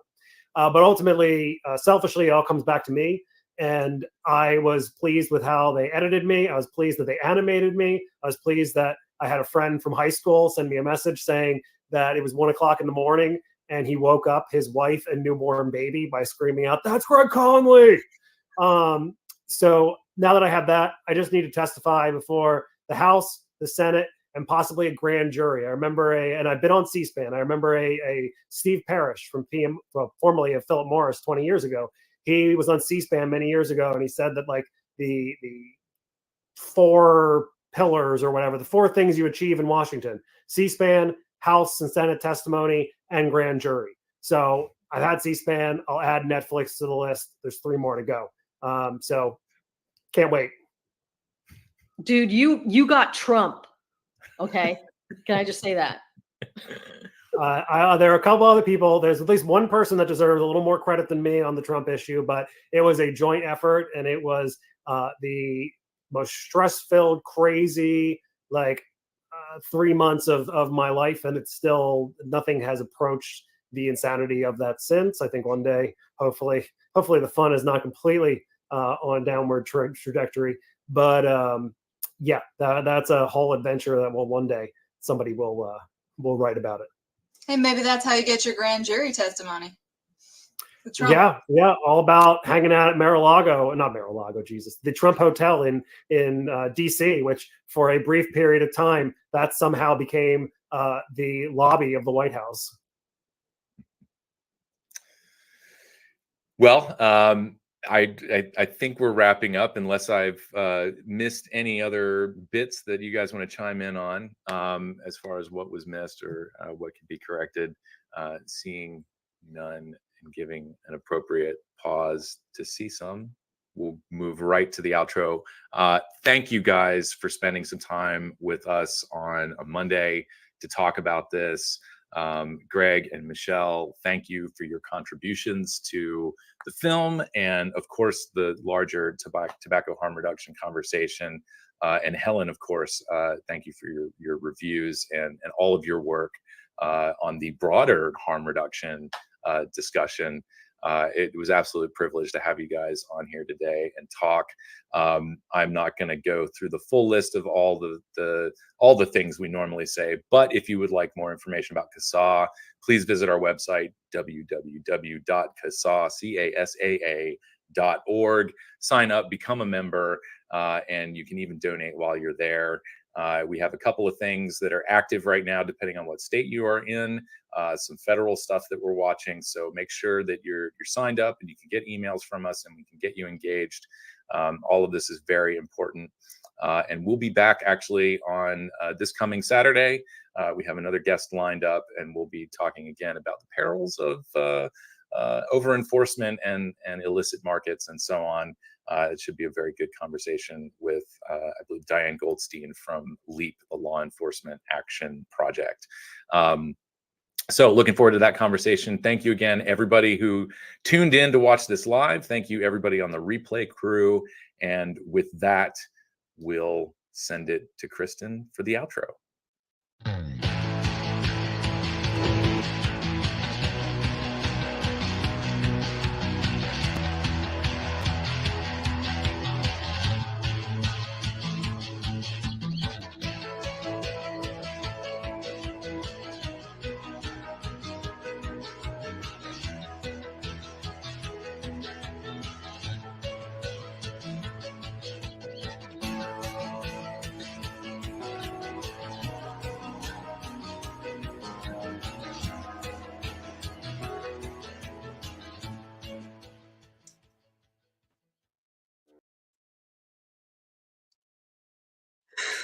As it finishes.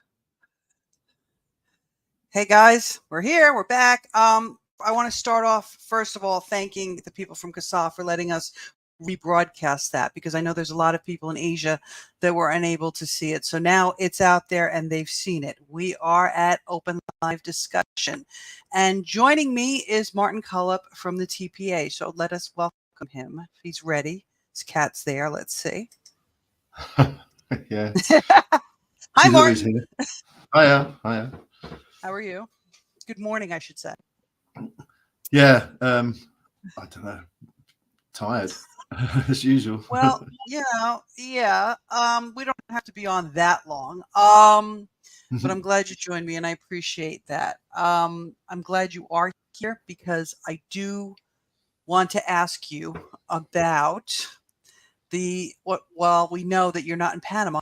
I mean, you're sitting in England right now. You should be sitting in Panama, right?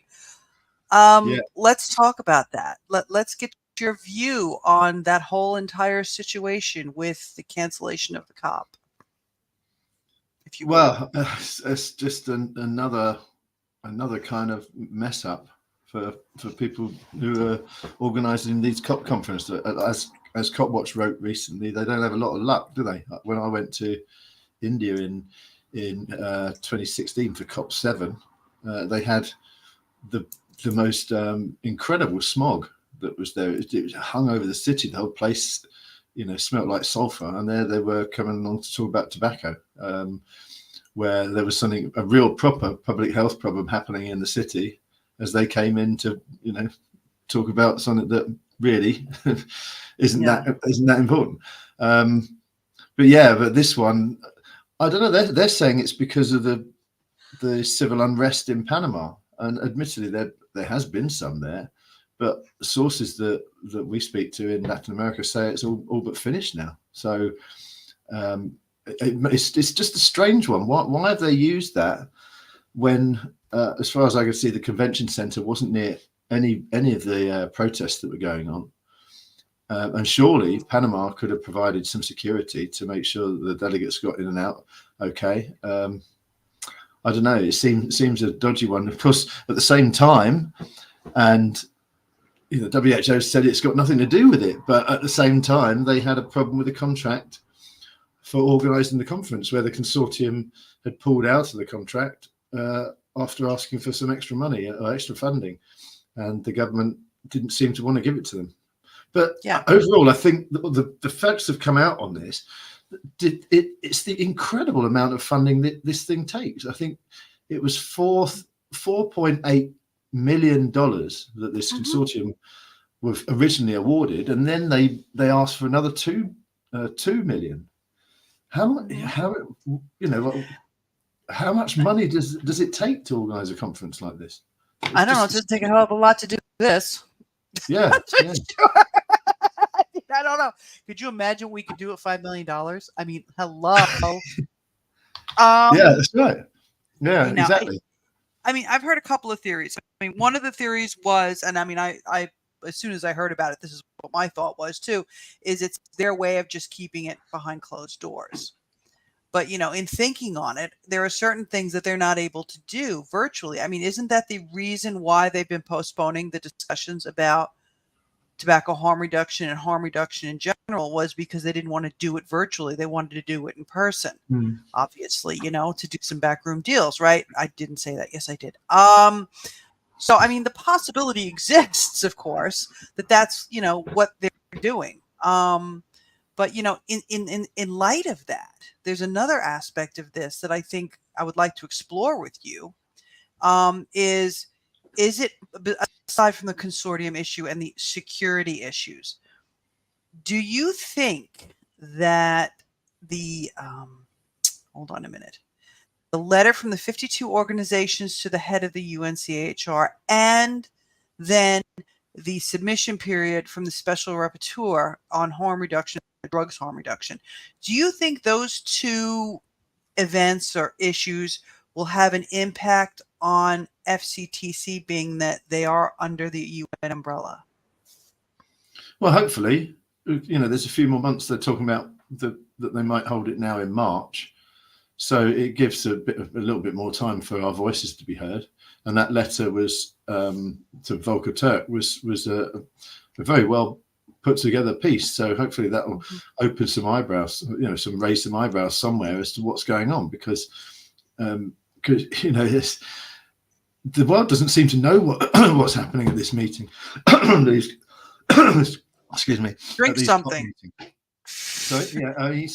Yeah, they don't seem to want to know what happens. Well, they don't know what happens at these meetings, whereas we know that it's really quite a farce. It's just a cherry pick whatever evidence they want, and it's quite clear they have an agenda, and they don't really want to care. They don't care about health at all, as far as we can see. It's just they don't like industry, it seems to me, not just vaping industry. It seemed to find with all these groups that they just don't like any industry.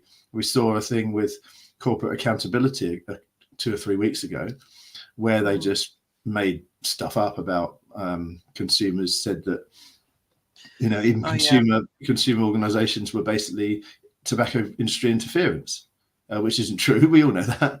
I know. So they're just smearing just about everyone, and they just seem like sixth form students with no clue about the world, who just hate industry. And when you look at the corporate accountability website, it's not just anti-tobacco industry; it's anti any industry. So there seems to be a lot of that going on with these groups as well. So I don't know.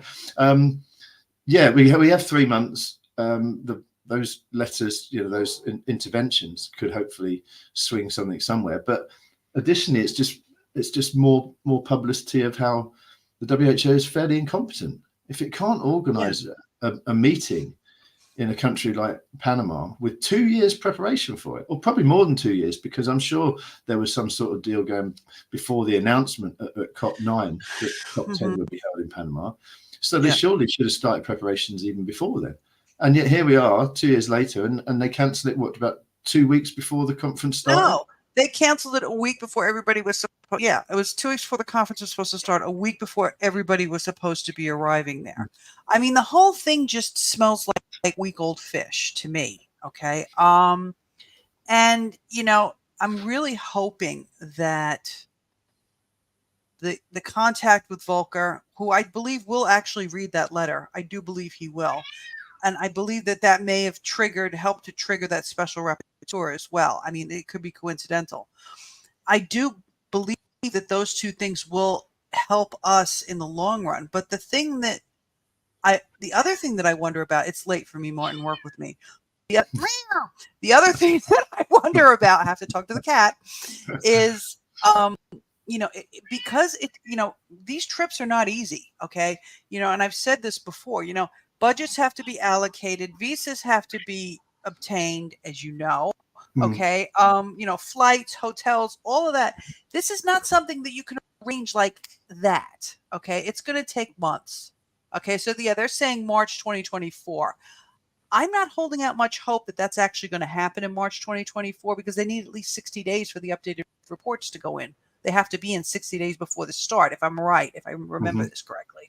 So could it very well be that, yes, this is one of those things where they're just like, yeah, no, we're just going to, no, that's it. We're not going to do it. And this de minimis meeting, de minimis, for everybody who doesn't know, the basic understanding of it is that it's for process and policy. It's not discussing actual topics. It's for discussing how to run the meeting. If I'm getting this right, could it very well be that that's what that Thursday and Friday is about? That virtual meeting is that we're going to change all these things so that we can go ahead and just do this virtually and not have to worry about it. What's your take on it? I'm not sure. I think the point of those is because they have certain legal obligations they've got to get through for the treaty. So they've got to set a budget and they've got to do all the sort of things you have to do in a certain time frame when you're running an international conference, international treaty. Sorry. So there's going to be a lot of that. They've already put out a document saying they're postponing the agenda. So I've had a couple of people say, "Oh, are they going to just try and do this, behind closed doors?" And I said, "No, they're not doing that. They've said and they haven't got enough time to do that. Just 2 days. It would have been a tight schedule anyway if they were doing the full agenda over 5 days or 6 days. But they're not going to do it in 2 days. But yeah, there could be that. But they have ruled out publicly. They've ruled out doing something virtually. But another thing you have to think of with all this is exactly what you said with the scheduling and getting delegates along. They've all got that stuff to do. But you've also got people who won't be available in March, who would have been available in November. So many delegations are going to have to change. Some countries are having elections, so you won't even have the same government, let alone the same delegates. There might be complete changes in policy positions. So there's a hell of a lot to do before they can sort of sit down around tables in Panama in March. So it is problematic. But of course, there's always the option with these things that they hold it in Geneva, because Geneva is where the UN is based, and most countries, because of what a major city the UN is in international terms, most of the, if not all of them, will have some sort of presence. The parties, will have some sort of presence in Geneva already. So they might have, sort of places to stay for delegates. They will have international treaty experts in Geneva. So that's another option. They could just go back home and hold it there. As they did and they've got the facilities, because they showed that in 2018 when they held COP8 in Geneva. So that's another option they could do. But yeah, it's the problems around going to Panama. And if I was a WHO delegate, I would be furious with the WHO for what they've done, postponing it so late, but also furious with Panama for why does a country come out and let the WHO say, "Oh, Panama says it's not a safe place and you can't come here"? Imagine what message that sends to tourists, and it's bad optics. But the thing is, the devil's in the details here, Martin. The WHO knew at the end of October that the consortium had blown up. What did they think they were going to do in 3 weeks? I know. Yeah. See, the whole thing is just, that's what I'm saying. It smells like week-old fish, right? Let's segue into that de minimis meeting. Now, am I right in saying that it's just policy and procedure? and there is maybe a chance that they're going to discuss that whole consensus versus majority rules thing at that meeting. Is there any way that may possibly happen? Because it's something you and I have discussed previously.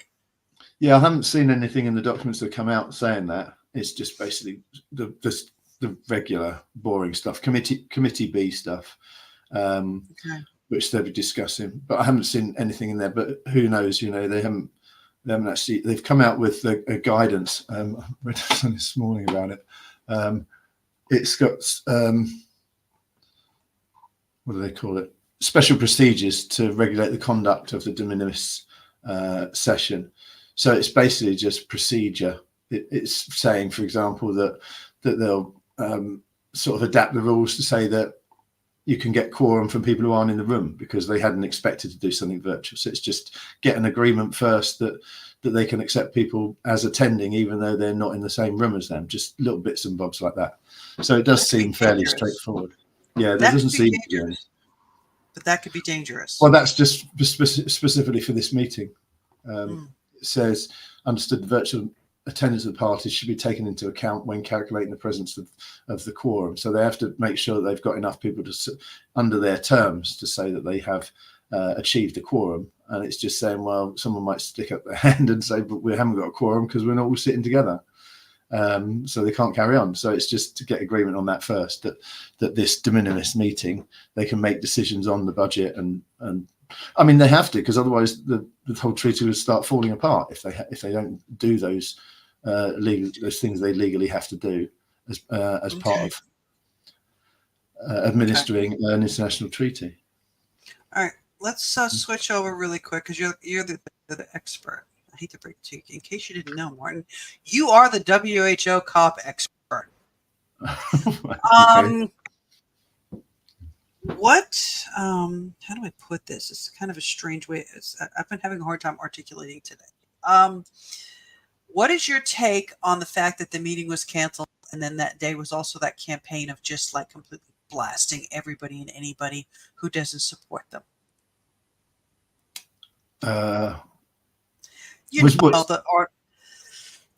corporate accountability thing.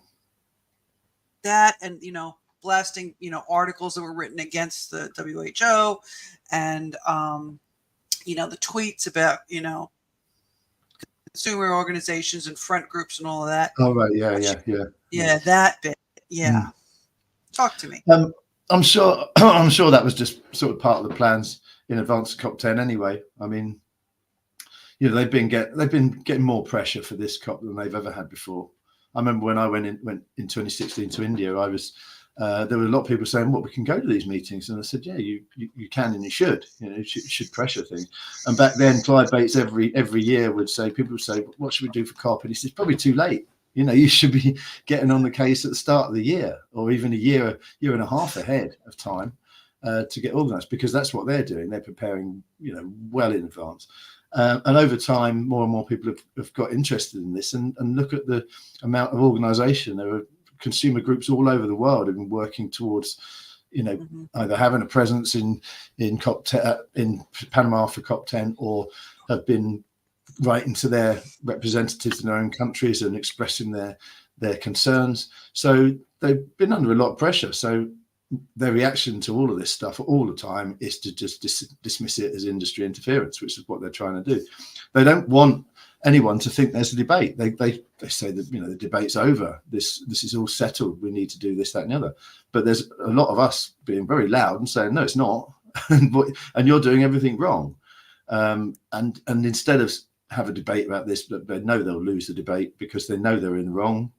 They know we're on the side of the angels, as I always say.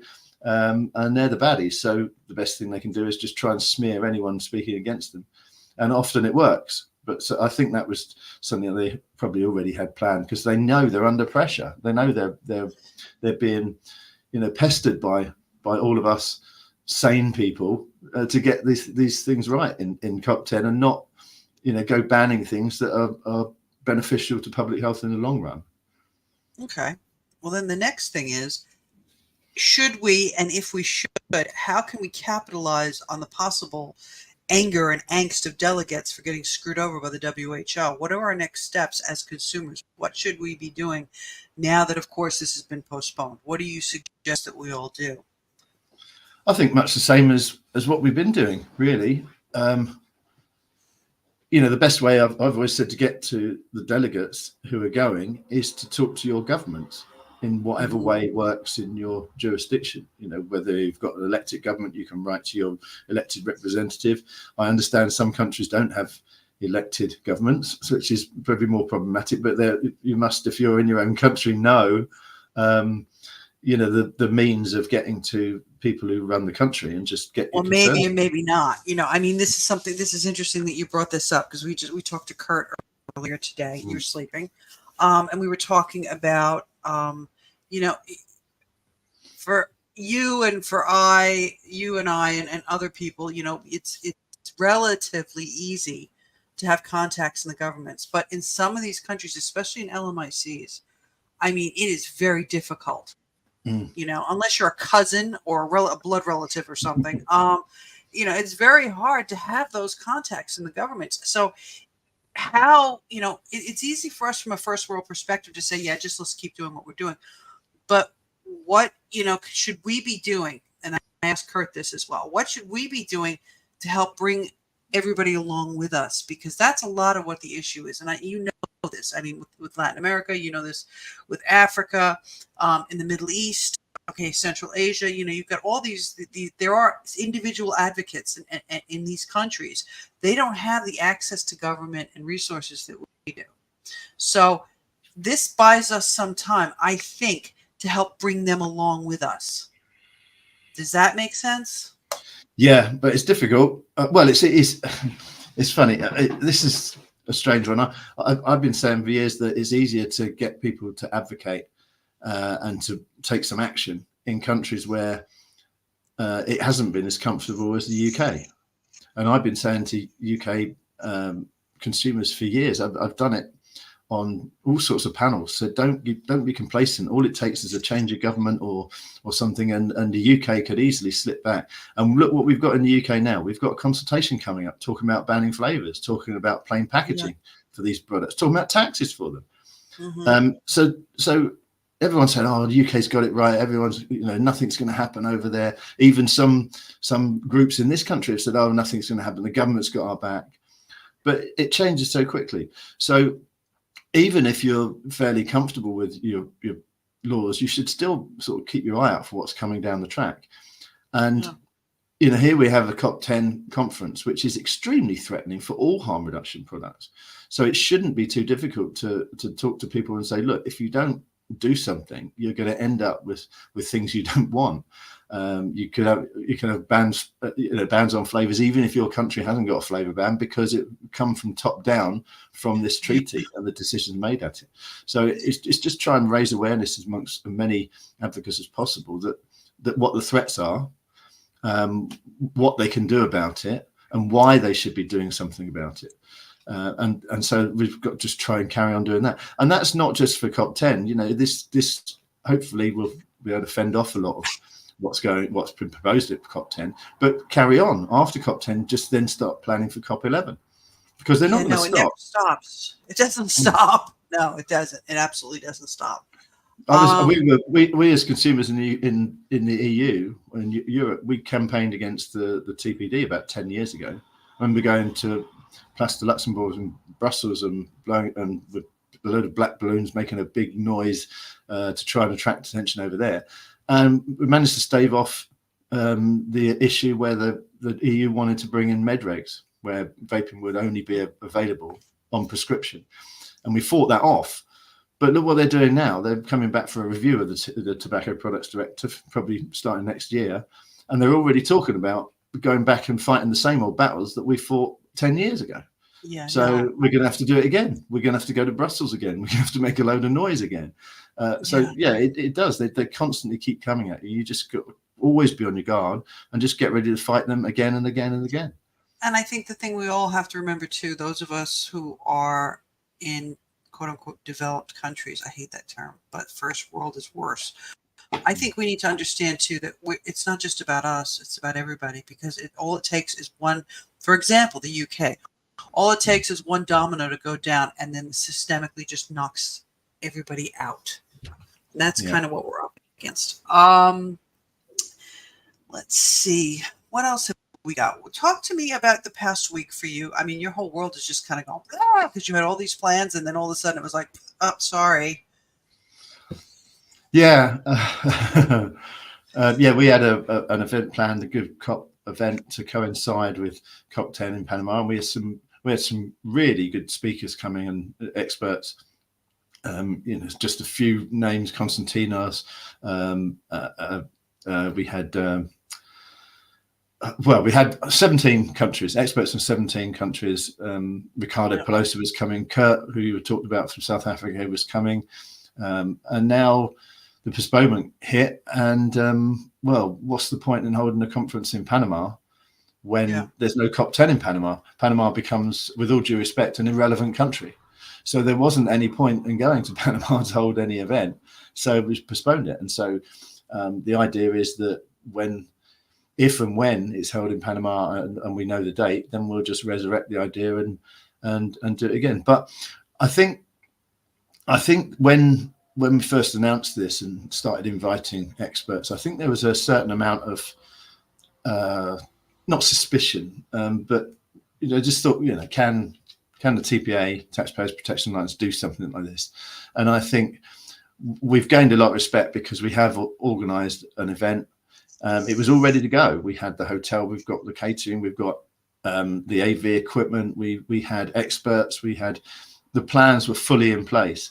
And now going back and I think you did a pre-record. It was the postponement was that late. We were sort of recording pre-records from people who couldn't make it or whose schedule didn't fit in.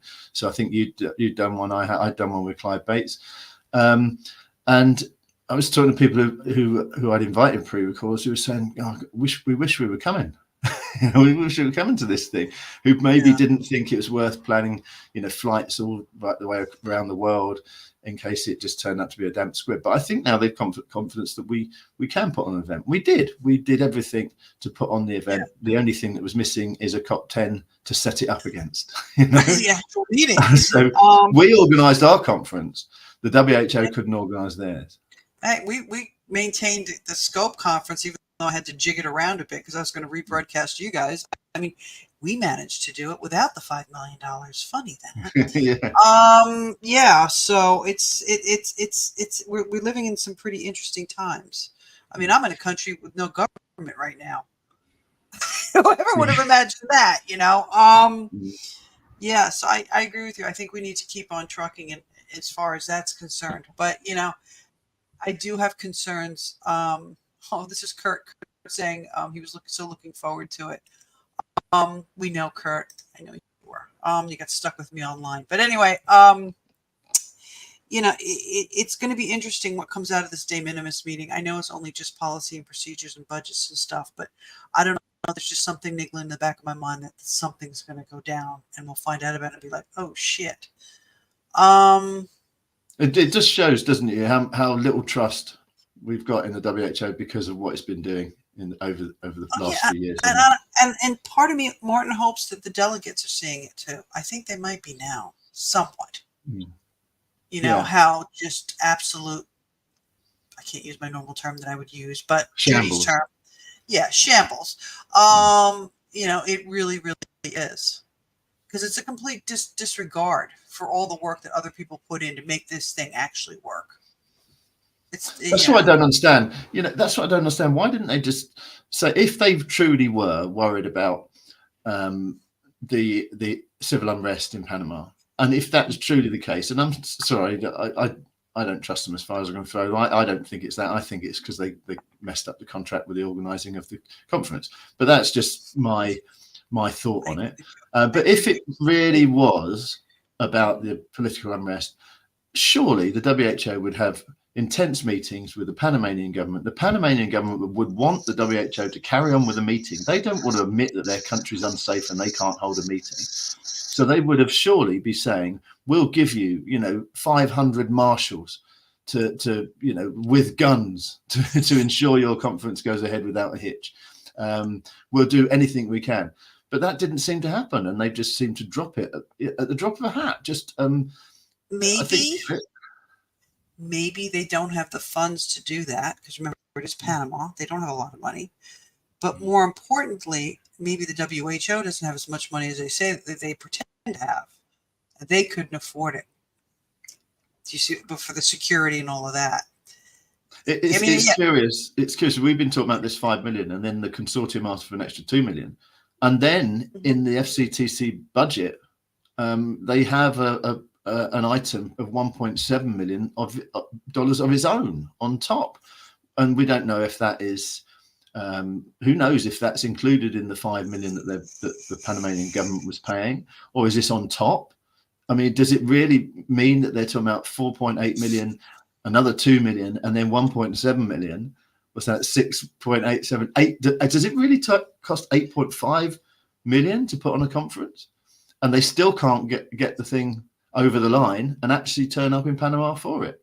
It's bizarre. It's the money thing. It's got to be the money thing, because one of the things that Kurt said was, it was interesting that the Youth World Robotics Olympiad occurred the weekend before in Panama at the same venue with hundreds of kids from around the world. But, during the actual riots, and I've seen the posts from the guys from Latin America that are down there, and it looks pretty peaceful to me. Yeah. Yeah. And that was like Kurt says, that was when the riots were in full swing, when at the height of them, when there was 30 or 40,000 people on the streets. If I was kind of worried. That would be nice. Scared. I kind of, it's interesting he brings that up, because, I kind of think that maybe they are a little bit shaken in their boots, because they realize they don't have a leg to really stand on. They can blow as much hot air as they want about, this and that, youth vaping epidemic and nicotine and brain damage and all this other bullshit, right? But I think they might actually be beginning to realize, this isn't going to work. They're not going to shut us up. Well, yeah, it'd be nice. I was quite pleased to see Corporate Accountability put us on one of their slides. The TPA's webpage for our Good Cop conference, and they obviously inevitably they said it's industry interference, as they always do about every consumer, no matter how small or large they are. But they were saying they've booked a whole hotel. We hadn't booked a whole hotel. We booked 60% of it. But were they shocked that we were able to do something like that? Were they shocked that consumers could actually pick up a phone and ring someone and book some rooms and organize people to come along? Why are they? What do they think we are? A conversation you and I had about 2 years ago. Okay, I'm going to remind you of this. The fact that I remember it is kind of shocking, actually, because I don't know what day it is. But conversation you and I had about 2 years ago, and I said to you, and I think this was a GFN, is I said, they think we're stupid. They think that, we're just like, they're like the headmaster, and we're the year ones, or the new entrants, and we don't have a clue, and they're going to tell us what to do, and they're the parent and we're the child. They have no idea. They do not accept the fact that consumers are not tobacco industry. B, consumers come from varied backgrounds, up to and including advanced degrees. They don't see us as people, Martin. They don't. They see us as statistics. They see us as like cardboard cutouts, like you see at a movie theater, at the cinema promoting a movie. They don't see us as real people, and I think they're beginning to see that. I think you're right. I think you're right, because Corporate Accountability also mentioned the CopWatch website in their event a few weeks ago, and it was an undercurrent. They didn't exactly say it, but it was almost like they were saying, it says that it's written by consumers for consumers, but they didn't really, they didn't explain themselves very well. But it almost seemed like that kind of contempt. It's like, well, of course, these are just consumers. They're not clever enough to do that. Exactly. Well, they're not clever enough to set up what is just basically, from what it seems to me, a basic WordPress blog page. I mean, I ran one on my own on Blogspot for from 2008. Just me with a computer in South London. It's not hard. No, it's not. You have But people who can write things. It's megalomania. It's contempt. It is contempt. I mean, I looked at that list of the articles and the things they listed. You know, Damien shared it with me. I had no idea it existed. Right? Damien, he's like, you need to look at this. I'm like, why? He's like, well, you know, Ether's on it. He didn't tell me what was really on it. And I looked at it and I'm like, Jesus Christ, there's 65 articles and websites listed, and out of the 65, I mentioned like 14 times. I'm like, holy shit. Right? But then I thought, wait a minute. That's because everybody that's on that list, they see that as a threat. That's good. That means that they actually are beginning to pay attention. Like, hey, wait a minute, hold on a minute. These people, there's a risk involved here because these people actually know what the hell they're talking about. Okay.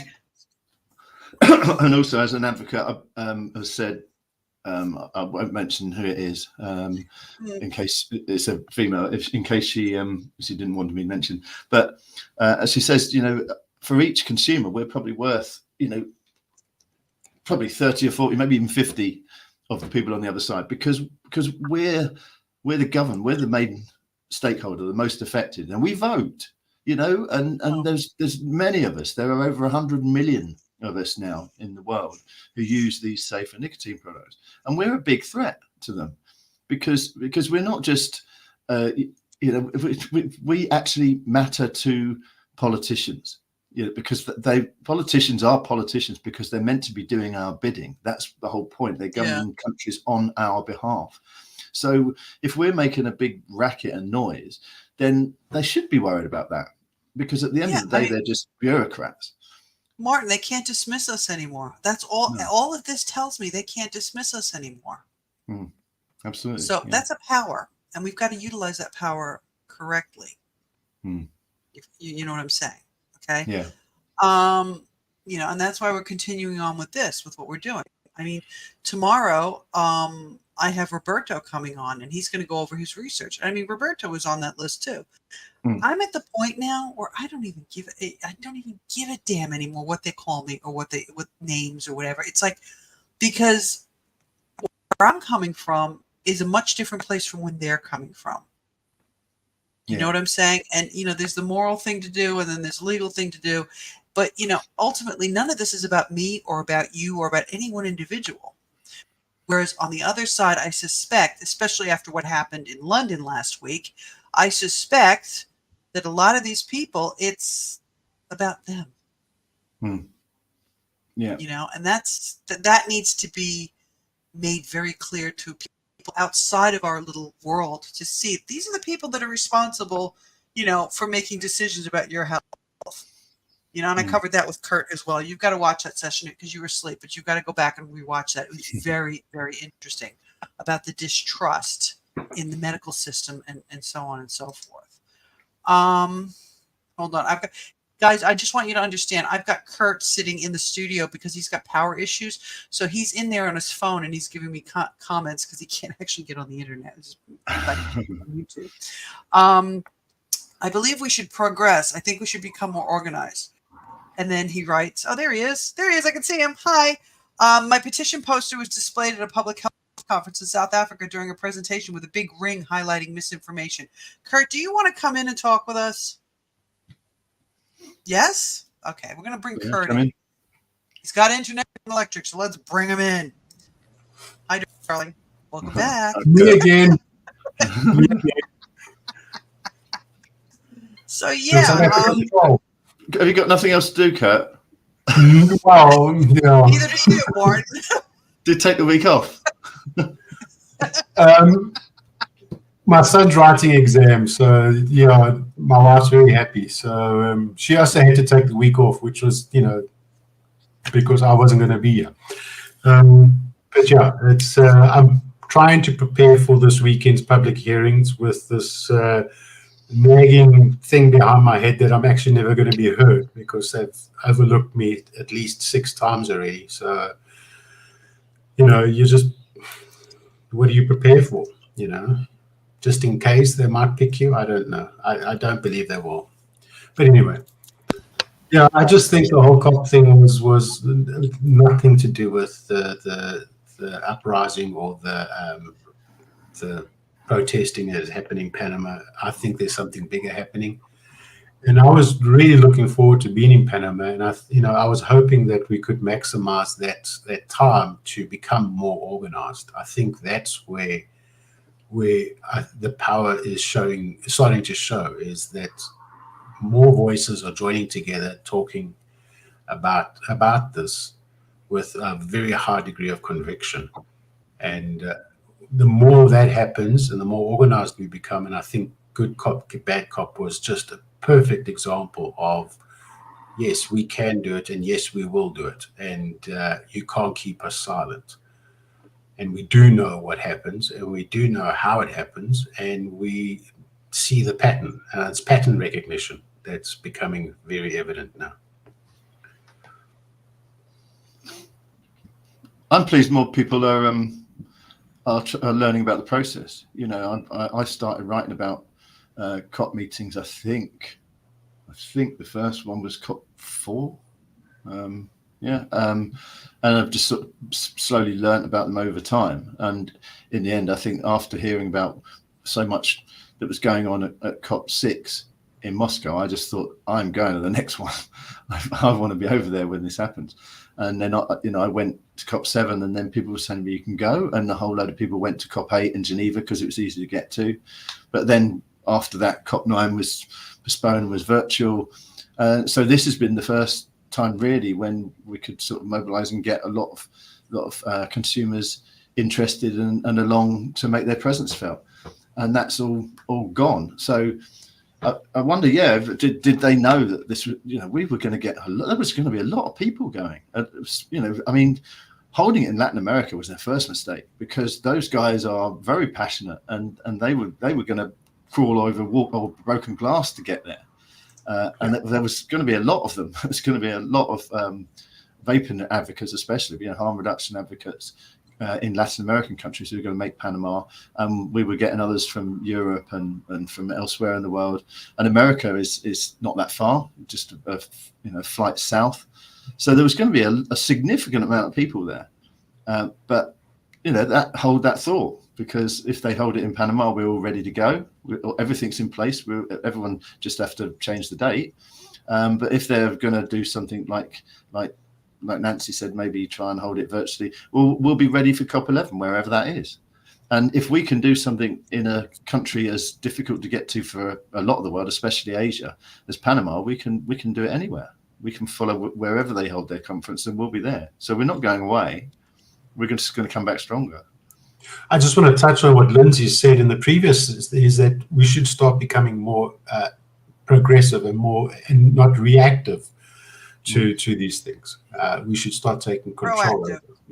Proactive. Sorry, we should be more proactive on this and start taking away some of that voice and some of that. Reacting to these things is not helpful. But now, if we start, providing our comment and our take on it up front before, then and make sure that we are organized, I think that's the next progression of this discussion. A lot of groups have been doing that.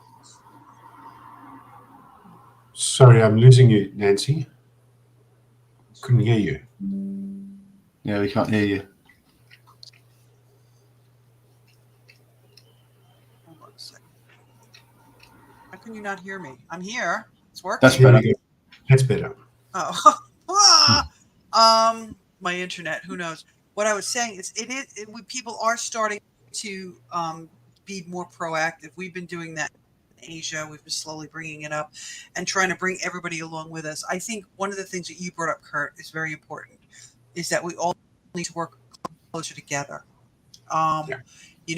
Because more of us is a louder voice, is more consistent. And I think one of the big things, and it's hard in some countries, like in South Africa, for example, it's hard in some countries to actually get that kind of organization going and get that kind of loud voice, because some of the countries, I don't know if this is the case in South Africa or not, but some of the countries, they don't want overseas science. They want stuff that's relevant to their own country. I don't think that would be an issue in South Africa. But sharing the resources like you do with the website, with the science and the stuff that Martin does and the stuff that I do, we need to actually all start talking more often and just start sharing more often and supporting each other more often, because I think we're at that place right now, like this, where we're tipping it. And that's causing them a lot of agita. And we need to keep that up, but we have to do it the right way. You know, not yelling and screaming and cursing at people, but saying, hey, here's the science. Hey, this is this. And data, like you said, Kurt, we've got to help you somehow get data. Data is the way. Lindsay's going to love me for this. Data is the way to win the war. Data and humanizing it and making them realize that we're people. We're not statistics. So, I mean, that's exactly it. And the reality is that the science that refers to the safety of these products is irrefutable now. And irrespective of where it happens in the world, that same level of confidence can be applied no matter where in the country. What's different per country is the rates and other issues that might apply. So, for example, in South Africa, as I said, vaping might not be the silver bullet because of our issues around electricity and our social economic status. But that doesn't exclude things like snus or nicotine pouches. Right. And we know that based on the continuum of risk, all the risk of these products are significantly lower than the products that they are currently using. Yeah. If we applied, we had the discussion around vaccines. They don't test these vaccines in every single country in the world because the human physiology and makeup is pretty much the same no matter where you go in the world. How you implement it and how you manage it is country specific. And what I shared in the group is how inconsistent the data is in South Africa to make any kind of real impact if you don't have a basis to measure against. Yeah. That's it. I mean, Lindsay is probably somebody you should talk to be honest with you, Kirk, because she's the data queen. That's right. Between Lindsay, Martin, and Pelosa, I was like, this is going to happen. Because all I wanted to do was just be a sponge and just suck up all that stuff and try and implement it in South Africa somehow.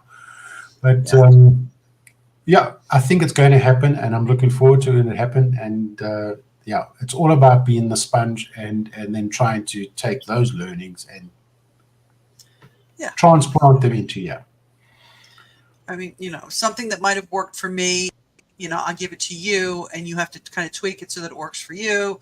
And that's the way it has to happen.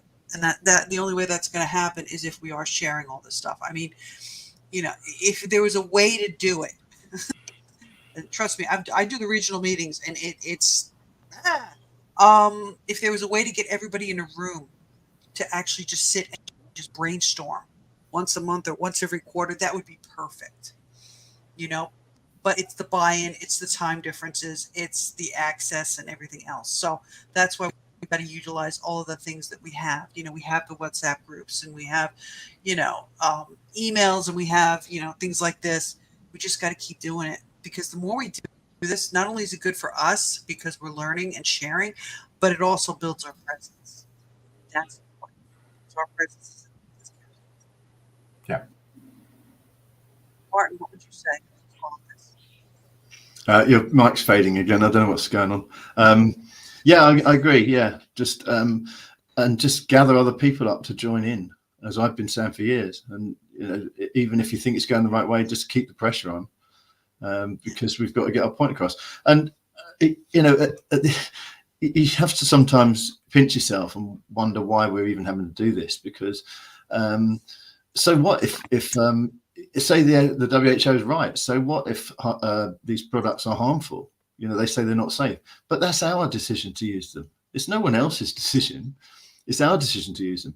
And for years, they've been trying to encourage people to stop smoking, but they're not trying to ban the products. They're not banning smoking anywhere in the world. They tried it, didn't they, in a small country in Asia, and they had to abandon it because they can't do it. And yet here they are trying to ban nicotine products. They're turning it into a war against nicotine. And nicotine's been used for 12,000 years. Archaeologists have found sort of traces of nicotine use in skulls from Stone Age types or whatever. So do they really think that they're going to be the lucky ones to manage to eradicate nicotine from the world? No, it's not going to happen. So they have to be realistic, and they're overshooting themselves. And I think, as I keep saying, we're on the side of the engines. We're the ones who've got all the science on our side, and it's growing, all the evidence on our side. Half of their own ranks, former tobacco controllers, or the tobacco controllers who still are, but can see the benefits. They're on our side. So it's a ragtag thing they're doing, and it's about time they really saw some reality. And we need to sort of bring them to that point where they do act on reality, rather than this fantasy that they're going to somehow eradicate all these products. And it's quite apt, really, that they were holding this event in Panama, because Panama's banned everything just about. But apparently they've got an illicit rate of 90%. 90% of cigarette sales are on the black market. Well, it's fine. You can write as many laws as you like, but if that's your outcome, you're not governing very well, are you? It's fantastic wallpaper. Yeah. I mean, what's the point of having a law? What's the point of having a law if it's not enforced? Yeah. Because it shows that they are doing something. I know, but practical terms, it's pointless. It's a waste of money and time. I mean, look at Australia.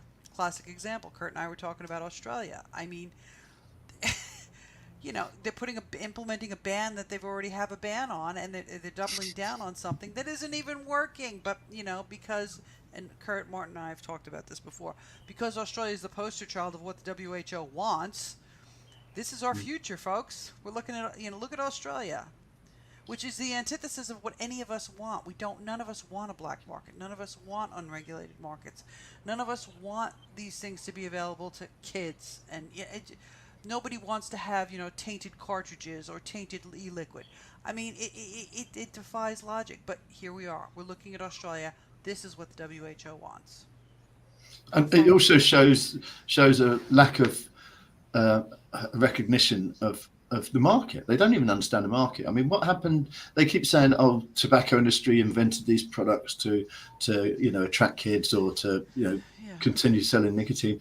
Well, they didn't. A guy in China invented them. I mean, and in the UK, the market didn't come about from the tobacco industry. It was consumers did it. The consumers got these rudimentary products that people were selling in pubs. I remember someone trying to sell me a cigar-like in a pub in 2007, just after the smoking ban had come in over here. And I tried it, and I thought it was a good idea, but it wasn't very good. I didn't buy one. But there were some people who saw those devices, saw the potential, went into their shed, pulled it apart, and thought, this isn't rocket science. I can build one of these. And that's where MacMod started. And this is how the industry in the UK started. It was consumers took the things apart, thought, we can make this better. Innovation came about. They started up their own businesses. I mean, Totally Wicked, I think, was in north of England, is a major independent vape company over here. And that was started in it was two brothers, and one of the brothers started the company in his bedroom in 2008. And they started selling products that they imported from China. It's not tobacco industry has been doing this. It's that consumers have been doing this. I mean, we didn't have tobacco products in this country until we had regulation. Yeah, I mean, funny that they can they've got all these. The WHO's got their Empower thing, which is basically regulations to ban things on the supply side and demand side. But in countries that use them, they're not getting results. It's countries that use harm reduction or liberal harm reduction policies, which are getting the better results. And they can try and ban whatever they like, but all that happens is vapors will just go back into their sheds and start building them for friends and everything else. The technology's gone. You can't stop it now. It's out there. The genie's out the bottle, and they can't stop it. So they have to come to some sort of sensible solution at some point in the future. They're not going to get away with just banning everything. I mean, nicotine pouches. They must be the simplest product to make, because if every independent vape company that I've seen has also got a line in nicotine pouches. There must be a factory somewhere making them 10 to the dozen and just slapping people's names on the outside of the box. These are very simple products to make, It doesn't need a big industry. You don't need a tobacco industry to make these products. They only started buying them up once they saw their consumers were going out the door to different products. So it doesn't matter what the WHO does. There will be a market in these products, and if it's a wholly black market, then that's one thing. But really, they should be just wake up and smell the coffee. This is happening with or without you, and you're going to be irrelevant if you don't jump on board with it. Maybe they don't care. Maybe, we had a discussion. I think we had this discussion in the Philippines. I think, Martin. Yeah, I'm pretty sure it was in the Philippines when we went to AHRF, and we were talking about, sometimes, countries don't want to see it because if it's not legal, then they don't have to count it into their statistics, and they don't have to address it. And that's where that's how a lot of countries operated before all this crap came out with the war on nicotine. It's not going to change. What is Rog writing? Oh, a funny action by the FDA. Here's a classic example in the United States. Yep. That I never understood how a coil bits of metal, a glass. You cannot bend wire anymore. Don't they know we used to build our own coils? But now we cannot bend wire. I think I've got a jig around here somewhere. I mean, they're not going to stop it. But if it doesn't exist, if it's banned, if it's outlawed, then it doesn't exist. One of the most interesting things that I saw is that in our ANCE in South Africa released a leaked memo from a big tobacco company talking about how they could look at replacing the combustible cigarette with some kind of nicotine delivery system that uses anything outside of combustion. And they used that, and they came from, I think, the 70s or the 80s, this memo. And it was just like a what-if scenario in this memo. Maybe we could look at something like that. And they try to use that to justify that this has always been a big tobacco ploy. And I jokingly said there, well, that would mean that Leonardo da Vinci was the inventor of the helicopter because he happened to sketch something on a parchment that looked like a helicopter. So that's the level of lunacy we're getting to, is that this fighting for every single inch to be right or be correct, and every time they are just losing is becoming quite apparent. And I agree that they've, what I tried to explain to Nancy earlier is that we've seen this pattern now, because no matter where you go in the world, the same process and the same approach is applied. We're going to say it's about the kids, then we're going to say it's about the flavors, then and we just keep pushing it, and that same script is then transplanted wherever the discussion happens around the world. So the next part of the script is to literally besmirch all the people that are talking against their narrative or speaking against their narrative. That's the next one. And I'm afraid that it might even get worse than that, where they actually literally start attacking and trying to find ways of quieting or silencing. And that's a real risk in the LMICs, is trying to silence them using other mechanisms, not just with conferences or letters. Well, that's something. Can you guys hear me, by the way? Very soft. It's very weird. I don't know what's going on, but it's something that Mark said earlier. That they'll come up with this thing that they'll start throwing people in jail. India, classic example. Australia, that's the next one. Yep. And South Africa. I've mentioned that a couple of events I've done recently where they're talking about 10 years in prison for a consumer saying that these products are less harmful than smoking, and that's in the bill. That's literally in the bill. Yeah, and it's considered as promoting, which is vile, isn't it? It's vile. This is what they're resorting to, rather than just sit around the table. Let's talk about how these things are going to work for public health. It should be that simple. But as Clive often makes the point, but you've got grants are threatened. You've got people's careers are threatened. Entire university departments are threatened.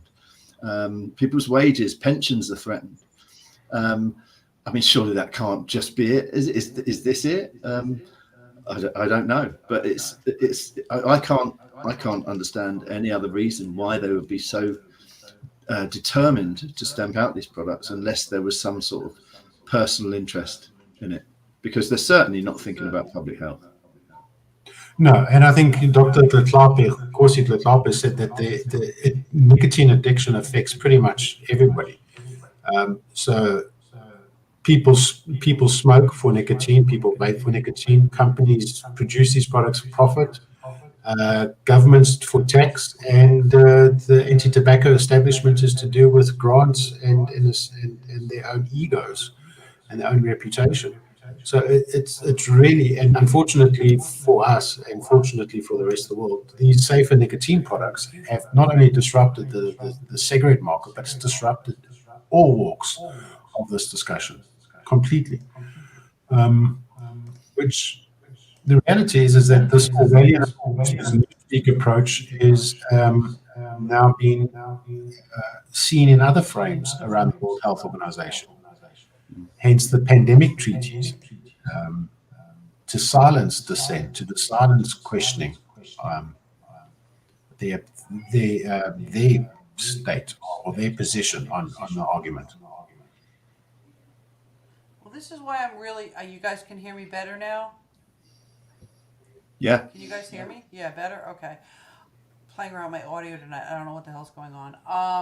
This is why I'm really, really hoping that letter and those UN submissions have something of an impact on the WHO. I really, really am, because I can see the dystopian future of people just getting rounded up and jailed, kind of like Thailand. Yeah. I can see it happening. That's a scary thing. You know? Not just on this topic, but any topic. Yeah, it's gonna, like you and I were discussing. It'll just branch out into everything. They'll start banning everything that they can't benefit from, and that we might like, because heaven forbid we should enjoy doing anything in life. We should all be miserable, feudal people. And yeah, I can totally see it expanding out. I mean, that's why that pandemic treaty scares the hell out of me. It scares the hell out of me, because that's total control of everything. I think there's one line that sums it all up. You'll own nothing and you will be happy.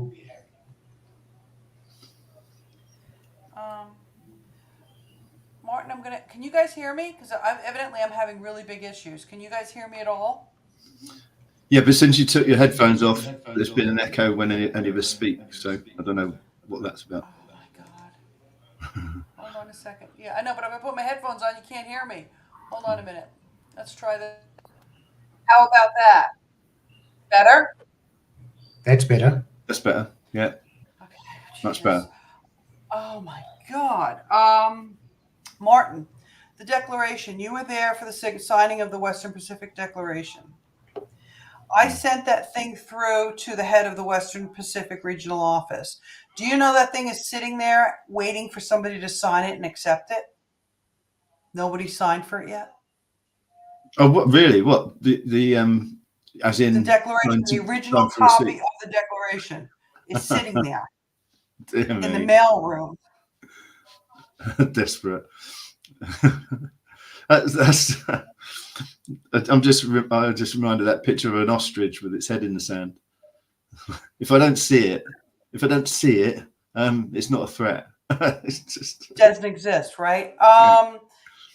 Kurt, are you aware of the Western Pacific Declaration? That thing that we did at the AHRF? Have you seen it? There's the link. Mm-hmm. Everybody, I think what you should do is, if you can, open a separate tab and look at that. Because that declaration, we do declarations every year, but that declaration pretty much outlines what we in Western Pacific, and conceivably everyone, wants from the WHO.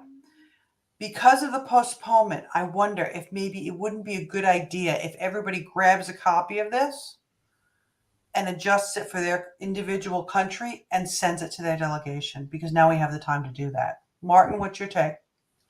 Yeah, it's just common sense. the terms in it are just common sense, transparency, you know, listen to consumers. I mean, things that they should be doing anyway. You know, why are they not doing those things? That's what the declaration really highlights, isn't it? That these are things the WHO is just not doing, which it should be doing. If it's a, I'm going to try to bring it up so you guys can see it, so we can talk about it, because I'm not having good luck with my internet tonight. Let's see. Let's see if it comes up now. There it is. Okay, I'm going to share my screen, guys. Hold on a second. Let's say. Let's talk about this. Start here. This is the declaration. Everything that's listed in here, okay, are things that these are what we all want, not just in Western Pacific, but we all want this. So, I mean, I have absolutely no problem if somebody wants to take the text of this, okay, and go ahead in their country or in their region and try to get signatures for that so that they can then turn around and send it to their delegates, okay? I'll read this because it might be hard for you guys to see it, okay? We at AHRF 2023 demand the complete transparency of the process and proceedings for COP10 meetings and the process of vetting representatives therein. This demand is rooted in the principles of openness, accountability, and fairness. Addressing crucial issues such as those discussed at COP meetings, the public and all stakeholders should have access to clear and unambiguous information about how decisions are made and actions are taken. We urge the delegates to make sure that consumers, researchers, and the media to be actively engaged and represented at every level within the process, extending to the highest level of delegation membership. This call for inclusivity ensures a well-rounded and transparent approach, where diverse perspectives, research insights, and media scrutiny contribute to a more comprehensive and fair decision-making. By including these stakeholders at every level, we can strive for a process that is not only accountable, but also better equipped to address the multifaceted challenges we face. Financial transparency regarding the funding of the WHO FCTC reflects a fundamental commitment to accountability, ethical governance, and the responsible use of resources. It underscores the importance of clarity and openness in how financial resources are managed and allocated in an organization as critical as the WHO FCTC.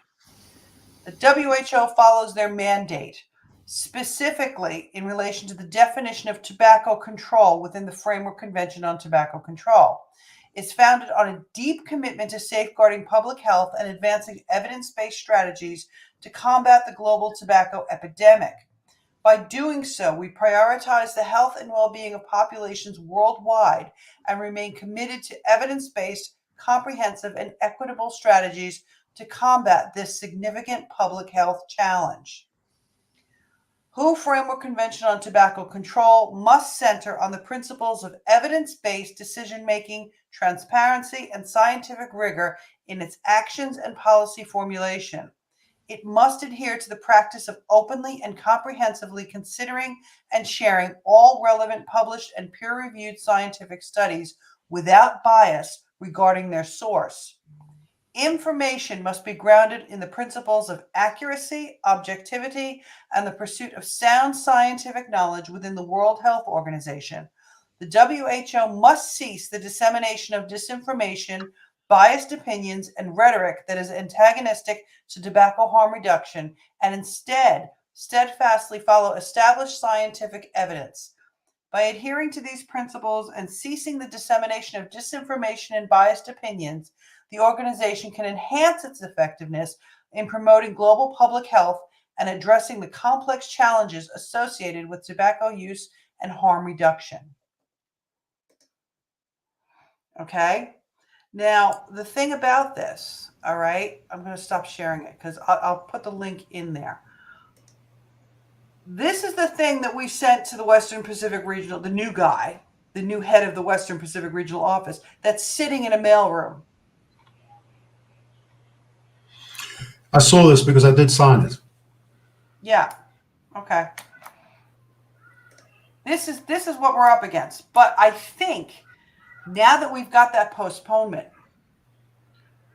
maybe everybody needs to do that. A version of it, specific to themselves. The basic principles are the same because they're all what we all stand for, and send it to each one of our delegations.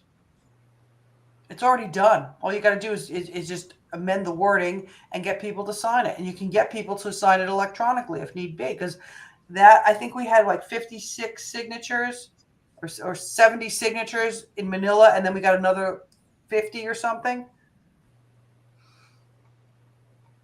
They're going to accuse us of it's more pressure.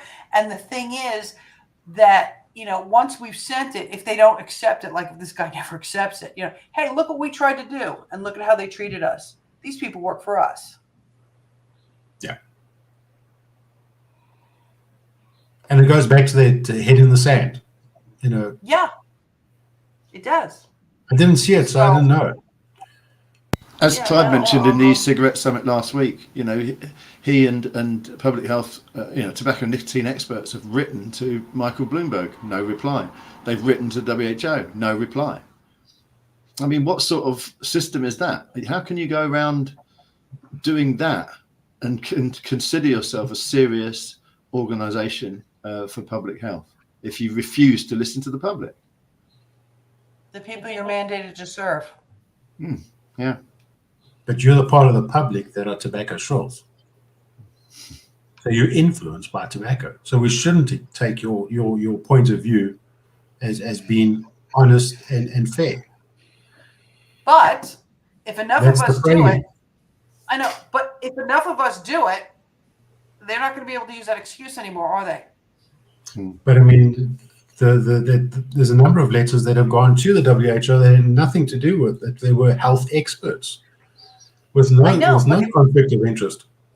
But it's a body of documentation and information showing that they're refusing anything that counters what they're trying to push. It discredits them. Exactly. To show that we were prepared to go halfway. We're prepared to have these discussions. We're prepared to have, we want the doors open. We want a seat at the table. We want to share. But those doors get slammed. And this is just evidence of how far and what we have tried and attempted to do and get silenced or squashed or ignored. So it's just building up the evidence to prove that they are the bad actors in this discussion. And it's not just us. They might be doing it to us. Who are they going to do it to next? Who's next? I think they're doing it to a lot of people even now, right now. Yeah. That's what I'm saying. I mean, I like to play nice, and I don't, I'm like Skip, be kind and all that. I get that. But I think it's time to just kind of push it back on them and say, hey, listen, we tried to do the right thing here. Meet us halfway. You don't want to meet us halfway? Well, guess what? Now you're going to be exposed. Tobacco exposed, WHO exposed. The same, they're using the same tactics and the same playbook as tobacco in the 70s. And Clive has said that time and time again. Yes, they are. They are. And I think it's only a matter of time when that camel or that straw breaks the camel's back. It's like this, this is tobacco, but where is it applying to other areas? Unfortunately, because we're dealing with nicotine and the whole PR around nicotine and smoking and that, they've done such a fantastic job at stigmatizing and demonizing it that no one takes it seriously from the other side. But it's going, when they get to a point where it's now become, they're going to attempt it in other areas, which is going to be even harder to prove. So it's just building the evidence of this is not the right group, or at least the group or the organization is not doing the right thing. That's my view. Right. Yeah. That's what we need to do.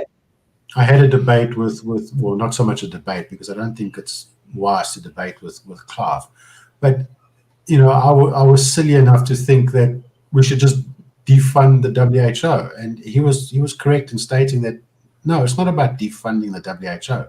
It's making sure that WHO is accountable and the individuals within WHO are accountable. And it's the accountability issue that's missing from all of these discussions across the world, is that the accountability is ignored.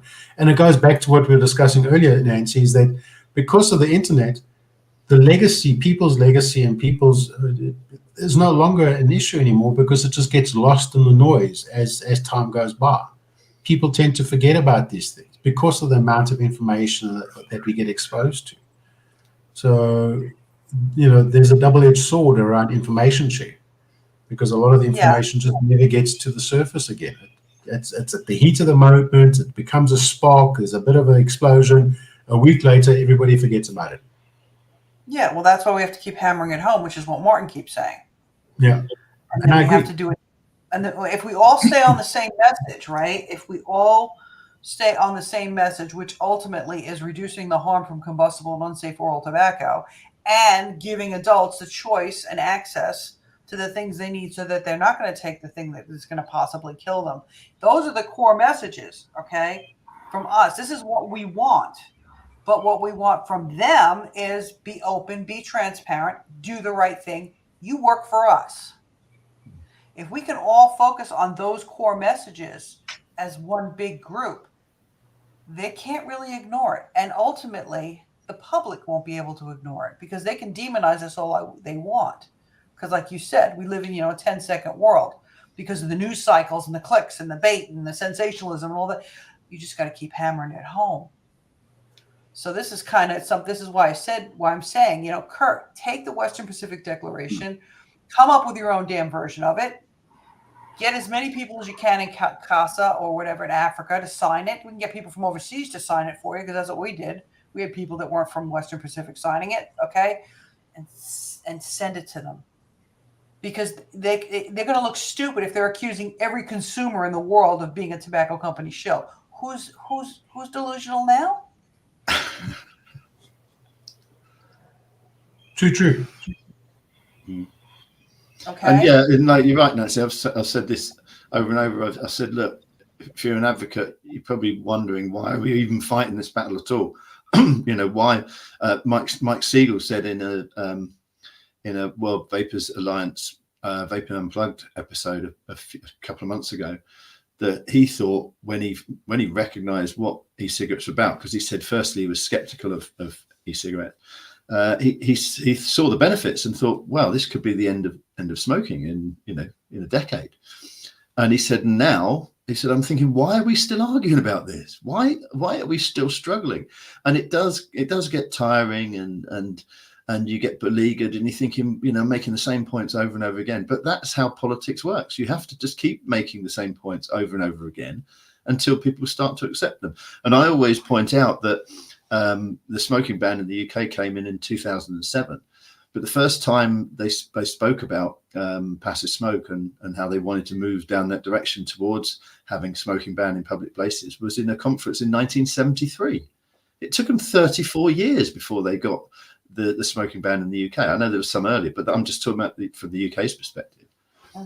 So everything is a long game. You have to keep saying the same things over and over again. I'm writing op-ed after op-ed after op-ed. I think I've done nearly 40 this year. And sometimes you think I'm saying the same things over and over again. But then look at what you're reading from the other side. How many times you've read about popcorn lung and children's brains and everything. They're doing the same thing. They're saying the same thing over and over again. But we've just got to say ours over and over again, because we know ours is rooted in science and evidence, whereas theirs isn't. So we just got to keep making those points. Look at the PAVE moms. And look at the difference that we have, of course, is that the science is evolving for us. So yes, our message is the same, but our evidence is building in the background. They've got the same thing with the same stuff. Nothing changes. Our public hearings are an exact example. The same points are brought up time and time again with no reference, no citation, none. And it all boils down to back what I said: more organized, globally more organized. And help those areas that need help, to bring them to this level. And you know, I quite openly said, one of the major reasons why I wanted to go to Panama is to learn about FCTC, is to understand what are the nuts and bolts, what makes this thing tick. You know, is a tap on someone's brain, because the reality is that, I don't know about you, but this is not what my 10-year plan was 10 years ago. Certainly wasn't. Wasn't mine either. I'm in a constant learning curve, and I'm going into spaces that I had no idea even existed. So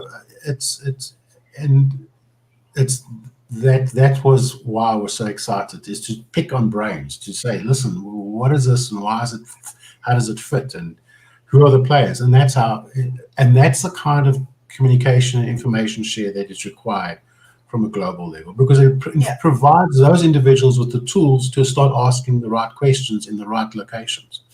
Well, I mean, Martin's been doing this for years now. I mean, you got the WHO experts sitting right there. Exactly.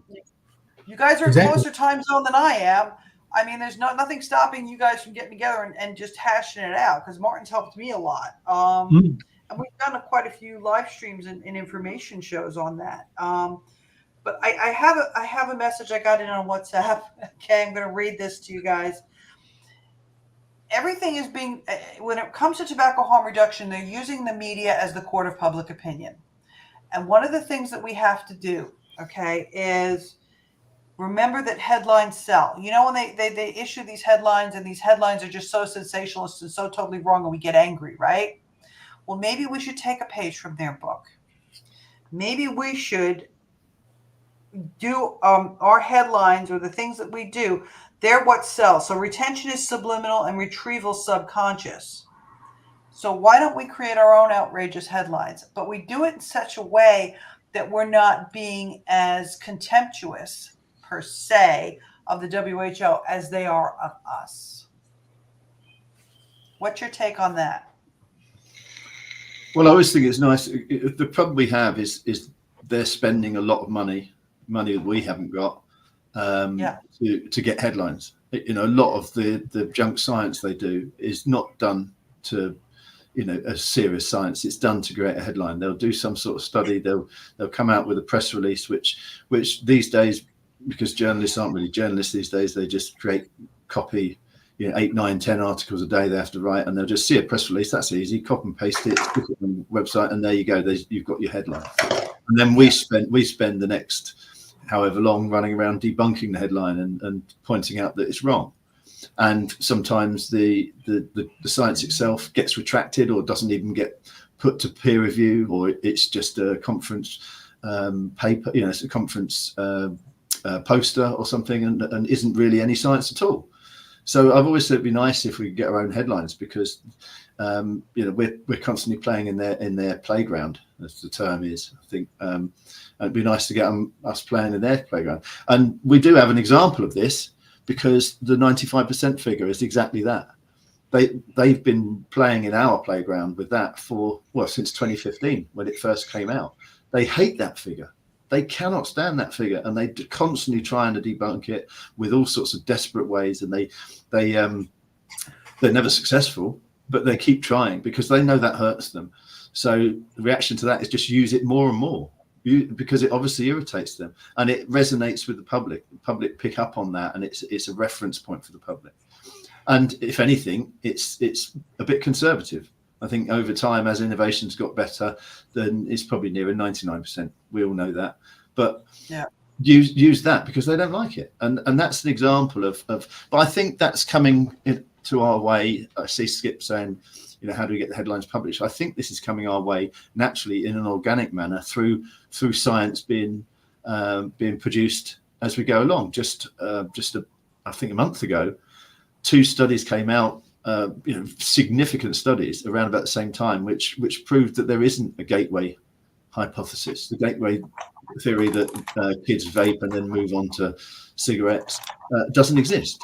And this is proper science. They can come out with one of their junk studies that shows an association or something, but But we know that's not the case because we could see from the data that it's not the case. But those two studies came out on different aspects and both proved it was wrong. So their options are running dry. They are now. I mean, just look at what Professor Glantz is coming up with these days. Crikey, he's living in cuckoo land. But when you get to that position where they're trying to redefine smoke, because they're backed into the corner so much that that's all they've got left. It's ludicrous, and as they do reach further and further for straw clutching goes on, then the more the people will see it. Public will be able to see it themselves and think that's ridiculous. I'm sorry, I don't believe that. And we're approaching that with the science coming out in our favor. And I think too, Skip, I'm going to talk to you directly and everybody else. I think too, part of it is to make those headlines outrageous. You can say whatever the hell you want in the headline, because the thing is, there's some editor or some dude sitting there, online looking, at all the things that come in. He's going to publish the thing that looks absolutely, this is going to get us a lot of clicks. Going back to what Kurt was saying earlier, okay, the more outrageous the headline is, the more likely it's going to get published. We're trying to play nice here. Vic, this is for you. We're trying to play nice here, and being nice isn't getting us published. So maybe we do need to play and take the page from their playbook and make some kind of crazy sensationalist headline and then include the facts within the body of the text. So at least it gets out there, because that's what they're doing. That is what they're doing. It is clickbait. Everything now is clickbait. So maybe we need to play that game. Because if we play that game and you submit something, even if it's a local paper, like over here we've got something called what the hell is sCOPe? It's called sCOPe. I think sCOPe is global in different countries, but you send a letter, editor@scope.co.nz, and if the headline's good enough, they're going to publish it. Yeah, it's online. Yeah, it's not like the Washington Post or the London Times, but it's out there. So I think what we all really do need is that kind of media training to know, okay, this is how, kind of like what H did that I was supposed to help him with. Of course, I was stuck in Los Angeles for GFN, but that kind of stuff, that's how we're going to do it. We got to fight it in the court of public opinion, just like they are. And it doesn't take a lot of money to do that. Yeah, and also, I think that's where it comes from, because it's all about where questioning is welcomed. So in cases like the UK, that's a great place to have those kind of conversations. But in places like South Africa, I don't know how many op-eds I've written that's actually been published, kind of thing. So I'm starting to think that maybe it shouldn't be just published in South African press, because you persona non grata. So I think we should be looking at having these articles put or at least shared. And I think what we're seeing is, for example, sharing that information on some filter is a great way of sharing this information, and having that be in our place. If we look at some of the studies, I've chatted with a number of researchers and so forth, is that they are able to have their paper published in certain journals. So they've even got a checklist of which journals are THR friendly and which are not. Yeah. And the same thing applies to the press in South Africa. I know off the top of my head who's just outright not going to even read my op-ed when I email it through to them. I know straight off the top of my head who the editor is and who the publication is. They're just not going to. But that list is becoming smaller and smaller.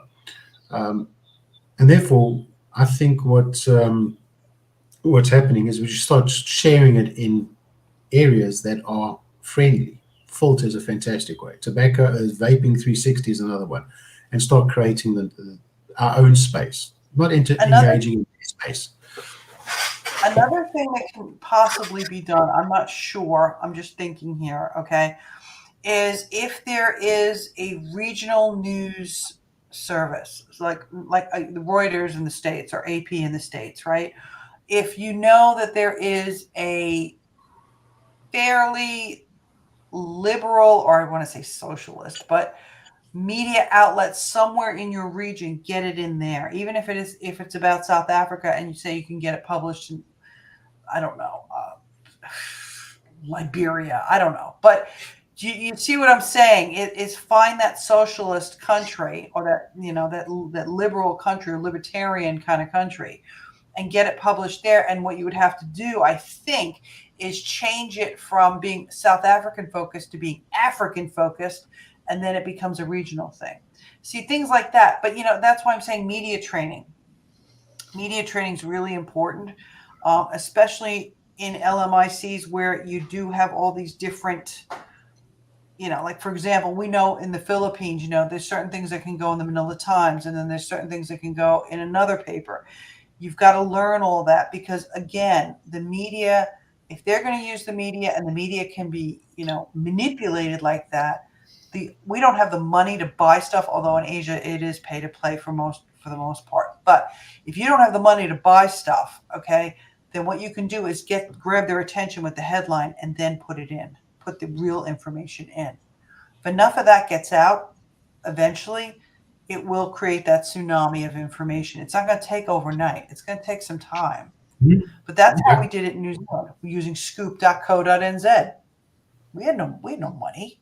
The other thing, on a more basic level, maybe more practical level for many advocates, is just to keep saying the same things that we're already saying, because most of this media now, it doesn't come up with unequivocal stuff. It doesn't say, oh, this is the settled science on this.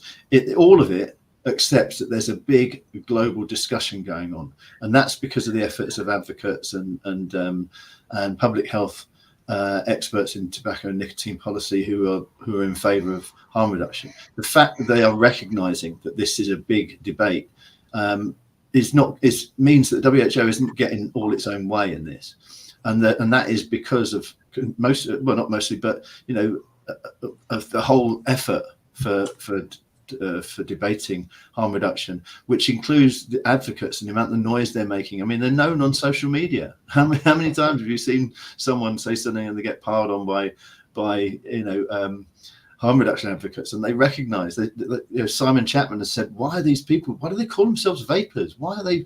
Because it's part of our identity. We're proud of what we've done with vaping and harm reduction, and so. People know there's a debate around, and that's being recognised more and more. I see in articles that I read that you might get a horrible headline, but then when you read further down, they accept and recognise that there is a debate over this, and increasingly you're starting to see quotes from the other side. People who are on our side are being quoted, as well as the crazies at the WHO. So we're not having no effect. We are having an effect. All consumers are having an effect in their own way.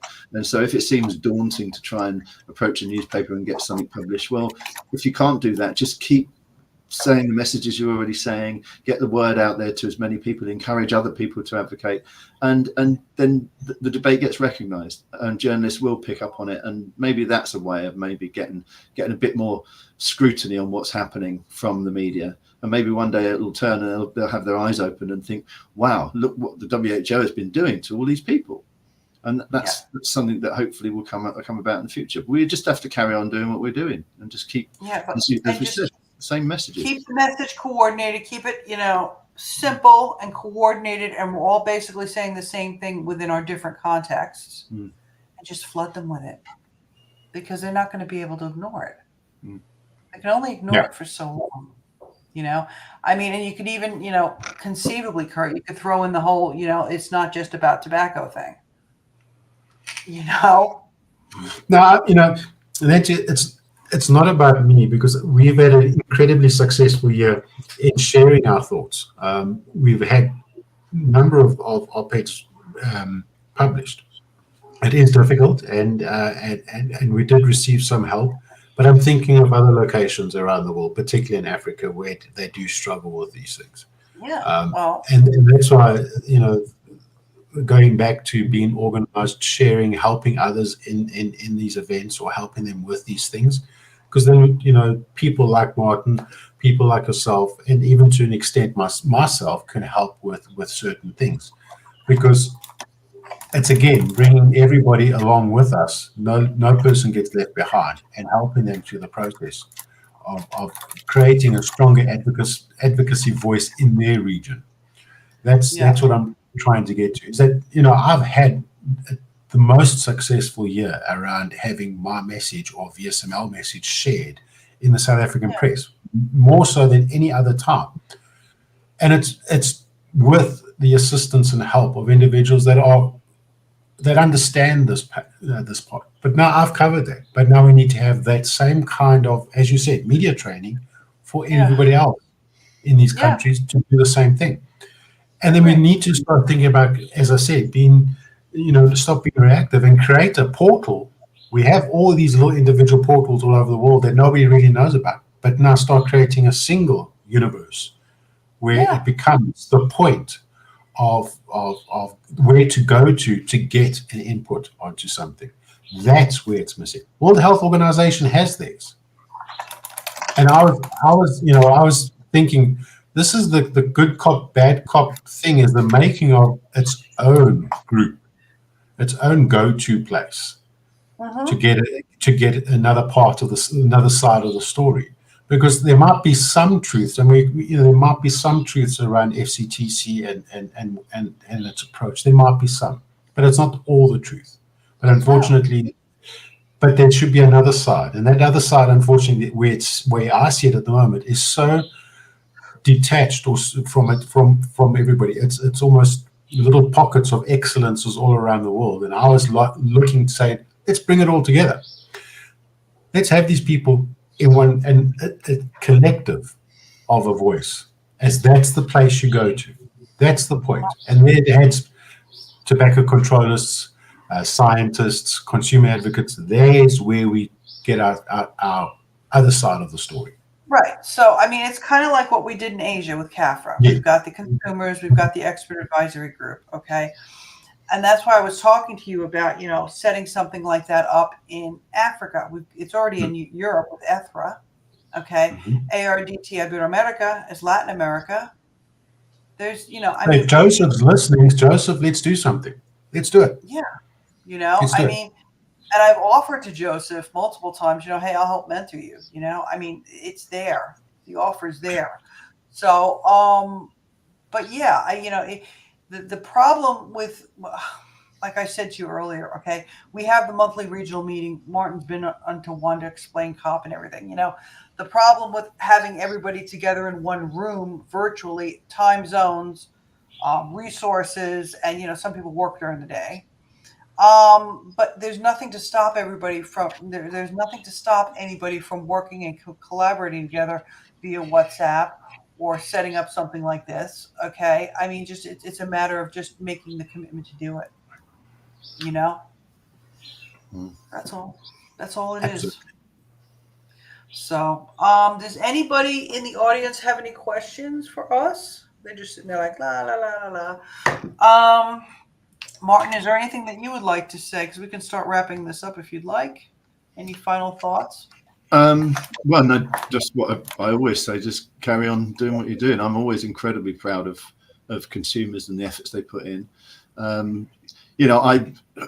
don't know if people know my background, but I ran a transport company, was doing this as a hobby for many, many years. It's curious, actually. They were they was just say, he says he runs a transport company, but we're sure he's being paid. Until they found out I actually did run a transport company, and then they shut up. But I sold that in 2021, which means I've got more time. But I do appreciate many people who, like you say, Nancy, they work all the time. You find this talking to people and they have to go to work, or they're doing things in their spare time. But the fact that you're getting so much traction, and the WHO, for example, are referring to consumer groups as industry interference. They're scared of you. They're scared of what you're doing. That you're making them uncomfortable, and you're doing that in your spare time. It shows you have the power. And just to do as much as you can, even if it's a little. If you've got a busy life, just try and get your advocacy in somewhere. And like I said, encourage more. The more of us there are, the better. But we're growing all the time anyway, naturally, because the more people take up these products. I mean, in London these days, I rarely see someone smoking. Everyone is vaping in the UK. And I expect the same. I noticed the same in Rome when I went over there with my son for a rugby match last time round. I was amazed at how many people were using IQOS or heated tobacco. And I found out apparently 20% of the nicotine market, including cigarettes, that is, in Rome, is IQOS. So you see people using IQOS everywhere. And obviously we know about the story of Sweden.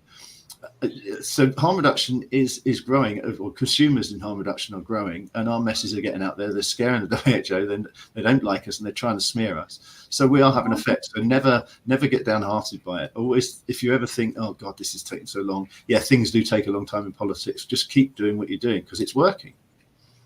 Yeah, just stop and look where we were 10 years ago. Yeah. You know, Kurt, final thoughts? I think I've said too much already. It's okay.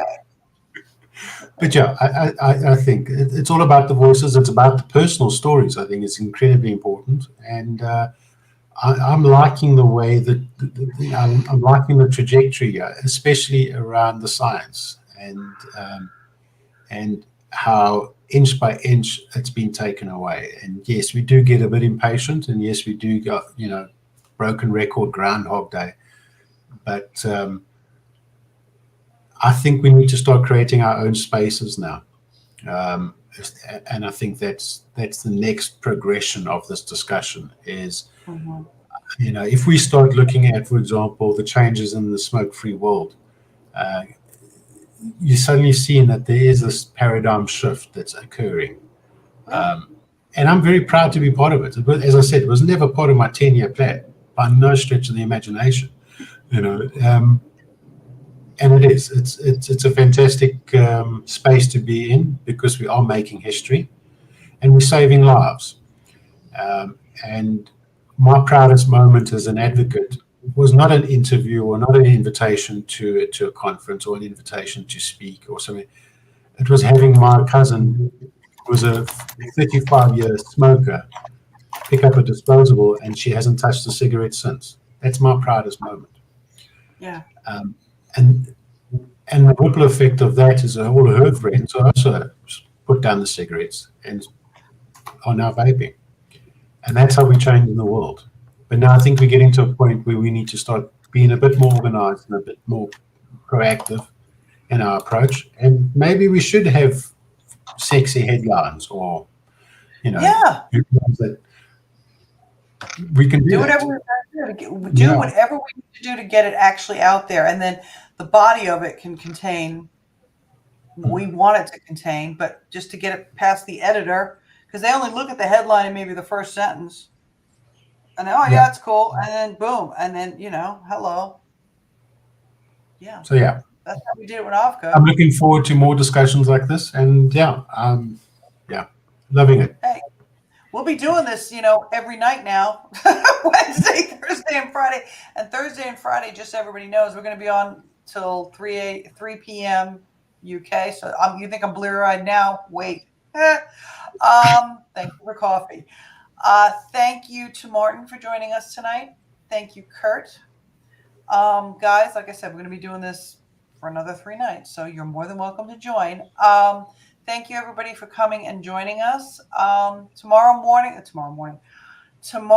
we have Roberto Sussman. We're starting off with the live with Roberto. He's going to be discussing his new research on HTP and vaping.